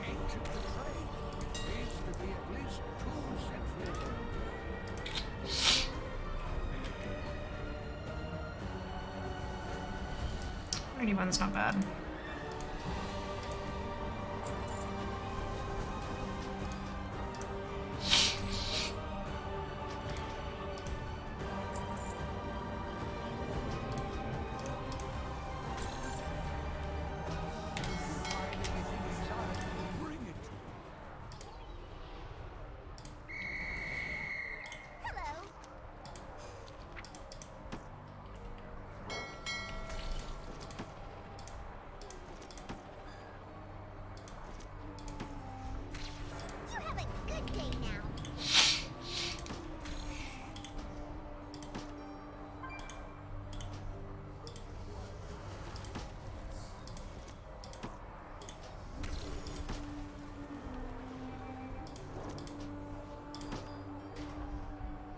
There we go. Much better. Lost 800 gold, but that's fine. Good. Let's do this. Spreadsheets is never good reason to use them for reasons to make them with Google Sheets are free. Write custom JavaScript. Yes. Yep. It is very cool, hey. I love my spreadsheets. For me, they work so much better to present data than, like, a lot of people use, like, freeform, just, like, notepad things. Like, was it Microsoft OneNote was really starting to become very, very popular when I was in uni. I couldn't stand it. I hated it. I needed order and structure, and you could just put whatever everywhere, which is great for some things, but just not good for my brain. So yeah, no, I've always loved like Excel and Google Sheets and stuff like that. It works for my brain. Gotta love me some formulas. It's not a wound. It just dripped tea on me. I don't understand. Like, why? Why? I don't ever need open IDEs to do a thing, do Java and Excel sheet. Actually, fun fact, there's a bundle from Humble that's up at the moment that's literally a bunch of courses on how to like blow your mind with Excel and related shenanigans. I went and did a big clean out of a whole lot of stuff in my inbox yesterday, and found a whole bunch of bundles that had been sitting there because I just haven't had a chance to check my goddamn emails. And so yeah, there's like an Excel course bundle of like data engineering and all this kind of stuff, which I found very, very interesting. I don't have time to do any of them, of course, but if you do, there is a thing that you may find entertaining if you like spreadsheets like I do. Lol, OneNote. I know, I hated that thing. I get that it worked for some, but good lord, no. Excel sheet. JavaScript in Google Sheets. You build a thing in Google Sheets to import a Swagger interface endpoint. You set as the self info. Not sure. Potentially. Jack does a whole lot of crazy bullshit with Google Sheets, which is just amazing. Usually inbuilt-in editor for JavaScript. Excel uses VBA. Yeah, I remember having to go and download like VBA scripts and stuff to make Excel do what I wanted it to do. It was not super fun.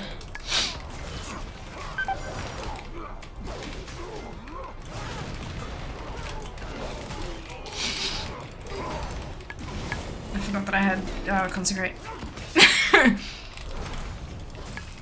Very good at this.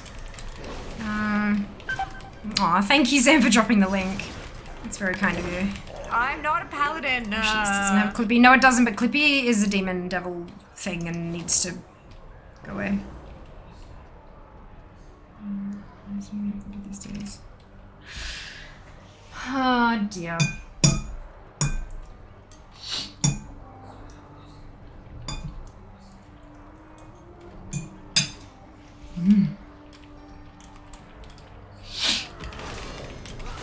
I'm like batching, oh no.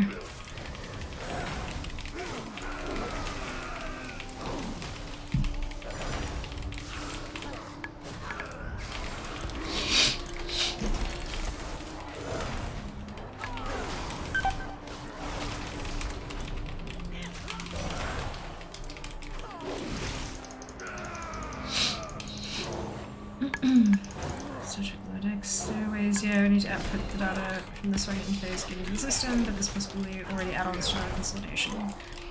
This stuff looks deep. I mean, yeah, if you're paying for a course, you want it to be, right? It's not just like, here's a 101 on how to use Google Sheets, because that stuff's available for free. If you're gonna pay for something, it best be worth the money. At least in my opinion. If information can be found for free in a YouTube video, it should not be in a paid guide. Unless the presentation is vastly superior. Which is the case sometimes, because sometimes the YouTube videos and blogs are just trash.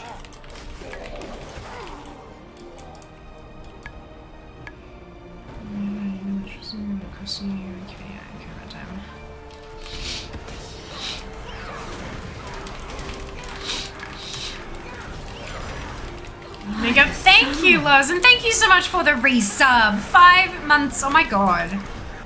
Oh my god. Thank you so much for the support. Hope you're doing well today. Hope you've been having a good one.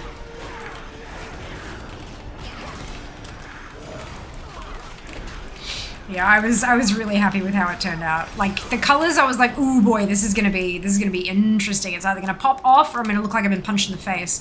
Luckily, it popped off. It was the Iron Round Proto Drake. Just got home from work. Brilliant. Wonderful. Did manage to wow my class once more. My pie chart shows a interesting census data with this. Oh, cool! Awesome. Working free time means I don't get weekends. This close to because yeah. Yep. Enough. People ask me after presentation how I did it. That's awesome, Nano. Brilliant news.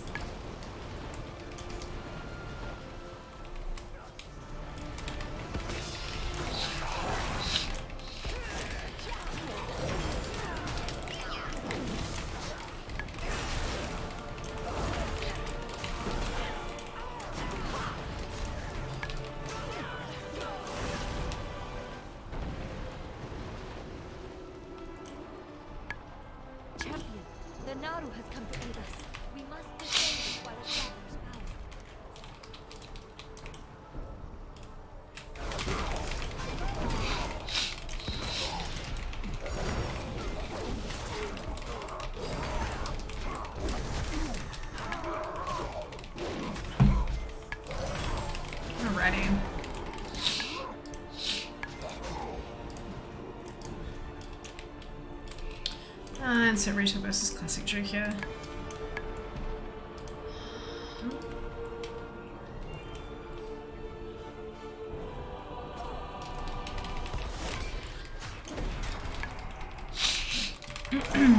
You could probably do that very easily, Nano. You just have to plug in all the base data yourself manually. So you'd have to basically write a guide on it in the spreadsheet and then have it so that one page of the one tab of the spreadsheet, when you click something in a drop down, it pulls all the info that you've got elsewhere. I don't think it can pull that data from the game itself. But that data will also be available on things like the wiki and stuff, so it's not like it's hard to get. It's not like you have to play the game for 7 years to figure it all out.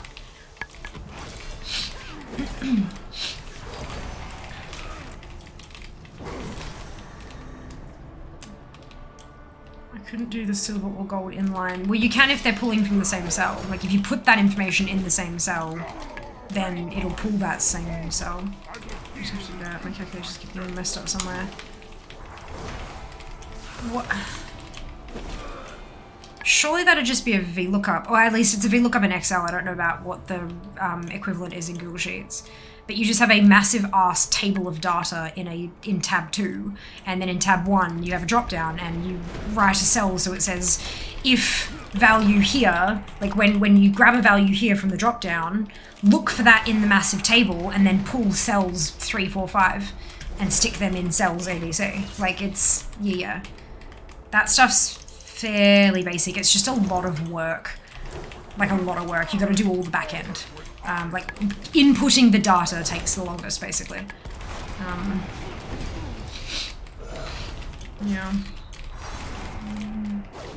Just cut it if you're getting it from different cells. It's the same sheets, yeah. I mean, in all honesty, though, getting that information, it would be it's not worth the effort to make a spreadsheet, I think. I think you're far better off finding somebody else who has shared their spreadsheet on something like Reddit or the wiki, to use their already created thing, or just using the wiki. Because that kind of stuff will already have most of that information. It doesn't necessarily, like, having spreadsheets is great and amazing and I love them so much, but if the information is already available elsewhere, I don't bother putting in the effort because that's time is money, friend. Like, would you rather spend that time manually putting in all that data into tables, or play the game using the data that's already available on the internet? Oh, it is a VLOOKUP? Okay, cool. Thank you. Oh, I just wasn't sure. I haven't used VLOOKUPs in Sheets. I've only done them in Excel for, like, work stuff.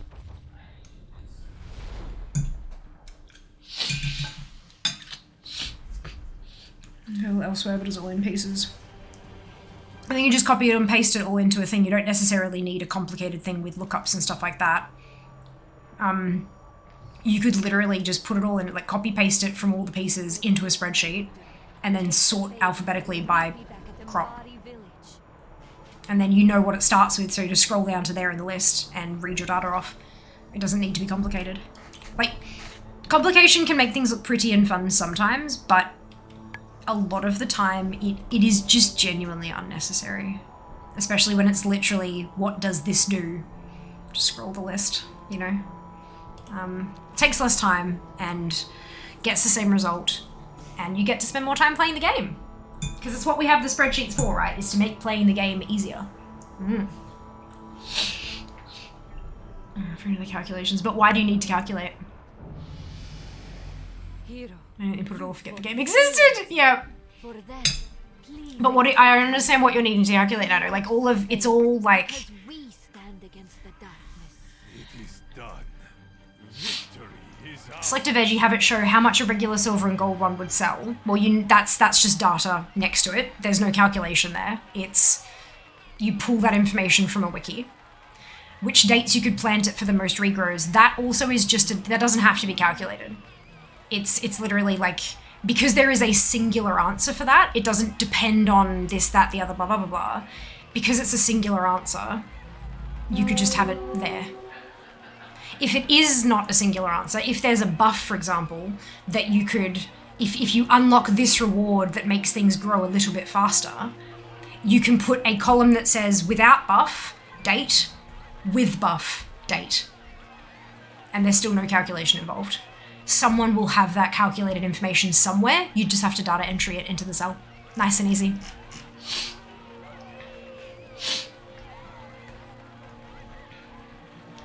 Yeah, I knew we were talking about Stardew.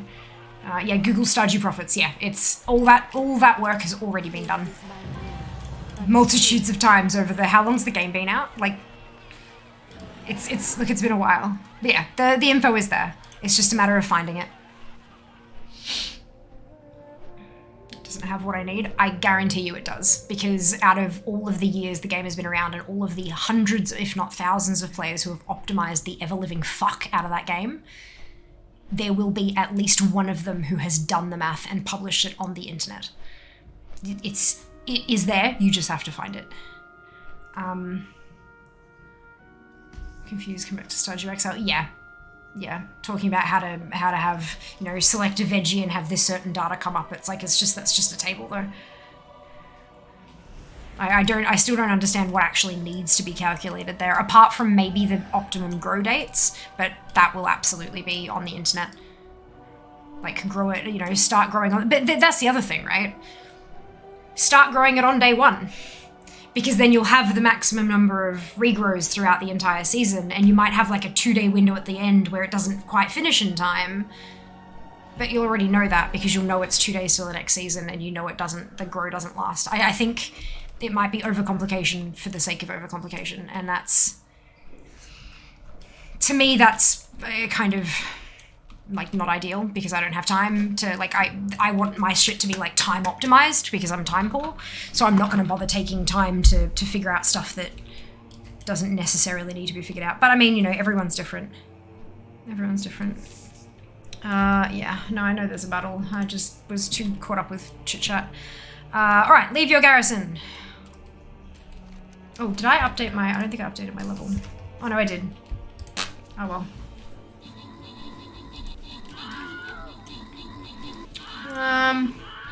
If the Stardew streamers know, I bet there would be.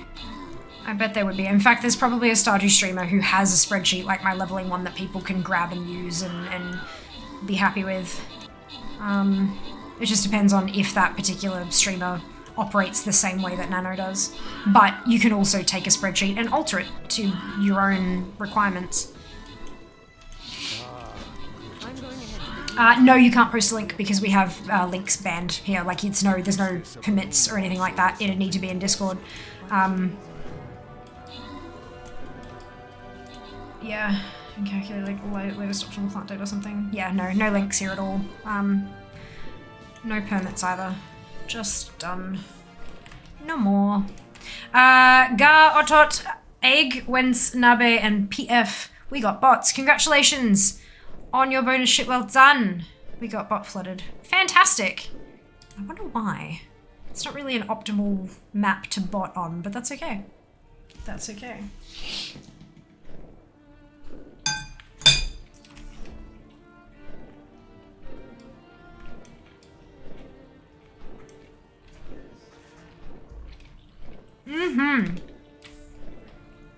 Place your units. But, fair. Well, that's the thing, they usually, like, they skip the loyalty stuff. Because they don't have loyalty built up. So it makes me wonder what they, like, they avoid loyalty, sure, but how do they, it's weird. It's weird. Fascinating.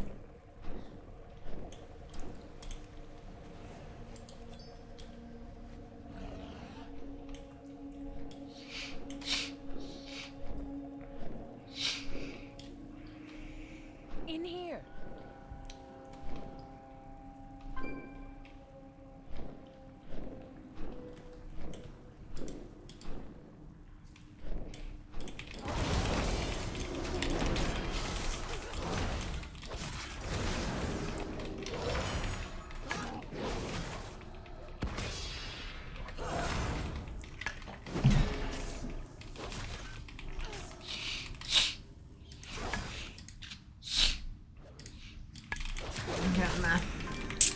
Working through those redemptions from 3 hours ago.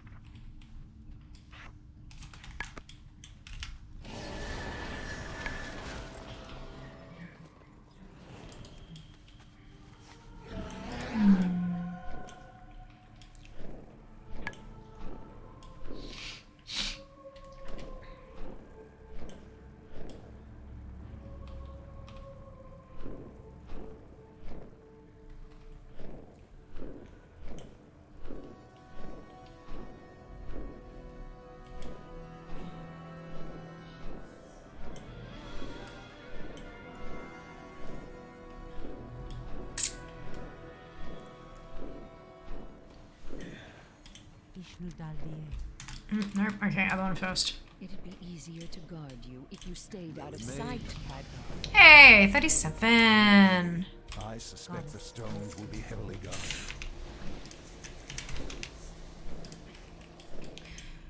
We're getting there, slowly but surely.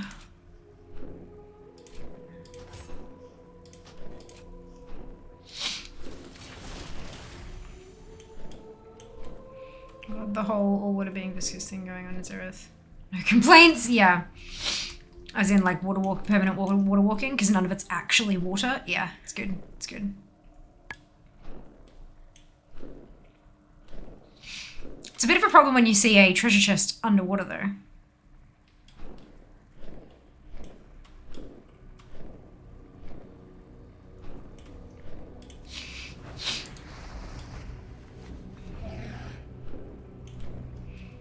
How do you get to those? Magic. I've often wondered. It's like any other like tiny minuscule secret. There's a way to get it. There's something nearby you need to interact with or something like that. Handy notes usually tells you. I'm sure this doesn't work. No, because it's a solid thingamajig. What am I in combat with?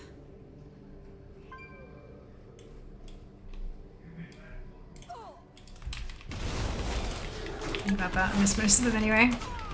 When you're going and doing like Treasures of Zereth Mortis for achievements and stuff. There are ways to get all of them. Stuff nearby to interact with and things like that. You've just gotta like keep an eye out and or read handy notes.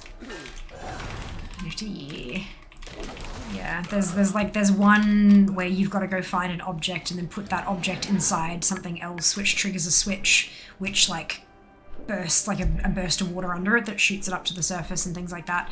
But there are a couple of little bits and pieces around the place. Usually a quick Google will help you, or yeah, handy notes is definitely one I recommend for specifically for treasures and things. Very, very handy. Haha, see what I did there? Tee-hee. Physics failure in combat with physics, or you ignoring the law and decide to go after you. Look, they can shove it. They can shove it.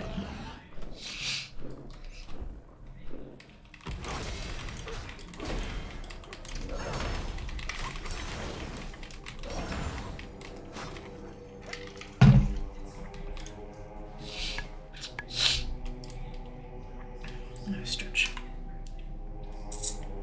Whoa. Game was like, look, that pillar is no longer there. You are not going to be able to just mount up and fly away. Fight like we intended you to do, damn it. It's the out of the 3 pillars, that is the only one that does that, but it does it every time. Every single time I have brought an alliance tune through here, that one always has me in combat. Every single time, but it's the only one out of the 3. It's trippy, hey? Interesting. Ongoing war with physics, always. Welcome to Vidya Games. I know I shouldn't be able to jump that high, but I want to. Damn it.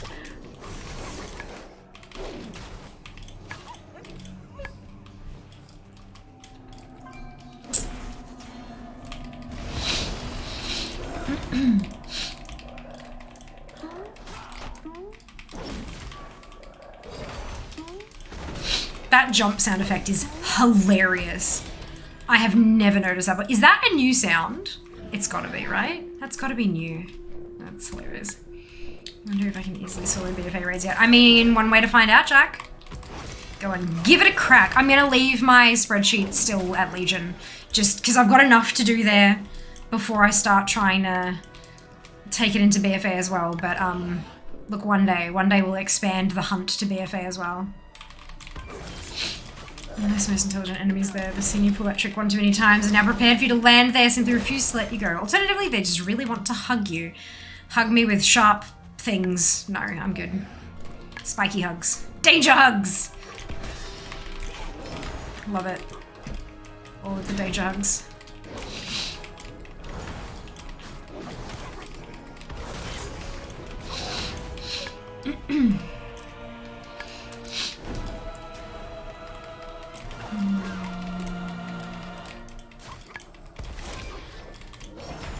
Danger hugs and struggle snuggles.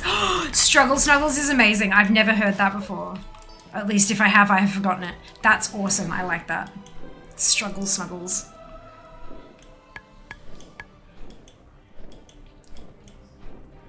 Do do do. Do do do do do. Do do do do. Struggle snuggles so much more. I know, right, Mara? I mean, obviously, everyone here, please keep in mind, struggle snuggles are for consenting only. Like, must have consent. But that is such a cool, like, yep, love it. Love it. Let's get to it. Be careful. The demon will try to trick you. Let us begin interrogating the demon.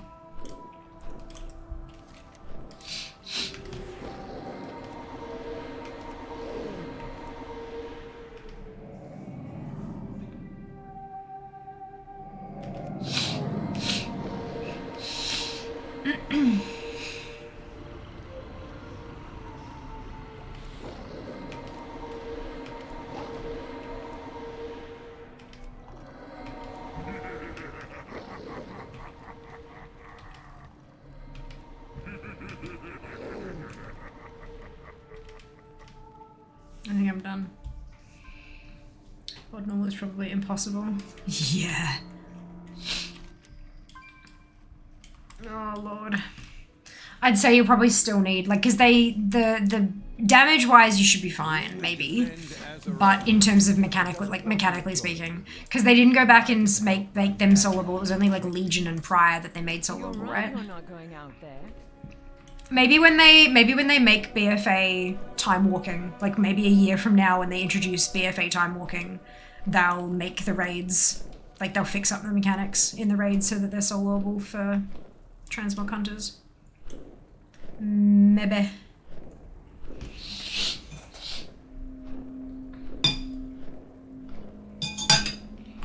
That seems like a good time to do it, honestly.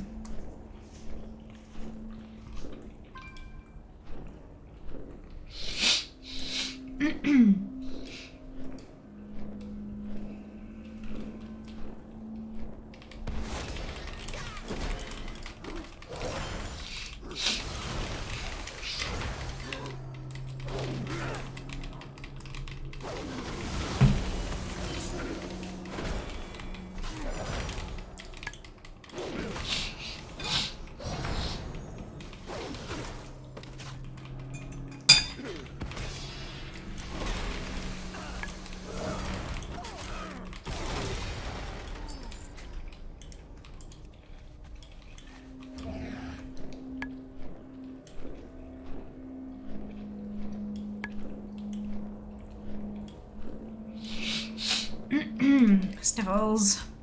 It's that time of night.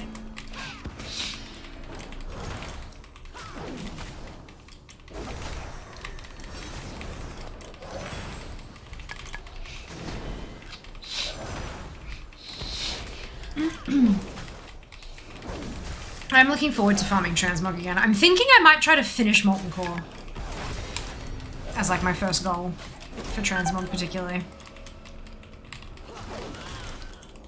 Just finish Molten Core. That sounds doable, right? I haven't played ages and forgotten where everything is in Dalaran. Oh no, yeah, that's definitely a thing. Definitely a thing.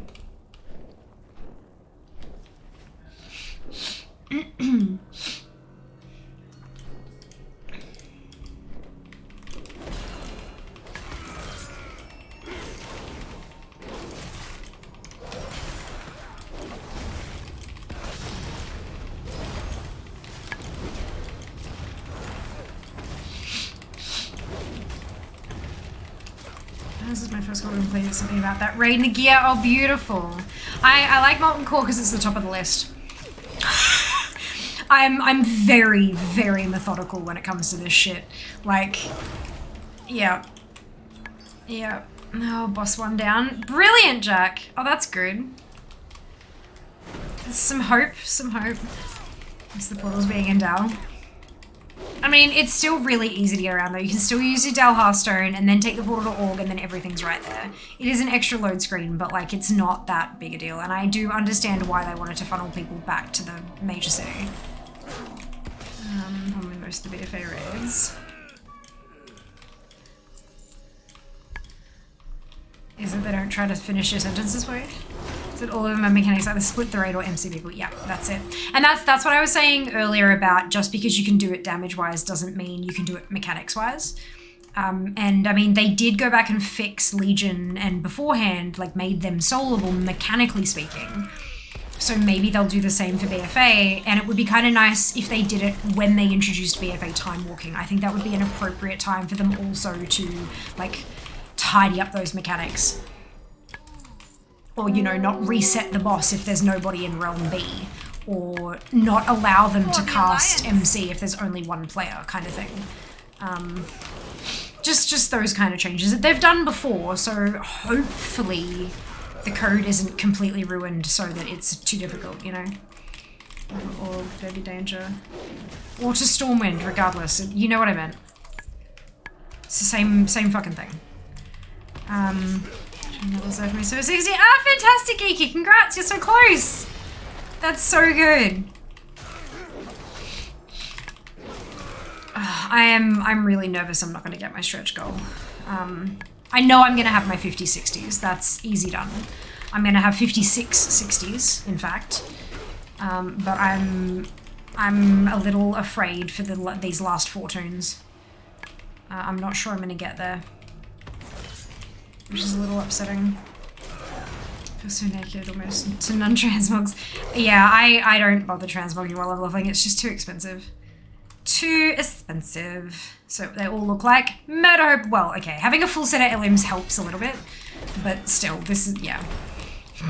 She looks so evil with a little dark eye and in the gold plate. She looks so evil. She almost matches. Oh, I love it. I love it. Who said paladins were lawful good?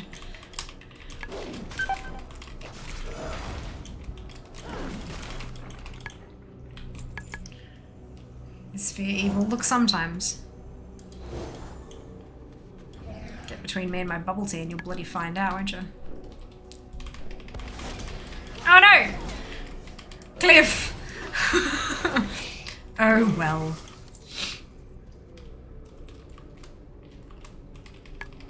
She's not a paladin to mess with. No, absolutely not, because I'm not even a paladin. Well, okay, technically I am a paladin right this moment, but no, I am playing a paladin. I am not a paladin. I am playing a paladin at the moment. Oathbreaker paladin, yes.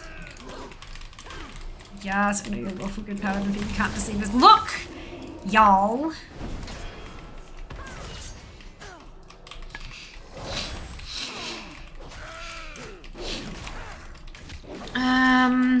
Same thing, senior level. Can you still say you're not a paladin? I'm a mage! Fiamma is a mage. Both of my Fiammas are mages. I have 2 characters named Fiamma, and they are both mages. Fiamma is a mage, and I am Fiamma. Therefore... Hello, Reed. Welcome back. Paladins are so much fun. Yeah, look, they're not bad, but they're no mage. They're no mage. Mage is better. But of course, that's a personal opinion. Everyone's gonna have more or less fun with different characters. You know, going by their preferences. If you would make a good Oathbreaker paladin. Can't I please just burn shit with my fire? It, like, come on, it's so much easier. I just want to burn stuff. The mage die a lot on it. Yeah, cool. My mage is my main, so she's also like my best geared by a long shot. So no, she's just fine. I also know how to play her properly, so like it's a bit better. Mage is the best, more fun class there is. Paladins can't blink or shimmer. Yes, very true. Nor can they portal anywhere. No portals or teleports for you. Shiny banana shoulders.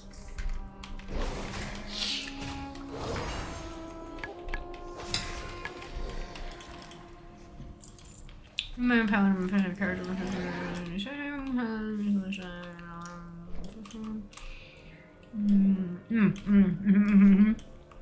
need to be skipping them all, Mara. If you don't like it, skip it.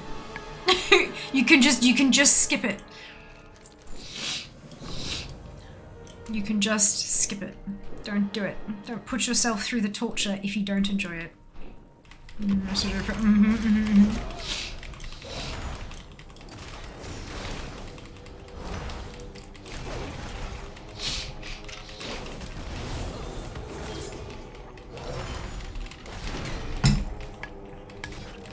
But I mean, in like 3 days, you don't even have to do Shadowlands at all.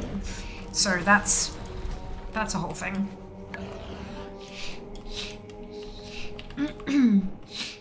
That's a whole thing. Very interesting. I mean, I figured it was coming, but it's just, yeah, it's kind of cool. 38! Combine the shards to forge a soul trap for Gul'dan. I do wonder, if you get a character to 50 now, and it boots you out of Chromie time, and then you log in phase 2, do you just go back to Chromie and re-enlist in Chromie time? Like, is that just how that works? Has anyone actually tested? Have we been able to test that? Oh, excuse me. Why do you go? No, okay, that's your first problem, Geeky. Going at 48 is a terrible idea. The scaling isn't right to actually play your next expansion at X8. It's never right. You absolutely should just keep going through Chromie time until 50 and then head off to Shadowlands. The scaling changes massively, not just in like when they're like the actual mobs, the health and damage and stuff like that, but also your gear, especially if you're using heirlooms. When you go from 50 to 51, they jump massively. It's not worth going. 48 level 60s. Not once have I set foot in Shadowlands before hitting level 50. It's not worth it. It takes you so much more time struggling against all that shit to get through it all. It is faster to just stay in Chromie time and then hit Shadowlands when you're ready. 100%. But that's been the way with, that's every expansion. I do not move on until I'm at the appropriate level rather than the 48 or the 38 or whatever, 98, whatever it was back in the past. I've never done that because it's just not, it's bad. It's not great. It's there so that people can jump ahead, when they want to, so they're not forced to kind of hang back and stuff, but it's not a good idea. Not if you're trying to be efficient about it.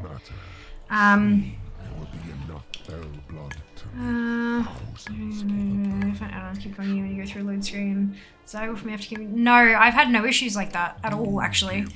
It might be, instead of the add-ons having issues, there might be some conflicting add-ons there, like add-ons that don't play nice together or something. But no, I've had none of those issues. I think so. I love-hate relationship with the Moor. I feel obliged to get the mounts and shit. I've even been on Torghast Rampage, but out of the Moor, just be relearning to play Paladin at max level isn't as easy as learning the Feral was. She became Paladin, but now she just came down Stormwind. Oh, okay, yeah, fair. Look, I mean, that's like they did do some class changes, and the Covenants affected them and all that kind of stuff as well. And maybe it's just that you didn't enjoy it so much. Maybe you will in Dragonflight. Maybe you won't, and that's okay. Nothing wrong with that. Just because I've never changed main doesn't mean that it's not okay to change. You know what I mean? Like, nah, do what's right. Do what's right. The characters get kicked out of Chromie time before you just go back to her and go back in again. Okay, interesting. How have they been kicked out before? Out of curiosity. I don't think I've ever seen that happen.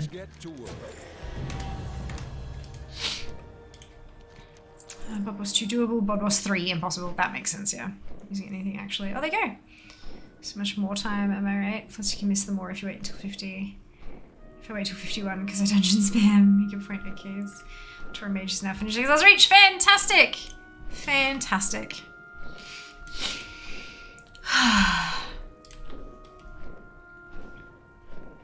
38. That's not bad. So that's my lowest level toon is currently, well, I have a level 1, but I've got a 60 boost sitting there that I'm going to use on her. So technically my lowest level toon is 38. That's pretty good. Pretty good. I don't think I can even skip the intro to Shadowlands. It should have been a complete new US OCE account. Yes, if it is your first character on that account, you are absolutely correct. You won't be able to skip it. Very good point. Very good point. Greetings. Of the Alliance.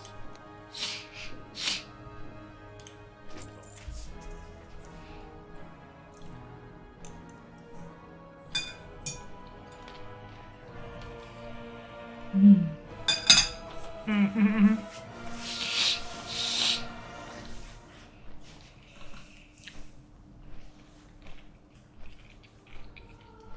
Yeah, that scaling really values weighting attached. I remember. I think it had something to do with grouping.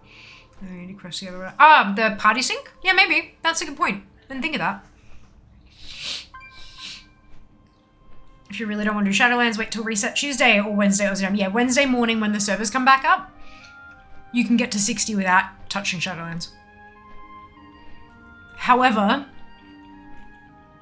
probably not on a very first character because it's Chromie time and you can't use Chromie time on a very first character, can you? You were forced through BFA and then Shadowlands 50 to 60. How does that work for new players now that Shadowlands is part of Chromie time? Does it just force you through Shadowlands 10 to 60? Or is it still BFA 10 to 60? Because BFA was really good at rehashing like who the Horde is, who the Alliance is, what their different values are, why they're at war. Like BFA did cover a lot of that basic storyline quite well.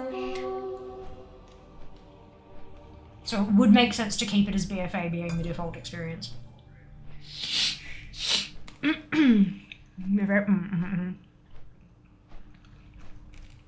makes sense. No part of Chromie time. Yeah. Okay, cool.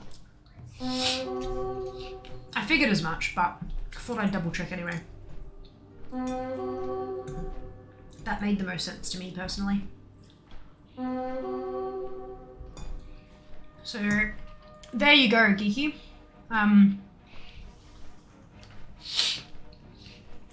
If you wait till Tuesday, Wednesday, you'll be doing BFA. Like you are now, I imagine.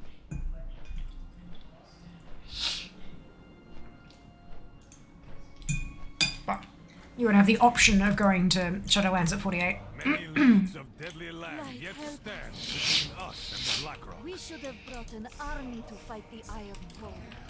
Warcraft is no place for armies. This land swallows all who enter. We will be fortunate to even... Healing scale better on 51. Correct. But I think even if you don't have the heirlooms on, it might still be faster. I'm not sure. It's been a while since I've done the more on a tune. Honestly. Oh no, actually I did do a couple of them recently, but there was such a gap, like a good year and a half between doing it on level 51s and then doing it on a couple of 50s that I don't remember. Plus I'm terrible at speedrunning, so I'm a bad person to like compare leveling times and shit with. Like I'm really bad. Raiding cross-faction guilds on the way. Will the war be over for good? After all, we're doing everything together.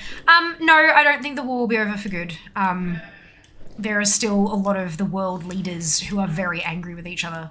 And usually the world leaders are who dictate who we're at war with and shit like that. But I think it's more that individual members of the factions are working together. Individual members of factions are choosing to work together, but as a whole, the factions still don't work together as a rule kind of thing.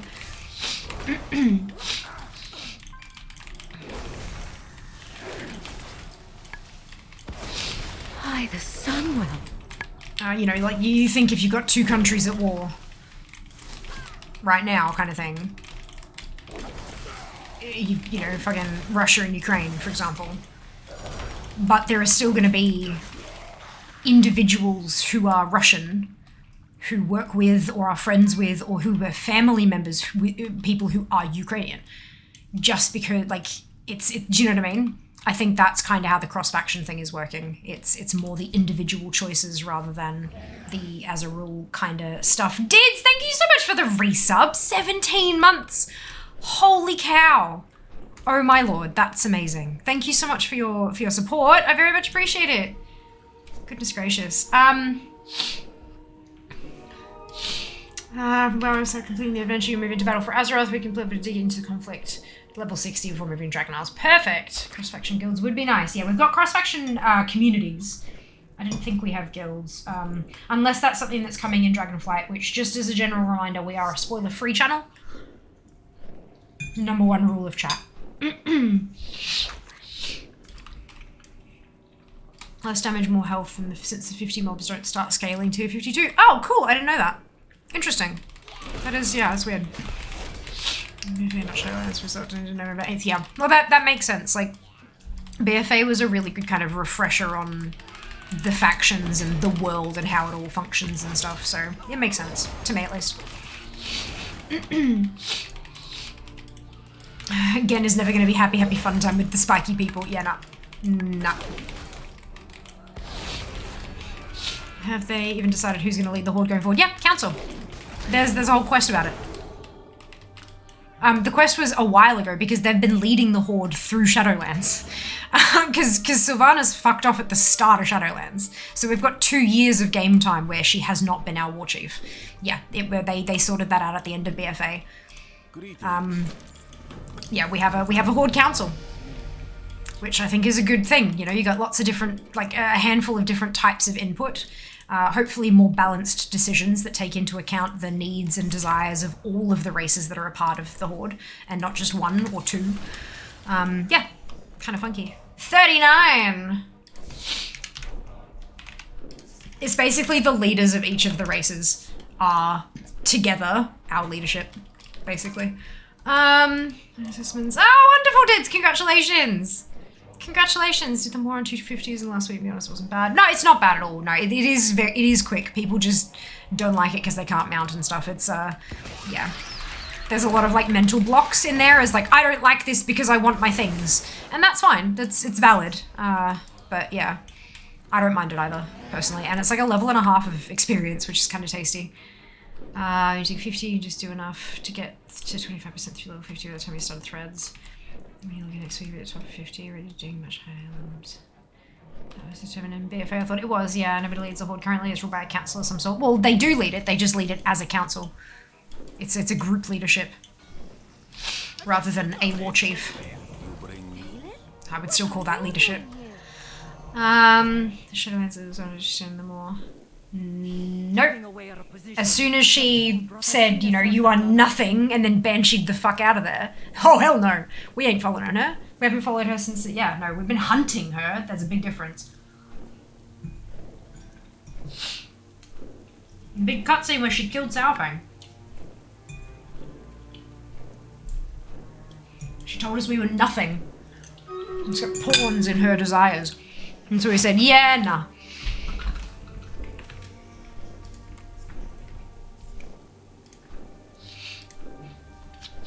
Hello ZH, welcome on in. Hope you're doing well today. I think you're in 50 level 60s. You are right.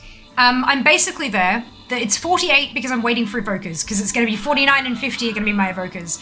I've got 6 other tunes lined up to hit 60 as soon as my evokers are done. So stretch goal is 60 60s because we have the extra 10 character slots now. But it's a stretch goal because I don't think I'm going to get there, but we'll see. I'm going to try. Welcome on in. Welcome in. Did more with 3 characters last 2 weeks, level 48. Easy compared to my first 3 characters. They for sure made it more easy to do. And this will always be my watch. Would love to see Water Run as a new city help for everyone. We still love her and we forgive her because she's perfect regardless of bad decisions she's made. Cough. I played Pod Stories, I didn't know. Mine, someone's on duplicate now. Honestly, did if I had up to that point. She's voted off the island. Never understood people who think Sylvanas is a good leader. She was a good leader to her people, not a great leader to the Horde as a whole. She sacrificed a lot and she did everything she could in her power to protect and prolong the people she led. But when those people became the entirety of the Horde rather than just the Forsaken, that's when things started going wrong. Fantastic leader of the Forsaken, not very good leader of the Horde. Fox, Ubil, Melzi, Bothung, Stoll, and Fizenchi, congratulations to all of you on your bonus ship. Well done. Well done. I think her a little while, even though she went all about shit, I always loved her. Yeah, no, I think she is a phenomenal character. Not a good character, as in like good or evil, but she's so complex. She is massively multi-layered. She's made difficult choices for difficult reasons. She is a good character. And I've loved that for a long, like her whole story is just devastating. Devastating. There are a couple of short stories about her on the Warcraft website.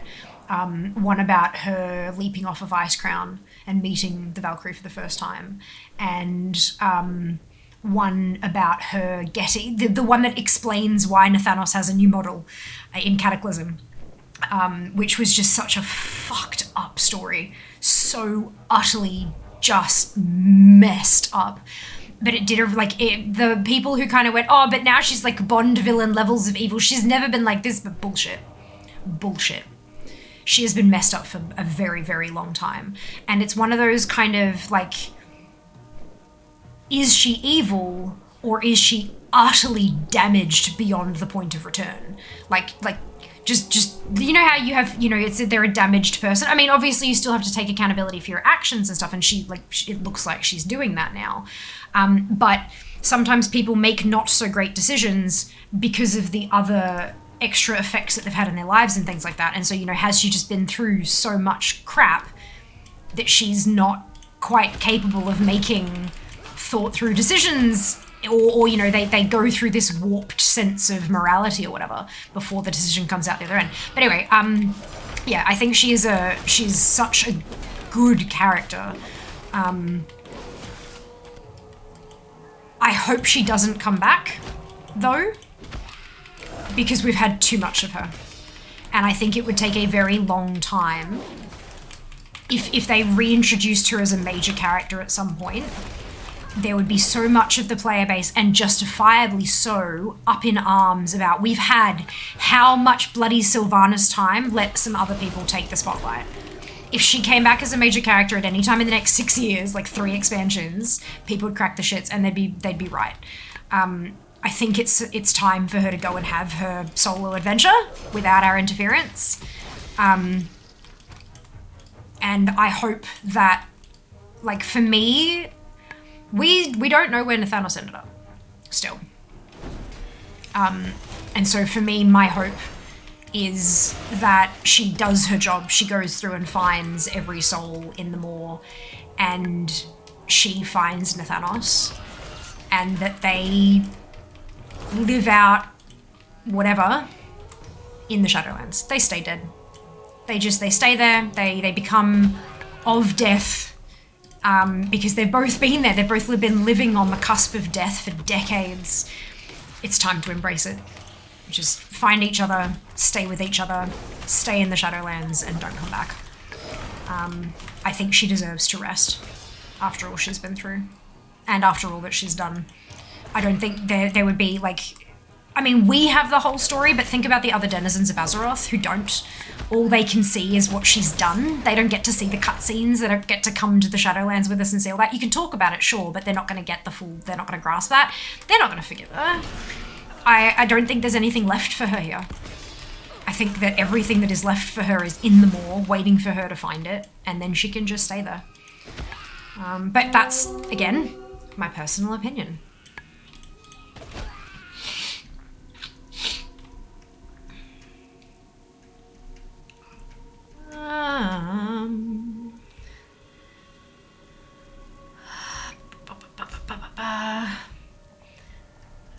Just okay. Have a great day. You too, ZH. You too. I did like the Sylvanas reconciliation associated with Uther and Shadowlands. It was interesting. Really, right now, both Alliance or Horde don't have leaders. Many Alliance players feel we have wrong leader, and Horde don't seem to have a hardcore leader. Well, we have... Horde has a council. We don't necessarily need one singular leader. Sometimes a council is better. So we do have a hardcore leader. It just happens to be in the shape of multiple humans. Well, actually none of them are humans, but multiple people, multiple humanoids.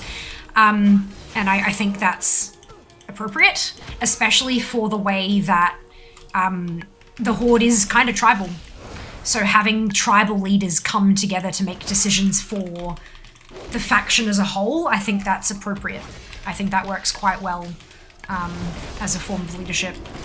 I hadn't heard about the wrong leadership thing. I didn't know that was a feeling that people had. That's the first time it's been raised with me, so interesting. I mean, I know there are some leaders who are kind of pissed off with Anduin's like decisions and stuff like that, but they also are all thinking in terms of their own individual thoughts, feelings, and needs, and not the thoughts, feelings, and needs of the Alliance as a whole. So that's, you know, that could be personal conflict rather than Anduin's shit. But yeah, it's interesting. Arthas did a number on her. He really truly did. Yeah, like more than any of us will probably ever know. That's one of those kind of things that only the people who have kind of experienced it can sort of understand, which I think is why she had that kind of click with Uther, because he felt part, not all, could not possibly feel all that she felt, because she went through some very different stuff to what Uther went through, but they shared that common bond. And I think that helped. I think it helped. Ah, Nab! Thank you so much for the resub. 36 months. Holy cow. Oh my lord. Thank you so much for your ongoing support. My goodness. Hope you're doing well today. I'm a little bit behind on chat today, but I am catching. I'm catching.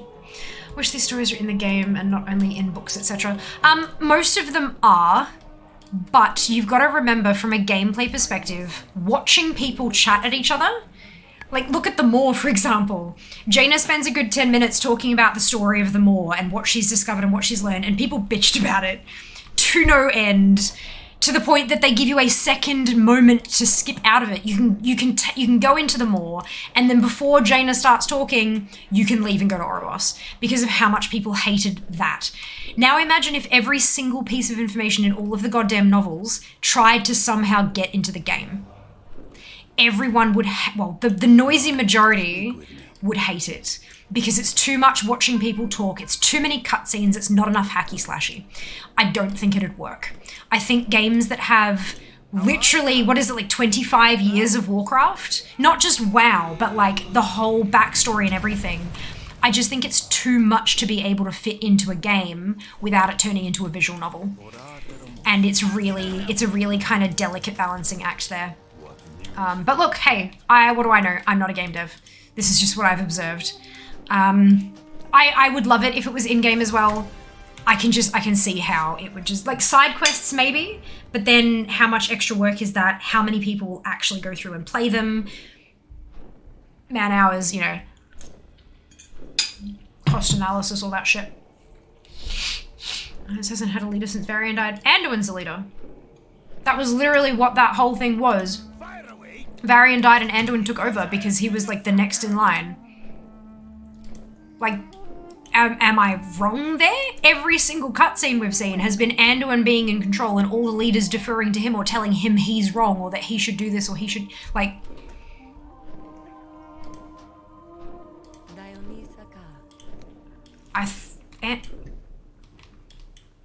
What? Have you seen the wrench anywhere? Yeah, Anduin is their leader.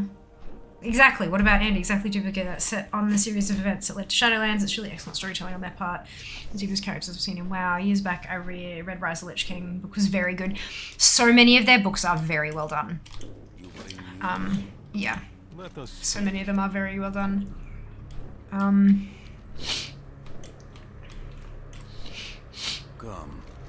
What about Bane Bloodhoof? He's been kind of left out. Reminder, spoiler-free zone. Because we're going into speculation. Yeah, good time for a reminder. Reminder, we are a spoiler-free zone. Horde, Council. Wow. Horde Council. Ruling body of the Horde.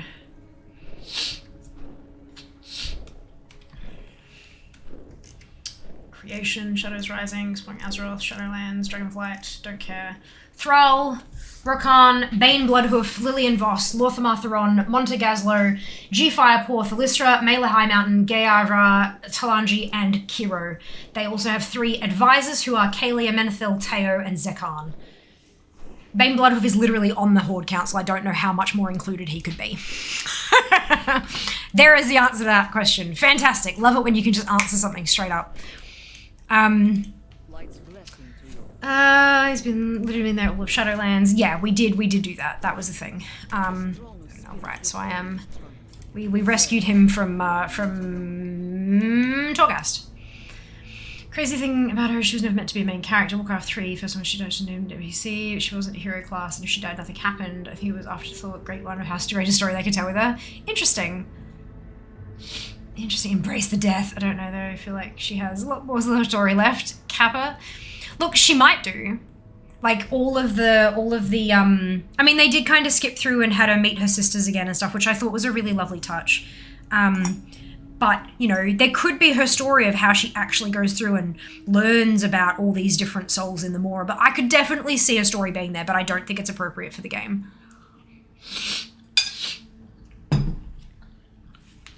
I think that'd definitely be another one that'd fit into World of Warcraft, the visual novel. Have you any news? But it wouldn't be like, wouldn't necessarily be her story. It's all the stories she's learning through doing her task, you know? I think that could be kind of cool. Get a lot of like flavor for the rest of the universe and stuff as well, but again, not for the main game. The Alliance. The moment that Anduin. Oh, Turalian. Oh, has been in the Starship Alliance. There you go. Interesting. I didn't know that. I thought it was Anduin. But I guess he's gone and done stuff in the Shadowlands and has been a bit busy to lead them. Cool. Thank you, Jas. Jas is good with the lore stuff, by the way. He's better than I am, so I often defer to him when I don't know. I'm like, You know, there's a date. Lady McLightface from the final patch of Legion. Yeah, from Argus with the shippy ship. 3 years indeed. Popped in Warfronts in BFA. What are you doing today? Leveling! Always leveling, Nab. I hope you're doing well. Different expectations from different games. Absolutely, yeah. Look, there is a lot of story here, but it can be hard to tell in these kind of contexts. Like, it's a little tricksy. On top of my head, I'm not really a law expert. Do we Italian together with Sylvanas' older sister? Not Verisa. It wasn't Verisa. It was the other one. Illyria. Illyria? There was, I know it wasn't Verisa, but there were the two of them on the ship. The two of them on the ship. And she became the void elf. No, became the shadow priest type dealie in the dungeon on Argus. There was the one where we went and saw the purple wind chime, and she was with us there. I'm pretty sure it was Illyria because I remember A and not V, but I could be wrong. Oh god, here's the thing. Both came back in Legion when E7 named after him. E7 named after him. He's a big figure, a really big figure. He just has been missing, presumed dead for eons. Sphere game. No, story is big war hero during the Second War. Went to Outland, it blew up. He joined the Army of the Light with Illyria. There we go. His wife. That's it. They fought the Legion till we get to Argus. Trillian is with Illyria. Anduin is the leader, if I remember correctly, for the humans anyway. Nope. A few messages above you, Jas has confirmed it is currently Turalian because Anduin was a little preoccupied with, you know, death. The Shadowlands and stuff. But I thought it was Anduin as well, but Jas has corrected us on that one. A few messages above you, Nano. Sorry, I mix releases up every now and then, like new stay well, listen dialogue options for extra lore and dialogue. Yes, me too, Neri. I really, really like those. It gives people who are curious a little bit of an extra thing, and if people don't care, they can fuck off right past it. I like it a lot. Hello, happy Sunday. Anduin is meant to be the leader, but he's a bratty kid who was raised by a Nixia and almost became another Lich King. No, abso-goddamn-lutely not. Anduin is a squishy little teddy bear who realised that war, what is it good for, when he was learning with the fucking pandas in Mists of Pandaria when he was literally coming of age. Good lord. Good lord. He is squishy and over-emotional and wants to do good to help everybody and wants to believe the best in all the people. He only almost became a Lich King because the jailer shoved the sword up his butt. Like, come on now. Come on. Let's get this shit straight. It was one of my favorite storylines in all of Mists, was when he's like learning about all this kind of stuff and is like, why do we fight? The pandas have it right. I'm learning all this stuff about peace and healing and love. Why do we like, we are damaging this land with the Shah. What are we doing? We need to get this shit under control. Lillian Boss is the shit. Agreed. Agreed. Hard agree. A great book I wrote. Snail would work on the Netflix series. Into whatever happened to this person episode. Yeah, right? It's like single, like one-off episodes. Perfect. Love that. Anyone got several $1 million up their sleeves to convince Netflix that this is a good idea? sorry. Billion? Several billion? Who knows that Charlene is leading because it was never mentioned. It was mentioned never. Yeah. It hasn't been like a... I imagine if you just go to Stormwind at the moment, he's just kind of sitting there being like, yo, what's up? And that's how you know that he's the leader. Great, good, wonderful. I highly recommend the Sylvanas audiobook on Audible. It's fantastic. It's narrated by the voice actress for yeah, Patty Matson. I think it's Patty Matson. Also, by the way, she is a vocalist. She is an artist. She has a Christmas album. I've forgotten her last name. I know it's Patty something, but I feel like I'm wrong there. But no, she has a fucking Christmas album. And her voice is that of Sylvanas. She sounds just like Sylvanas, except less reverb. And so listening to her sing about Christmas is heartbreaking. Abso-goddamn-lutely heartbreaking. Because it's like, this is the experience that Sylvanas was never able to have. Like, I mean, she did when she was a kid or whatever, if you've like read the book or listened to the audiobook or whatever. But, like, it's heartbreaking because this is the kind of cheer and beauty and love of the world that Sylvanas just can't experience. And so hearing that with her voice is just trippy as hell. Highly recommend you go. It's on Spotify if you've got that. Charlie and Illyria were gone together for about a year. Except Verisa. Verisa has only come up in conversation accidentally as a misidentification. So I'm not sure what you're talking about there, Nano. Loading screen tip for forever. Yep. 100% it was mentioned in game Ira, if I remember correctly, and we got tortured near Oblivion. That does stuff to you. He's not a bad person at all. A whole bunch of stuff thrown at him makes it hard to stay in the light, you know, absolutely. Not just that, but he was literally mind controlled. Like, that's what those swords do. It's not just, I'm gonna choose to give in. It was literally, I am going to break you until you cannot resist me. Like, kid had no choice. Literally no choice. I was part of the ally stuff after Anduin got Valk arrested. Nazoth mentioned it, one of the visiony things, it's about it. Why do we fight home and hearth to find harmony? The better question is, what is worth fighting for? It was mentioned in some of the Stay Around and Listen about Turalian. I'd be happy with the Warcraft 2 movie, but yeah, I wouldn't say no to a series. Also, you need to finish that book before the X-Pack. Okay, yeah, okay. Patty Matson. I did get it right. Oh, thank you, Nab. That's good. That's good. I'm glad. I was like, I feel like this is it, but I feel like I'm getting it wrong, and that's like horrible. I hate, you know, it's like give credit where credit is due. Miscrediting is as bad as not crediting at all sometimes. So thank you so much for confirming that. I really appreciate it. I love the voice actress Sylvanas. Her voice is amazing. Yes, correct. Hard agree. Hard agree.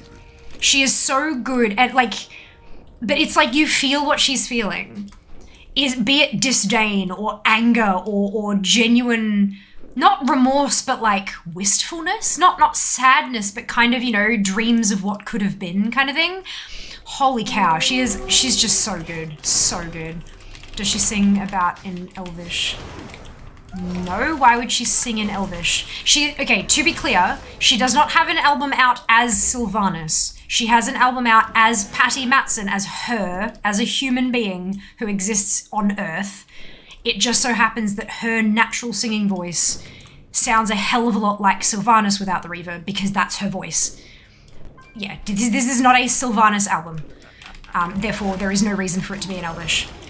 We have 16 days. Ah, shit. Okay, that's fine. I just need to go to bed earlier and sit with a book instead of like doom scrolling Reddit. This is the issue here. I was confused. Right, yeah, no, that's why I was very clear about how she sounds just like Sylvanas, because that's her voice, but no, it's an album as it's on Spotify. Sylvanas has not released an album. I don't think she's the kind of person to release an album, to be honest. Reddit's do doom scroll? I don't know. My feed. I guess it's the ones I'm subbed to. Which is kind of my personal time, and don't feel like it's, like... Yeah, I sub to the ones I want to sub to. I am a lurker, and I'm going to keep it that way. Professional voice actor sounds like they're human. Wow. No, but you know how there are some who just like, oh my god, they've got 100 million voices they do, and all of them sound different somehow? Like... Yeah, she definitely sounds like Sylvanas. You can hear it. Like you hear her and you go, huh, I recognize that voice. Yeah. Next thing you know, ETC fits. What is oh lord. Oh dear. Voice from beyond the veil. Sylvanas made music. What genre would she specialize in? She just wouldn't. It'd be too frivolous. She has more important things to deal with. I think that's kind of like, I know that takes the fun out of the question, but I genuinely feel that that would be like her response essentially.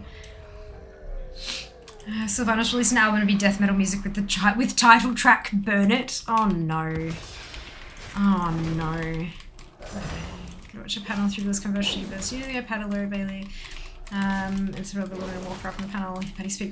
Freaky, yeah, facial expression. She is Sylvanas. Yeah, she is. The casting director did a phenomenal job. Beautiful job. Yeah, so much in character. Biggest reason the character holds my heart. Yep. What about the when they did the live? It was another. It might have been the same Twitch, but I'm not too sure. But the they did a live acting of the. I'm pretty sure it was the Sylvanas, the Sourfang death cutscene, and they had the voice actors there on stage acting it out. But Metzen couldn't be there, and so they had Taryn Gregory step in for Metzen. And as soon as they said it, I'm just saying it again. I've got chills because like them boots to fill. Oh my lord! Like Taryn Gregory follows me on Twitch and occasionally stops by, particularly around new launch dates. I mean, I'm speculating that he enjoys watching people react to his work and his team's work, and I mean, same. I get that, but like watching him step into Metzen's shoes and voice Thrall, just, oh boy, he did such a phenomenal job too. Like, he's not Metzen. No one could ever possibly be Metzen. But in terms of being a substitute, he was damn good. Damn good. That whole thing to watch them out, like walking, like stepping out the scene on stage and delivering the lines and stuff. Oh, it was so good. So good. A mournful screeching. Too soon, Jack. Too soon. Hello, Tim. Welcome back. Hope you're doing well. Sure. Reenactment with the end of it. Yes! It was so good. So good. Virtual BlizzCon is like amazing. I love that we can kind of tune in and do that kind of stuff. It's good. It's good. I'm looking forward to seeing what they end up doing next year if they do something. I know they skipped this year. And probably for good reason, honestly. I back them in that decision. Not that that matters, but, you know, personal opinions, they're fun. But I am, like, if they do, they did say they wanted to take a year off and then bring it back with, like, a new format to bigger and better and blah, blah, blah, blah, blah. I am curious to see how, like, what it looks like. Yeah. Because, like, the face of conventions have changed dramatically in the last couple of years. A lot of it is, you know, COVID-related and stuff, but now that people don't, you know, now that we have these things that we can do online, we don't have to necessarily go to them in person because everyone's pivoted because of that shit. It'll be interesting to see what they do with it. Laura Bailey voices too many things. I heard I was watching a trailer for something on Netflix the other day, and I just kind of stopped and I went, that's Jaina. That's Jaina. And then I looked it up and it was in fact not Jaina. And I was like, oh, oops. But I played it back again and again and I cannot hear that. I can't remember what it was, but I could not hear it as anything other than Jaina. The voice actors were just so similar. So similar. It was kind of eerie. Kind of cool though. She does them all so well. Look, usually there is a reason when there is someone who is that prolific. If they have that many things that they voice, it's usually because they're good at what they do. Usually. Sometimes it's because they're cheap, but usually it's because they're good at what they do.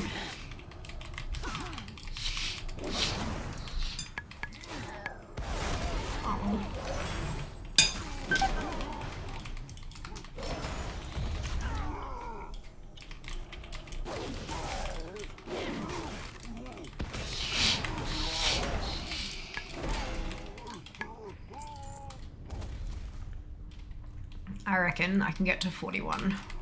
I'm aiming for 41 here, because that's the magic number. Between her and Nolan North is like 87% of all characters we hear. Oh dear. I love hearing and recognizing actors when they're voicing something I'm not expecting them in. Yeah, and then you pause and knock it back 10 seconds and listen again to confirm, and then you Google it to make sure that you're not hearing things, and yeah. It's kind of cool. And then you step into that parasocial relationship territory of, I'm so proud that they're getting so much work. They deserve all this recognition. And then you're kind of like, hold up. I don't know this person. Like, just me. Good. I'm just really happy I still have several places to go in WoW when I get to Master Metzen. Yes. Yeah, he is just... He has such a profound effect on every part of this franchise. And the fact that he stepped away for the reasons he did. There was early on in Legion, there was a podcast he featured on, and it was linked on Wowhead. They linked the episode of the podcast. I listened to it from start to finish while I was working through some world quests in Suramar. I was working on trying to get that wrap up.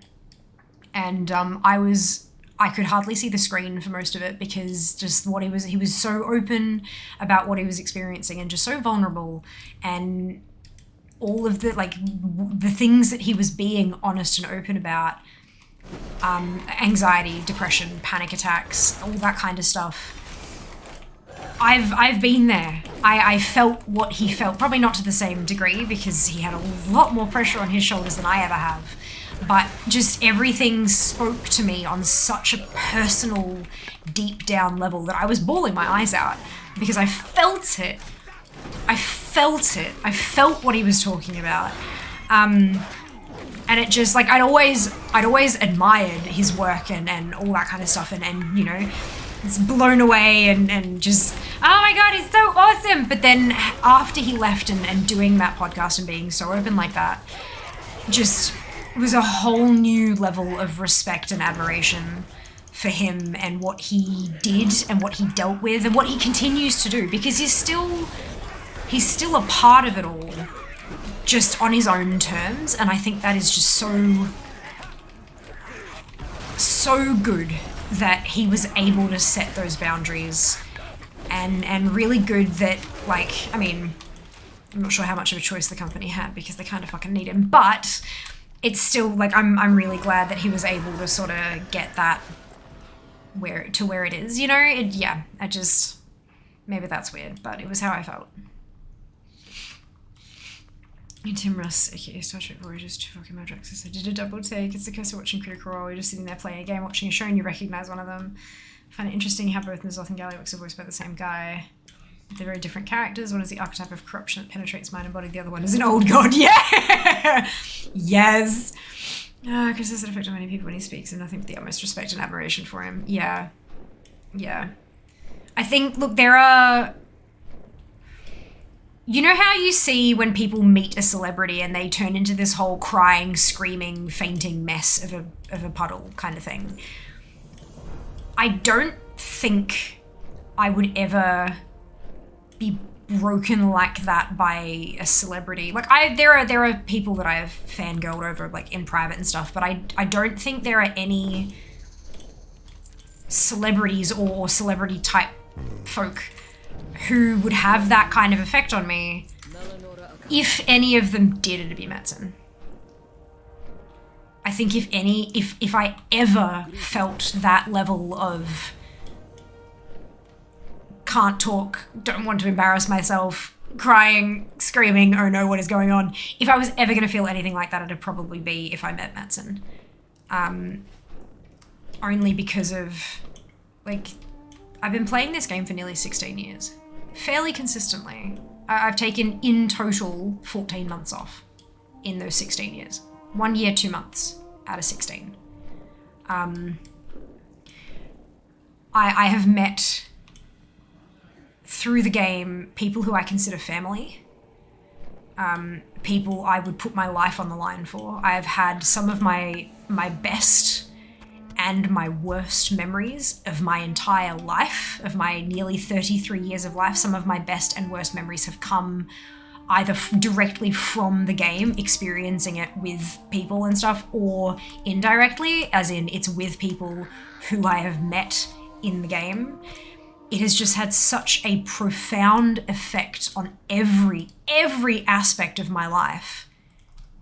And he wrote the damn book on it. You know, it just... That is entirely too much power for any one human to have over another human's life. yeah, it's a thing. It's a big thing.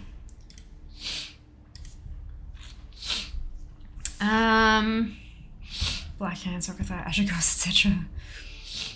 Chris is Thrall. Like, Thrall had to step back from his leadership role due to personal issues. Chris had to do the same. It's far-fetched, but still. No, I don't think it's far-fetched. I think that they wrote that in because of what Chris was going through. I mean, they probably had it lined up. Because, I mean, someone like Chris can't exactly step in, like, call up one day and be like, hey, guys, I need to take 6 months off. Him stepping away would have been months, if not years, in the making. And that's about how far in advance the story plot points are written. They would have had Thrall step back when he stepped back. It's the only way to do it without him having to come into the office for however long at a time to record voice lines. It's the only way. I don't think it's far-fetched. I think it was deliberately done that way. Personally. Clearly the pack we met Jas. Exactly. Exactly. She met Chris Metzen, the person we've been talking about for the last 10 minutes. Can you do fangirl when I met Jas? Oh, I don't know. I don't know. I don't know.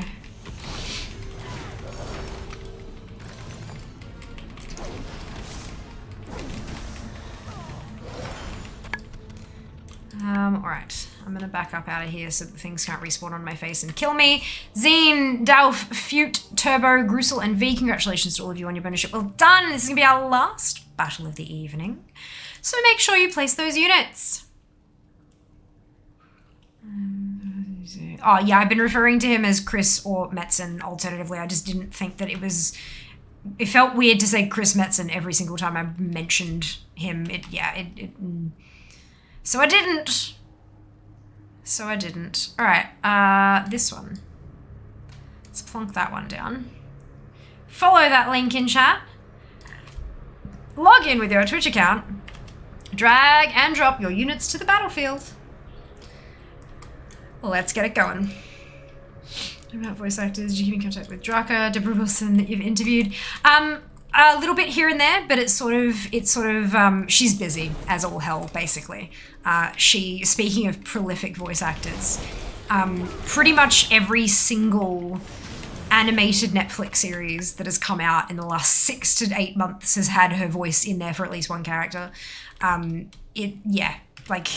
There's only so much an individual human can do to keep up with that kind of workload and, you know, random fangirls on the internet. So I have reached out a couple of times just to, you know, wish her well and congratulate her on whatever handful of new things that I've heard her in.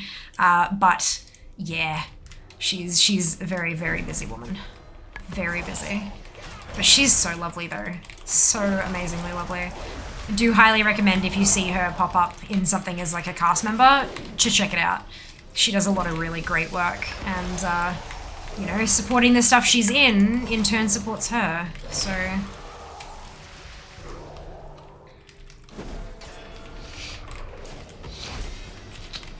She just has such a beautiful energy. Like, I mean, she's very, very talented, very skilled as a voice actor, but also just as a human is... Oh my lord, you know? Yeah.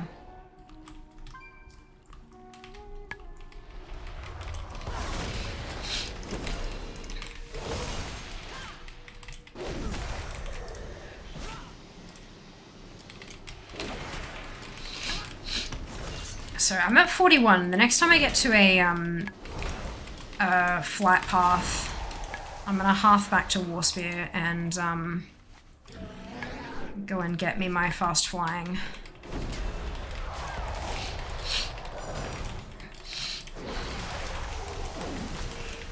I was going to, once I hit 41 on this tune, go and switch to my highest level character, but I don't think there's much point at this point, given there's only like half an hour left, so I might just keep going with this one. Might be easier. I do need to switch some, send some gold over though, because I don't have enough to buy fast flying. Never do when you get to this point. Never do.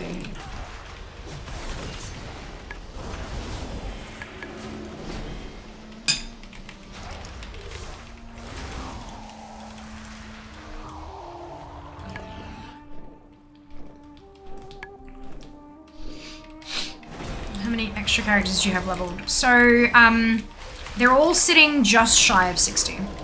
I've intentionally not pushed any of them over to 60 because I wanted 49 and 50 to be evokers. Nino, thank you so much for the biddies. Welcome back, hope you're doing well today. Very generous of you, thank you. Right, so I've got the 48 at 60. 49 and 50 will be my evokers. I've got 5 characters that are sitting at 59.9. And then I've got a character that's at level 1, but I have a level 60 boost that I'm going to use. I've had 4 boosts sitting on my account for like a long time. So I decided to use them. So I used 3 level 50 boosts, and they're part of the 5 sitting at 59.9. And then I've got a 60 boost, and I'm going to use that once I've got my evokers done. So that'll be 56 total. And then it's the 4 that I'm leveling manually. Thank you so much for the biddies, Nino. Very much appreciated. Very appreciated. Thankfully for evokers there isn't that much leveling to do. No, it's 2 levels, but it is storyline. It's a big chunk of story. So I'm hoping to be able to experience that properly, if at all possible. But we'll see. There's gonna be a little bit of a speedy thing to it, but not too much, I hope.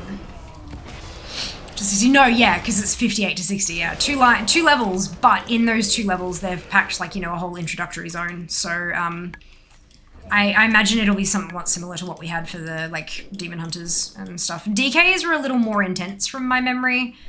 There was quite a bit of storyline there, but Demon Hunters were pretty straightforward and simple, so I'm thinking it's probably going to be more along that line, but we'll wait and see. I'll see on Wednesday. I've not had any spoilers, thankfully.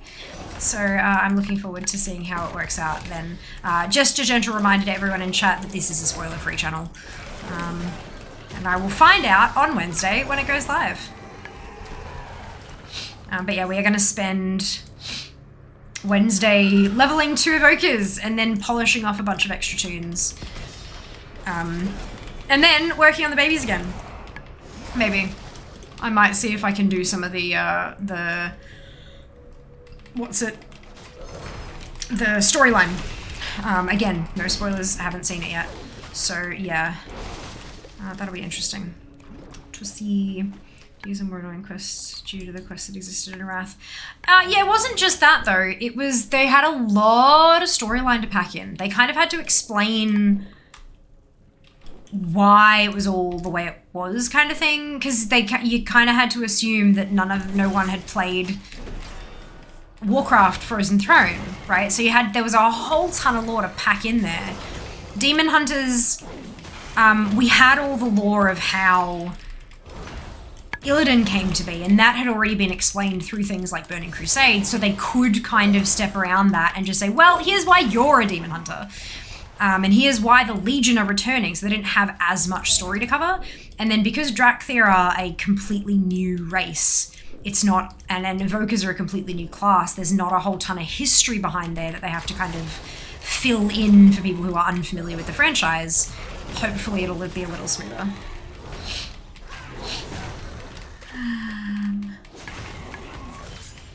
I was a dragon a little bit. Ha ha ha ha. Didn't expect.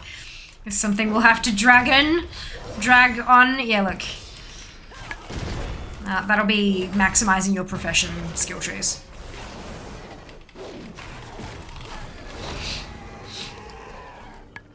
That will take forever in 3 days.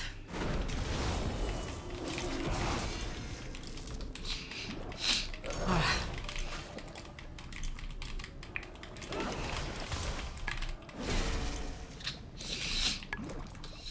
Wah.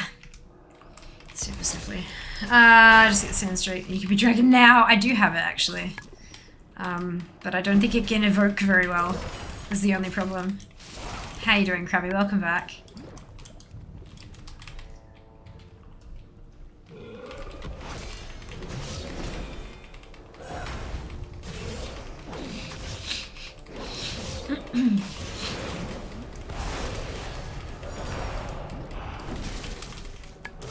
What did I pull it? I did. Gosh, darn it.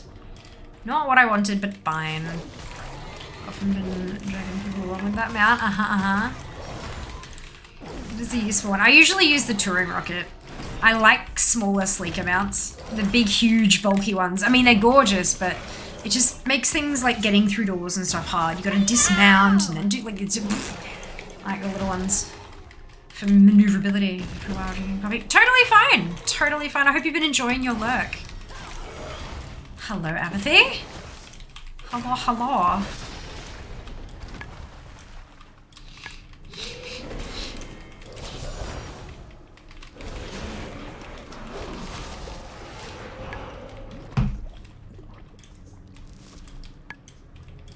That's the reason I have the donkeys on my main 5 mounts. Oh dear.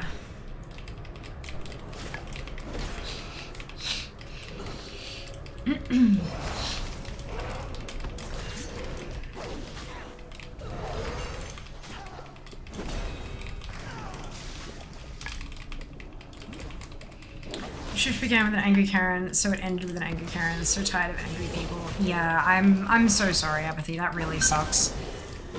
Like, this is why I like to do the whole chill thing here, because there's so much anger in the world. I don't want to contribute to that. I mean, of course I'm here. It's not like I never get angry. Of course I do. Of course I do. Jazz can attest to that. But I try really hard not to, like, on camera, because there's so much of it in the world already. It doesn't need to be anymore. It doesn't accomplish much. Like, a little bit of passion can absolutely accomplish a lot, but when it turns into anger and just, oh, it's not worth it. Not worth the energy and the pain and the suffering that an angry person goes through. Fuck. Is the Sandstone Drake one of the few mounts that doesn't scale with your character size? I have no idea. I don't tend to pay attention to those things very much. I swear people go out looking for a fight. They absolutely do. You're 100% correct. Some people go out looking for an outlet to their frustration that they can justify. And they don't even do it consciously. Like, it's a subconscious coping mechanism that they've learned over the years. And some people, they don't necessarily go out looking for an outlet, but they're so bottled up and frustrated and that one little tiny thing will happen and just set it all off. But yeah, no, that's absolutely a thing. 100%. Does the Sandstone Drake not scale? I have no idea. That's why I was saying I don't know, unfortunately. You'd have to line up a bunch of people on him to check, I think.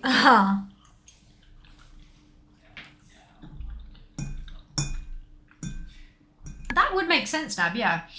Because you can have other people mount it as well. No. You imagine it scales down to put a blood elf on it. And then a Tauren jumps on the back and it looks bloody ridiculous. I can absolutely imagine that being a bit silly.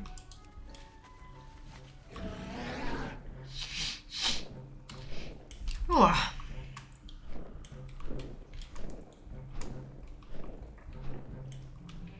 Hello, Daz. Welcome back.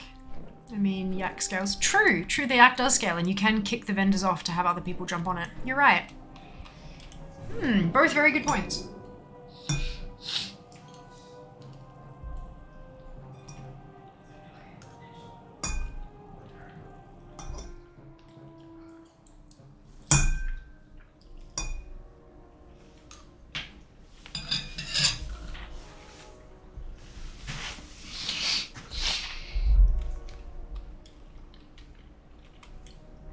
Small amounts of those should break when a Tauren is using them. Don't think the chopper changes size.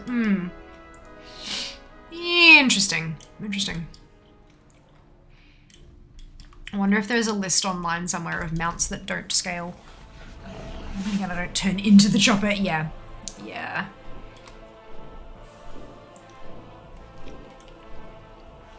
Okay, so we're gonna have to send some gold over. Also with the Sandstone Drake, you turn into the dragon, so it makes sense it shouldn't scale. Yeah, it does. It does. Like, they'd all be the same size, because it doesn't matter what size you start as. It doesn't have to adjust the model underneath you or around you, because you become the model. That's not a mailbox.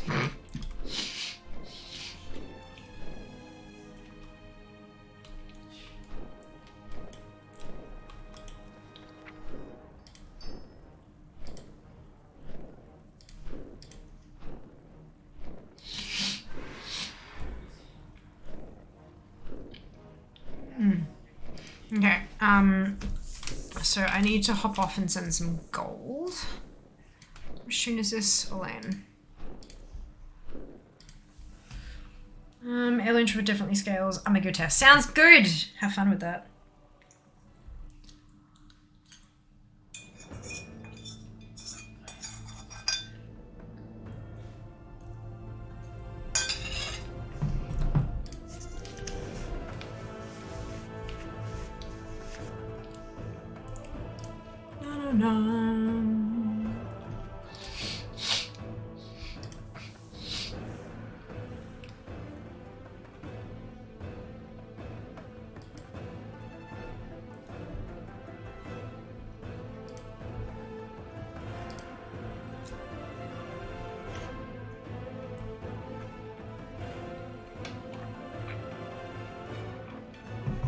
Two more time working dungeons to heal on the chamois till I also get the Tuesday APs. Nice! Fantastic. Unfortunately, both my Valpera and Tauren haven't loaded since pre-patch start, so I'll have all these add-ons loaded. Oh no! Can't you just turn them all off at the main screen and then turn them on as you log into each individual one? And just leave just too many add-ons on? Really enjoying taking on Demon Hunter. Good! Oh, that's so good to hear, dude. Fantastic. Yeah, but that's smart. Yeah, look. See, this is... we were talking about you today, actually, Jack. When you commented that you trust Jas as long as Melvin's not around. Like, there are things that you say in chat that, like, literally, Jas has said that to me today at least 3 times. I really find it quite entertaining. How similar some thought patterns and stuff is. I feel like we'd maybe get along or something. I don't know. It's just, look, brain things are fun. A number of times I've said to Jas, why don't you just do X? And he's like, because that would be intelligent. Like, yeah, it's great.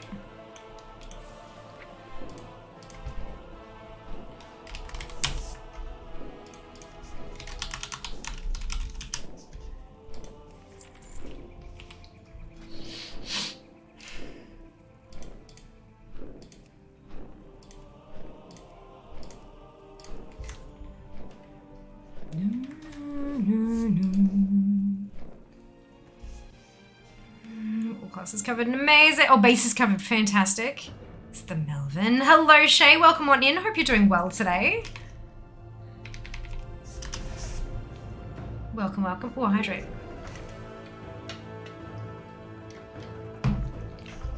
Yeah, I've decided I'm hydrating with bubble tea now. You guys can just, yep, it's fine. It's fine.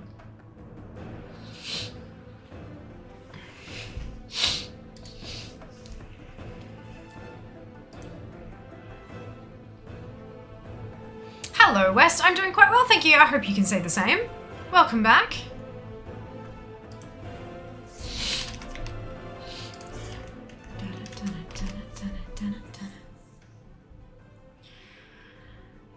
Stretch goal is at the 7th of November. So not... it's still like basically a week. Basically a week behind.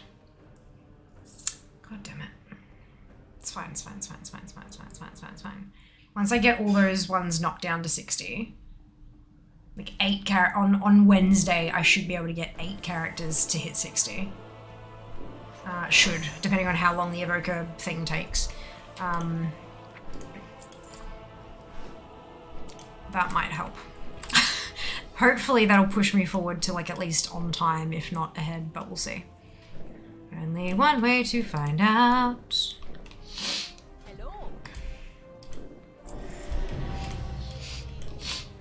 Perfect. No more mount training. What flavor is that bubble tea? Honeydew. Honeydew. Tastes like Midori. Without the alcoholic aftertaste, of course. Because it's not booze.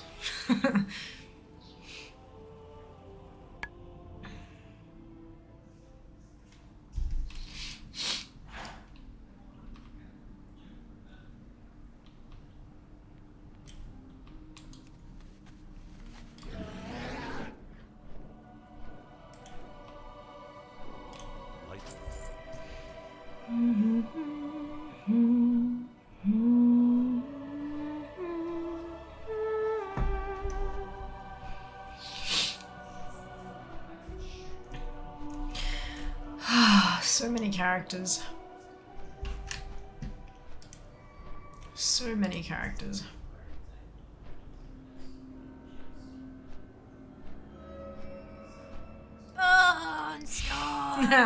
That's it. Do you full inscription on your army of alts for the cards of omens? Yeah.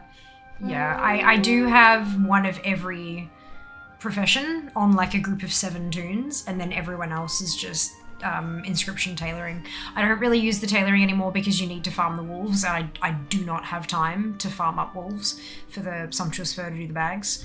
And then savage bloods are obviously fairly worthless now. So if like I could buy the fur, but bag prices are just, they fluctuate so much that it's I mean, at least they used to. I don't know if they still do on my cluster thing. Are bags one of their global things now? I don't know.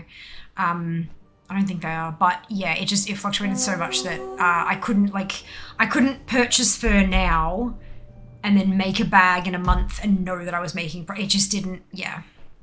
But the cards, yeah, I know the profit margin there because they're guaranteed to sell for a certain amount, sort of thing. Well, not guaranteed. There's an element of luck there, but when you make as many as I was making, it averages out pretty consistently. So I could sort of rely on that. But I haven't done any of that for a really long time. I've been way too busy doing a whole lot of other shit. Excuse me. I did for a little while there, I was doing the Covenant tables every day instead.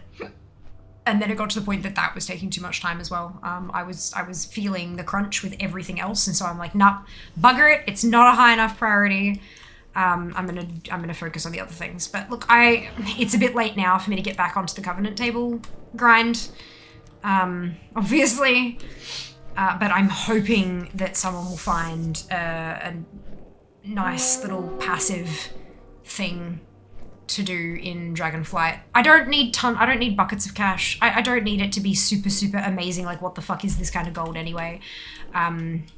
I don't need that, but I could, like, some passive income that I can log in, do a thing that takes a minute, 2 minutes max, and then log out and make a bit of gold. A little bit that'll keep me going for a little while. That would be ideal, but I don't know, and I don't want spoilers. I'm avoiding that. I will find out later on when I find out. Reminder, number 1 rule in chat here is no spoilers. But yeah, so look, we'll see. We'll see. Failing all of that, of course, I can always just go back to the garrison cards, because it's not too much effort. It's a bit of effort, like once a week, but it's not too bad, especially considering I can kind of set myself up previously. I can do like 2 to 3 months worth of setup as long as there's enough herbs on the auction house, and then not worry about it for a while. Here you have 6 level 60s already. Hang on, I mean 8 level 60. I have 48. 48 level 60s. I had 15 when I started the challenge. I have 48 level 60s now. Okay, yeah, I didn't think they were. It wouldn't make sense for them to be. It'd make the price a hell of a lot more stable, but it doesn't make sense for them to be does not make sense for them to be a commodity. Sandstone Drake doesn't scale. Hivemind does, but not as much as other mounts. Ooh, a Hydrate, brilliant. Hello, Lich, welcome back. Hope you're doing well today.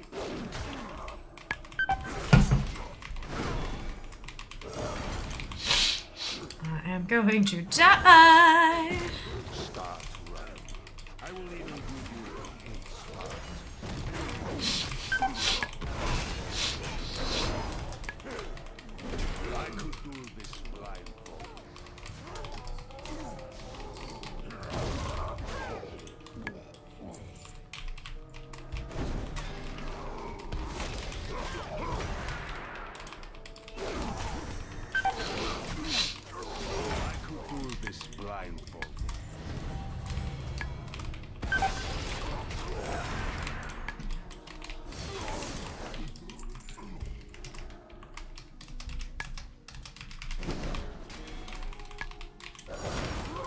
Interesting, the Alliance one is ranged.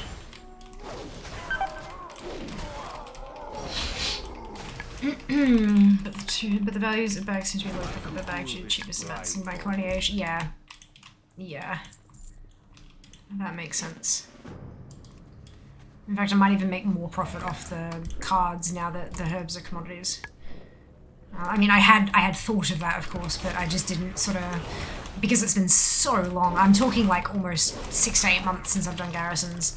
That it just didn't really, you know. I'll get there when I get there. I'll sort it out.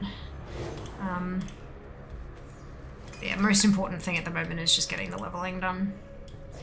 Because I wanna. Alright, I suppose. Good to hear. Alright is better than shit, so that's one step there. One step in. You are not. Oh wow, that's... Yeah, that's like not much at all. Holy cow. Hello, Ozzy. Thank you so much for the raid. Welcome on in. Hope you're doing well today. Hope you had a fantastic stream. And to those of you who are joining us and you're new here, hello. I'm Fia. It is lovely to meet you. I am leveling because that's all I do these days. Good.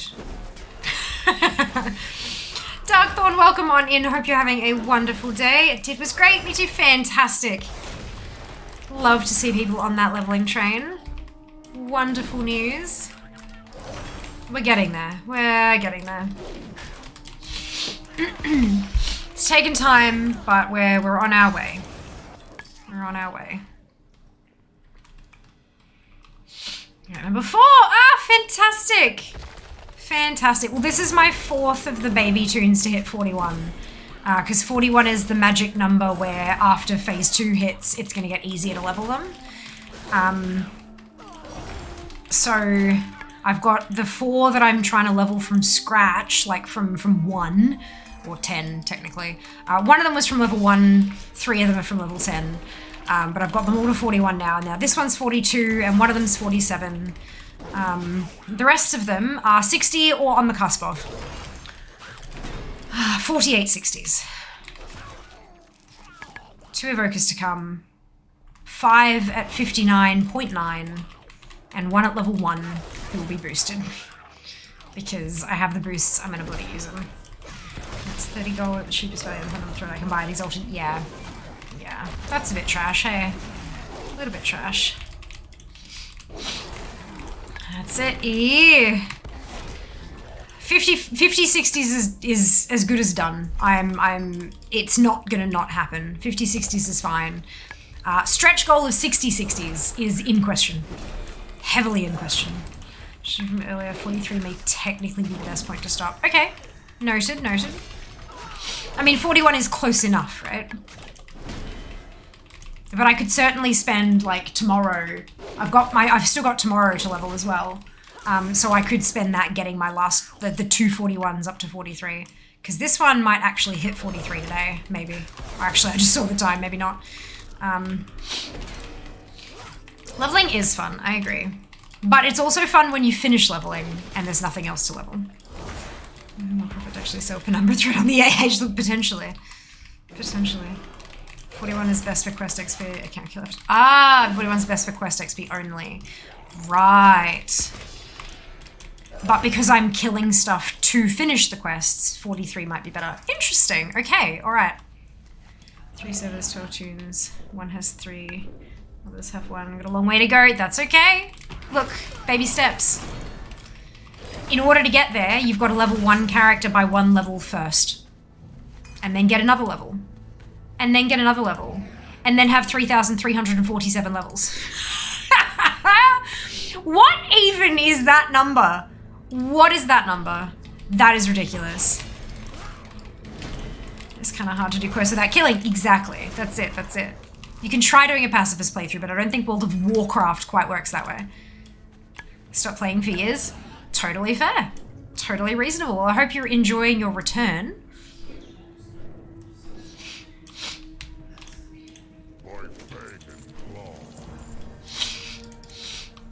Light's blessing to you. Ooh, am I gonna? No, I'm not. Actually, but if I turn this one in, I'll be damn close, I think. Oh, no, wait, I'm supposed to... No, wait, what? Where am I? Okay, sure.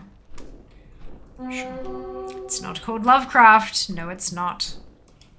Wink, wink. Ora Teramos.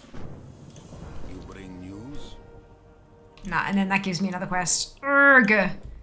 Urgh, that's fine. How long have we got on? Yeah, no, it's fine. I'll keep going to the battles ready.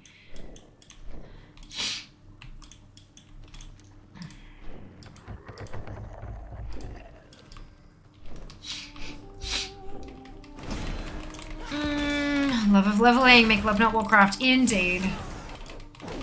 Indeed. That iconic 20 minutes or whatever it was.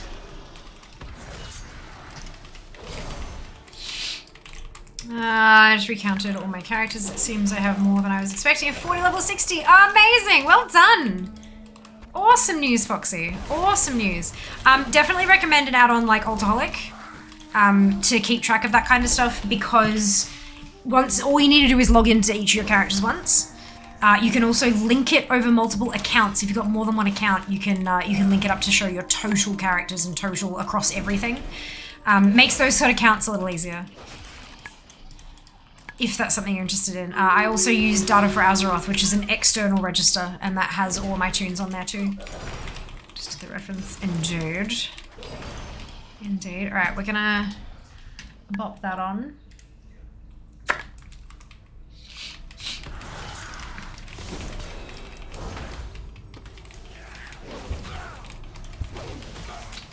I would really like to hit 43. Like, that'd just be nice, because then I don't have to get it to 43 tomorrow, but we'll see.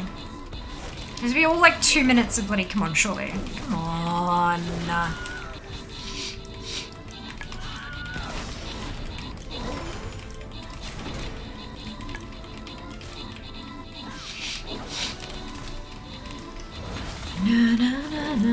Try to pass those through for Iron Man challenge. It was incredibly boring. Decided to go for Bloodthirsty instead. Sounds good. Sounds like much more fun.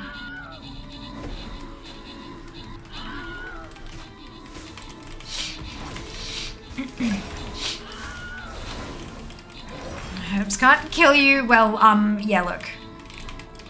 That's uh-huh. You think you'll ever have 60s of all race, class, and gender options? No, because I don't. All of my characters are female. So I can confidently say no. From the moment I played my first game that allowed me to choose a gender that matched my own, I have played as females in every game that I can.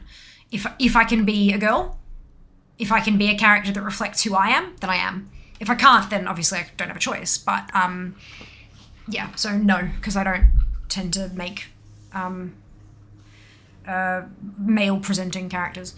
Yab, 8, Ake, Zam, Hole, Krugen, Lama, Blue, Jim, Bem, Horde, Spree, Loza, Mike, and Ith. Congratulations to all of you on your bonus shit. We did got botted. We done did got botted. But that's fine. Cool, that was the last... ooh, upgrade. Barbarian. Every time. Cool, I did say that was going to be our last battle, and so it is, but I want to hit 53, and I think I can kill this and then turn a quest in and get dinged, so we'll see. We'll see. I never noticed that. Never noticed what? Oh, the fact that they're all female. Yeah. Yeah, they all reflect to who I am. Yeah. Not everyone's able to do that in games, and that kind of sucks, but, you know, I can, and so I shall, sort of thing. Invited to reprisal. 43! In terms of race class combos, I'd need multiple accounts to do that, and I can't afford multiple accounts. So as of right now, no. But that's not to say that at some point in the future, I will be able to afford multiple accounts. You know, part of the whole full-time fair thing, it may mean that I could afford to do that. As it stands currently, no. But that's not to say never. It has been demanded of me that if I can, I will have another account full of max level tunes. But look, there's also the reason I have them at, the reason I want them at 60 is for the Heartbreaker, the X45 Heartbreaker mount from Lovers in the Air. Once I have that, there currently isn't anything encouraging me to have characters at max level, apart from that. Because a character at level 50 can clear most stuff for transmog and to get mounts and things. Most, not all, obviously, but most. And even if, like, you know, I wanted to grind out looking at Shadowlands as current, ignoring the fact that Dragonflight is right there, but looking at Shadowlands, yeah, okay, there's some Covenant stuff that to have more characters to farm that Covenant stuff would make it faster. But I have so much stuff from Legion and beforehand left to still do that for me, I feel like it's a better spending of my time to go and collect all that. And then when I'm close to running out, then I can start leveling them up to get access to the things I still don't have. So there's, yeah, the whole max level is only for very, like, it's very specific need. Right now, I'm not, like, once I get that mount, I'm not sure that I'll ever have a whole army at max level ever again. But again, never say never. There might be something that comes out that I need and they have to be max level for. Never know. Most of mine are female because the customization of all of them except male undead are better. Hello Fuse, welcome back. How do you find a suitable name for all characters? Before I would just slang my original name, and now I use a name generator for specific race. So if you are in the North American or Oceanic realm, the name, the automatic, like the name generator in-game for character creation is custom. For customized by race. In EU it's not, and I believe we came to the decision that that's because of the language thing. The EU has so many languages to cover, and so it's too hard to make that happen. But in North America Oceanic, where like all of the realms are in English, I use the random name generator. So Eulidra is a Worgen, Olaine is a Dark Iron, Sindeli is a Gnome, Sinea is Draenei, Grimara is Human, Dinara is Dark Iron, Leolita is Void Elf. Like, these ones, all of those, for example, were random name generations. So you're going to get, if you hit generate bump, bump, bump, bump, bump on a Zandalari Troll, you're going to get a bunch of different names than if you had gone bump, bump, bump, bump, bump on a Mecha Gnome. Totally different name sets. So you don't have to use an external website bullshit thing for that if you're in North America Oceanic. You can just use the in-game thing because it does it per race. I make buns. You do. When you don't have a name generator, yeah, that's it. And we reckon it's likely because of the language thing there, which makes sense. Sucks, but makes sense. But yeah, for example, Mark Hunter, I'm playing called Bodist. Bodist. I like that. Good. Well done. Fantastic. All right. I'm gonna go to bed. Because I've got to stream tomorrow, but I've also got to like do work stuff. So no, like day job, like night job stuff, like Twitch work stuff. My to-do list. It is never ending, but it's fine. That's fine. Totally fine. Okay.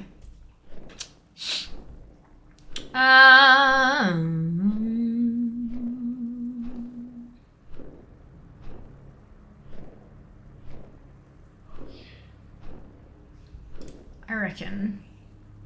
Yeah, it's been a little while. Let's do this. Good night to you too, Mystic. You can make a starter NA account if you want to just use the name gen, which is actually really good. That's a really good tip, Jack. I didn't even think of that.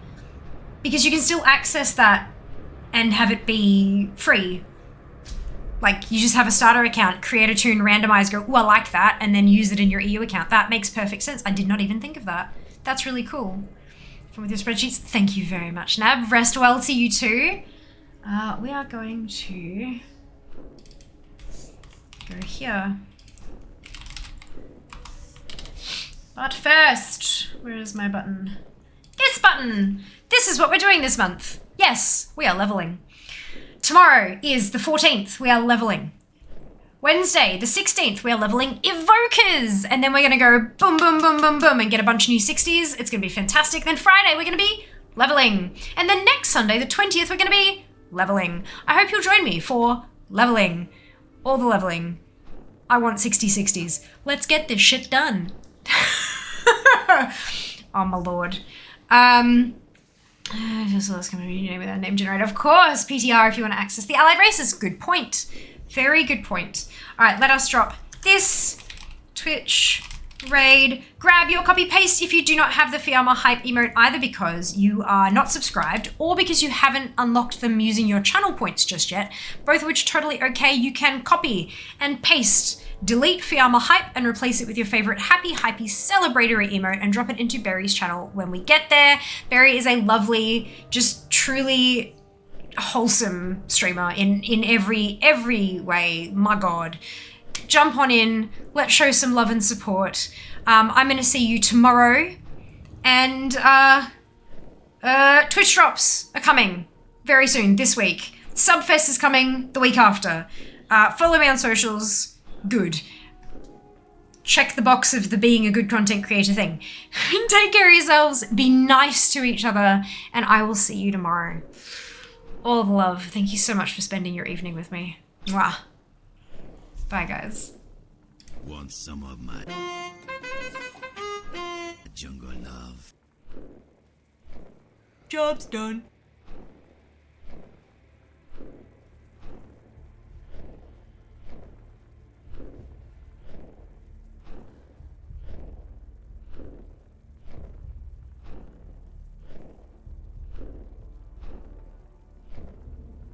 Sure, we'll do this one.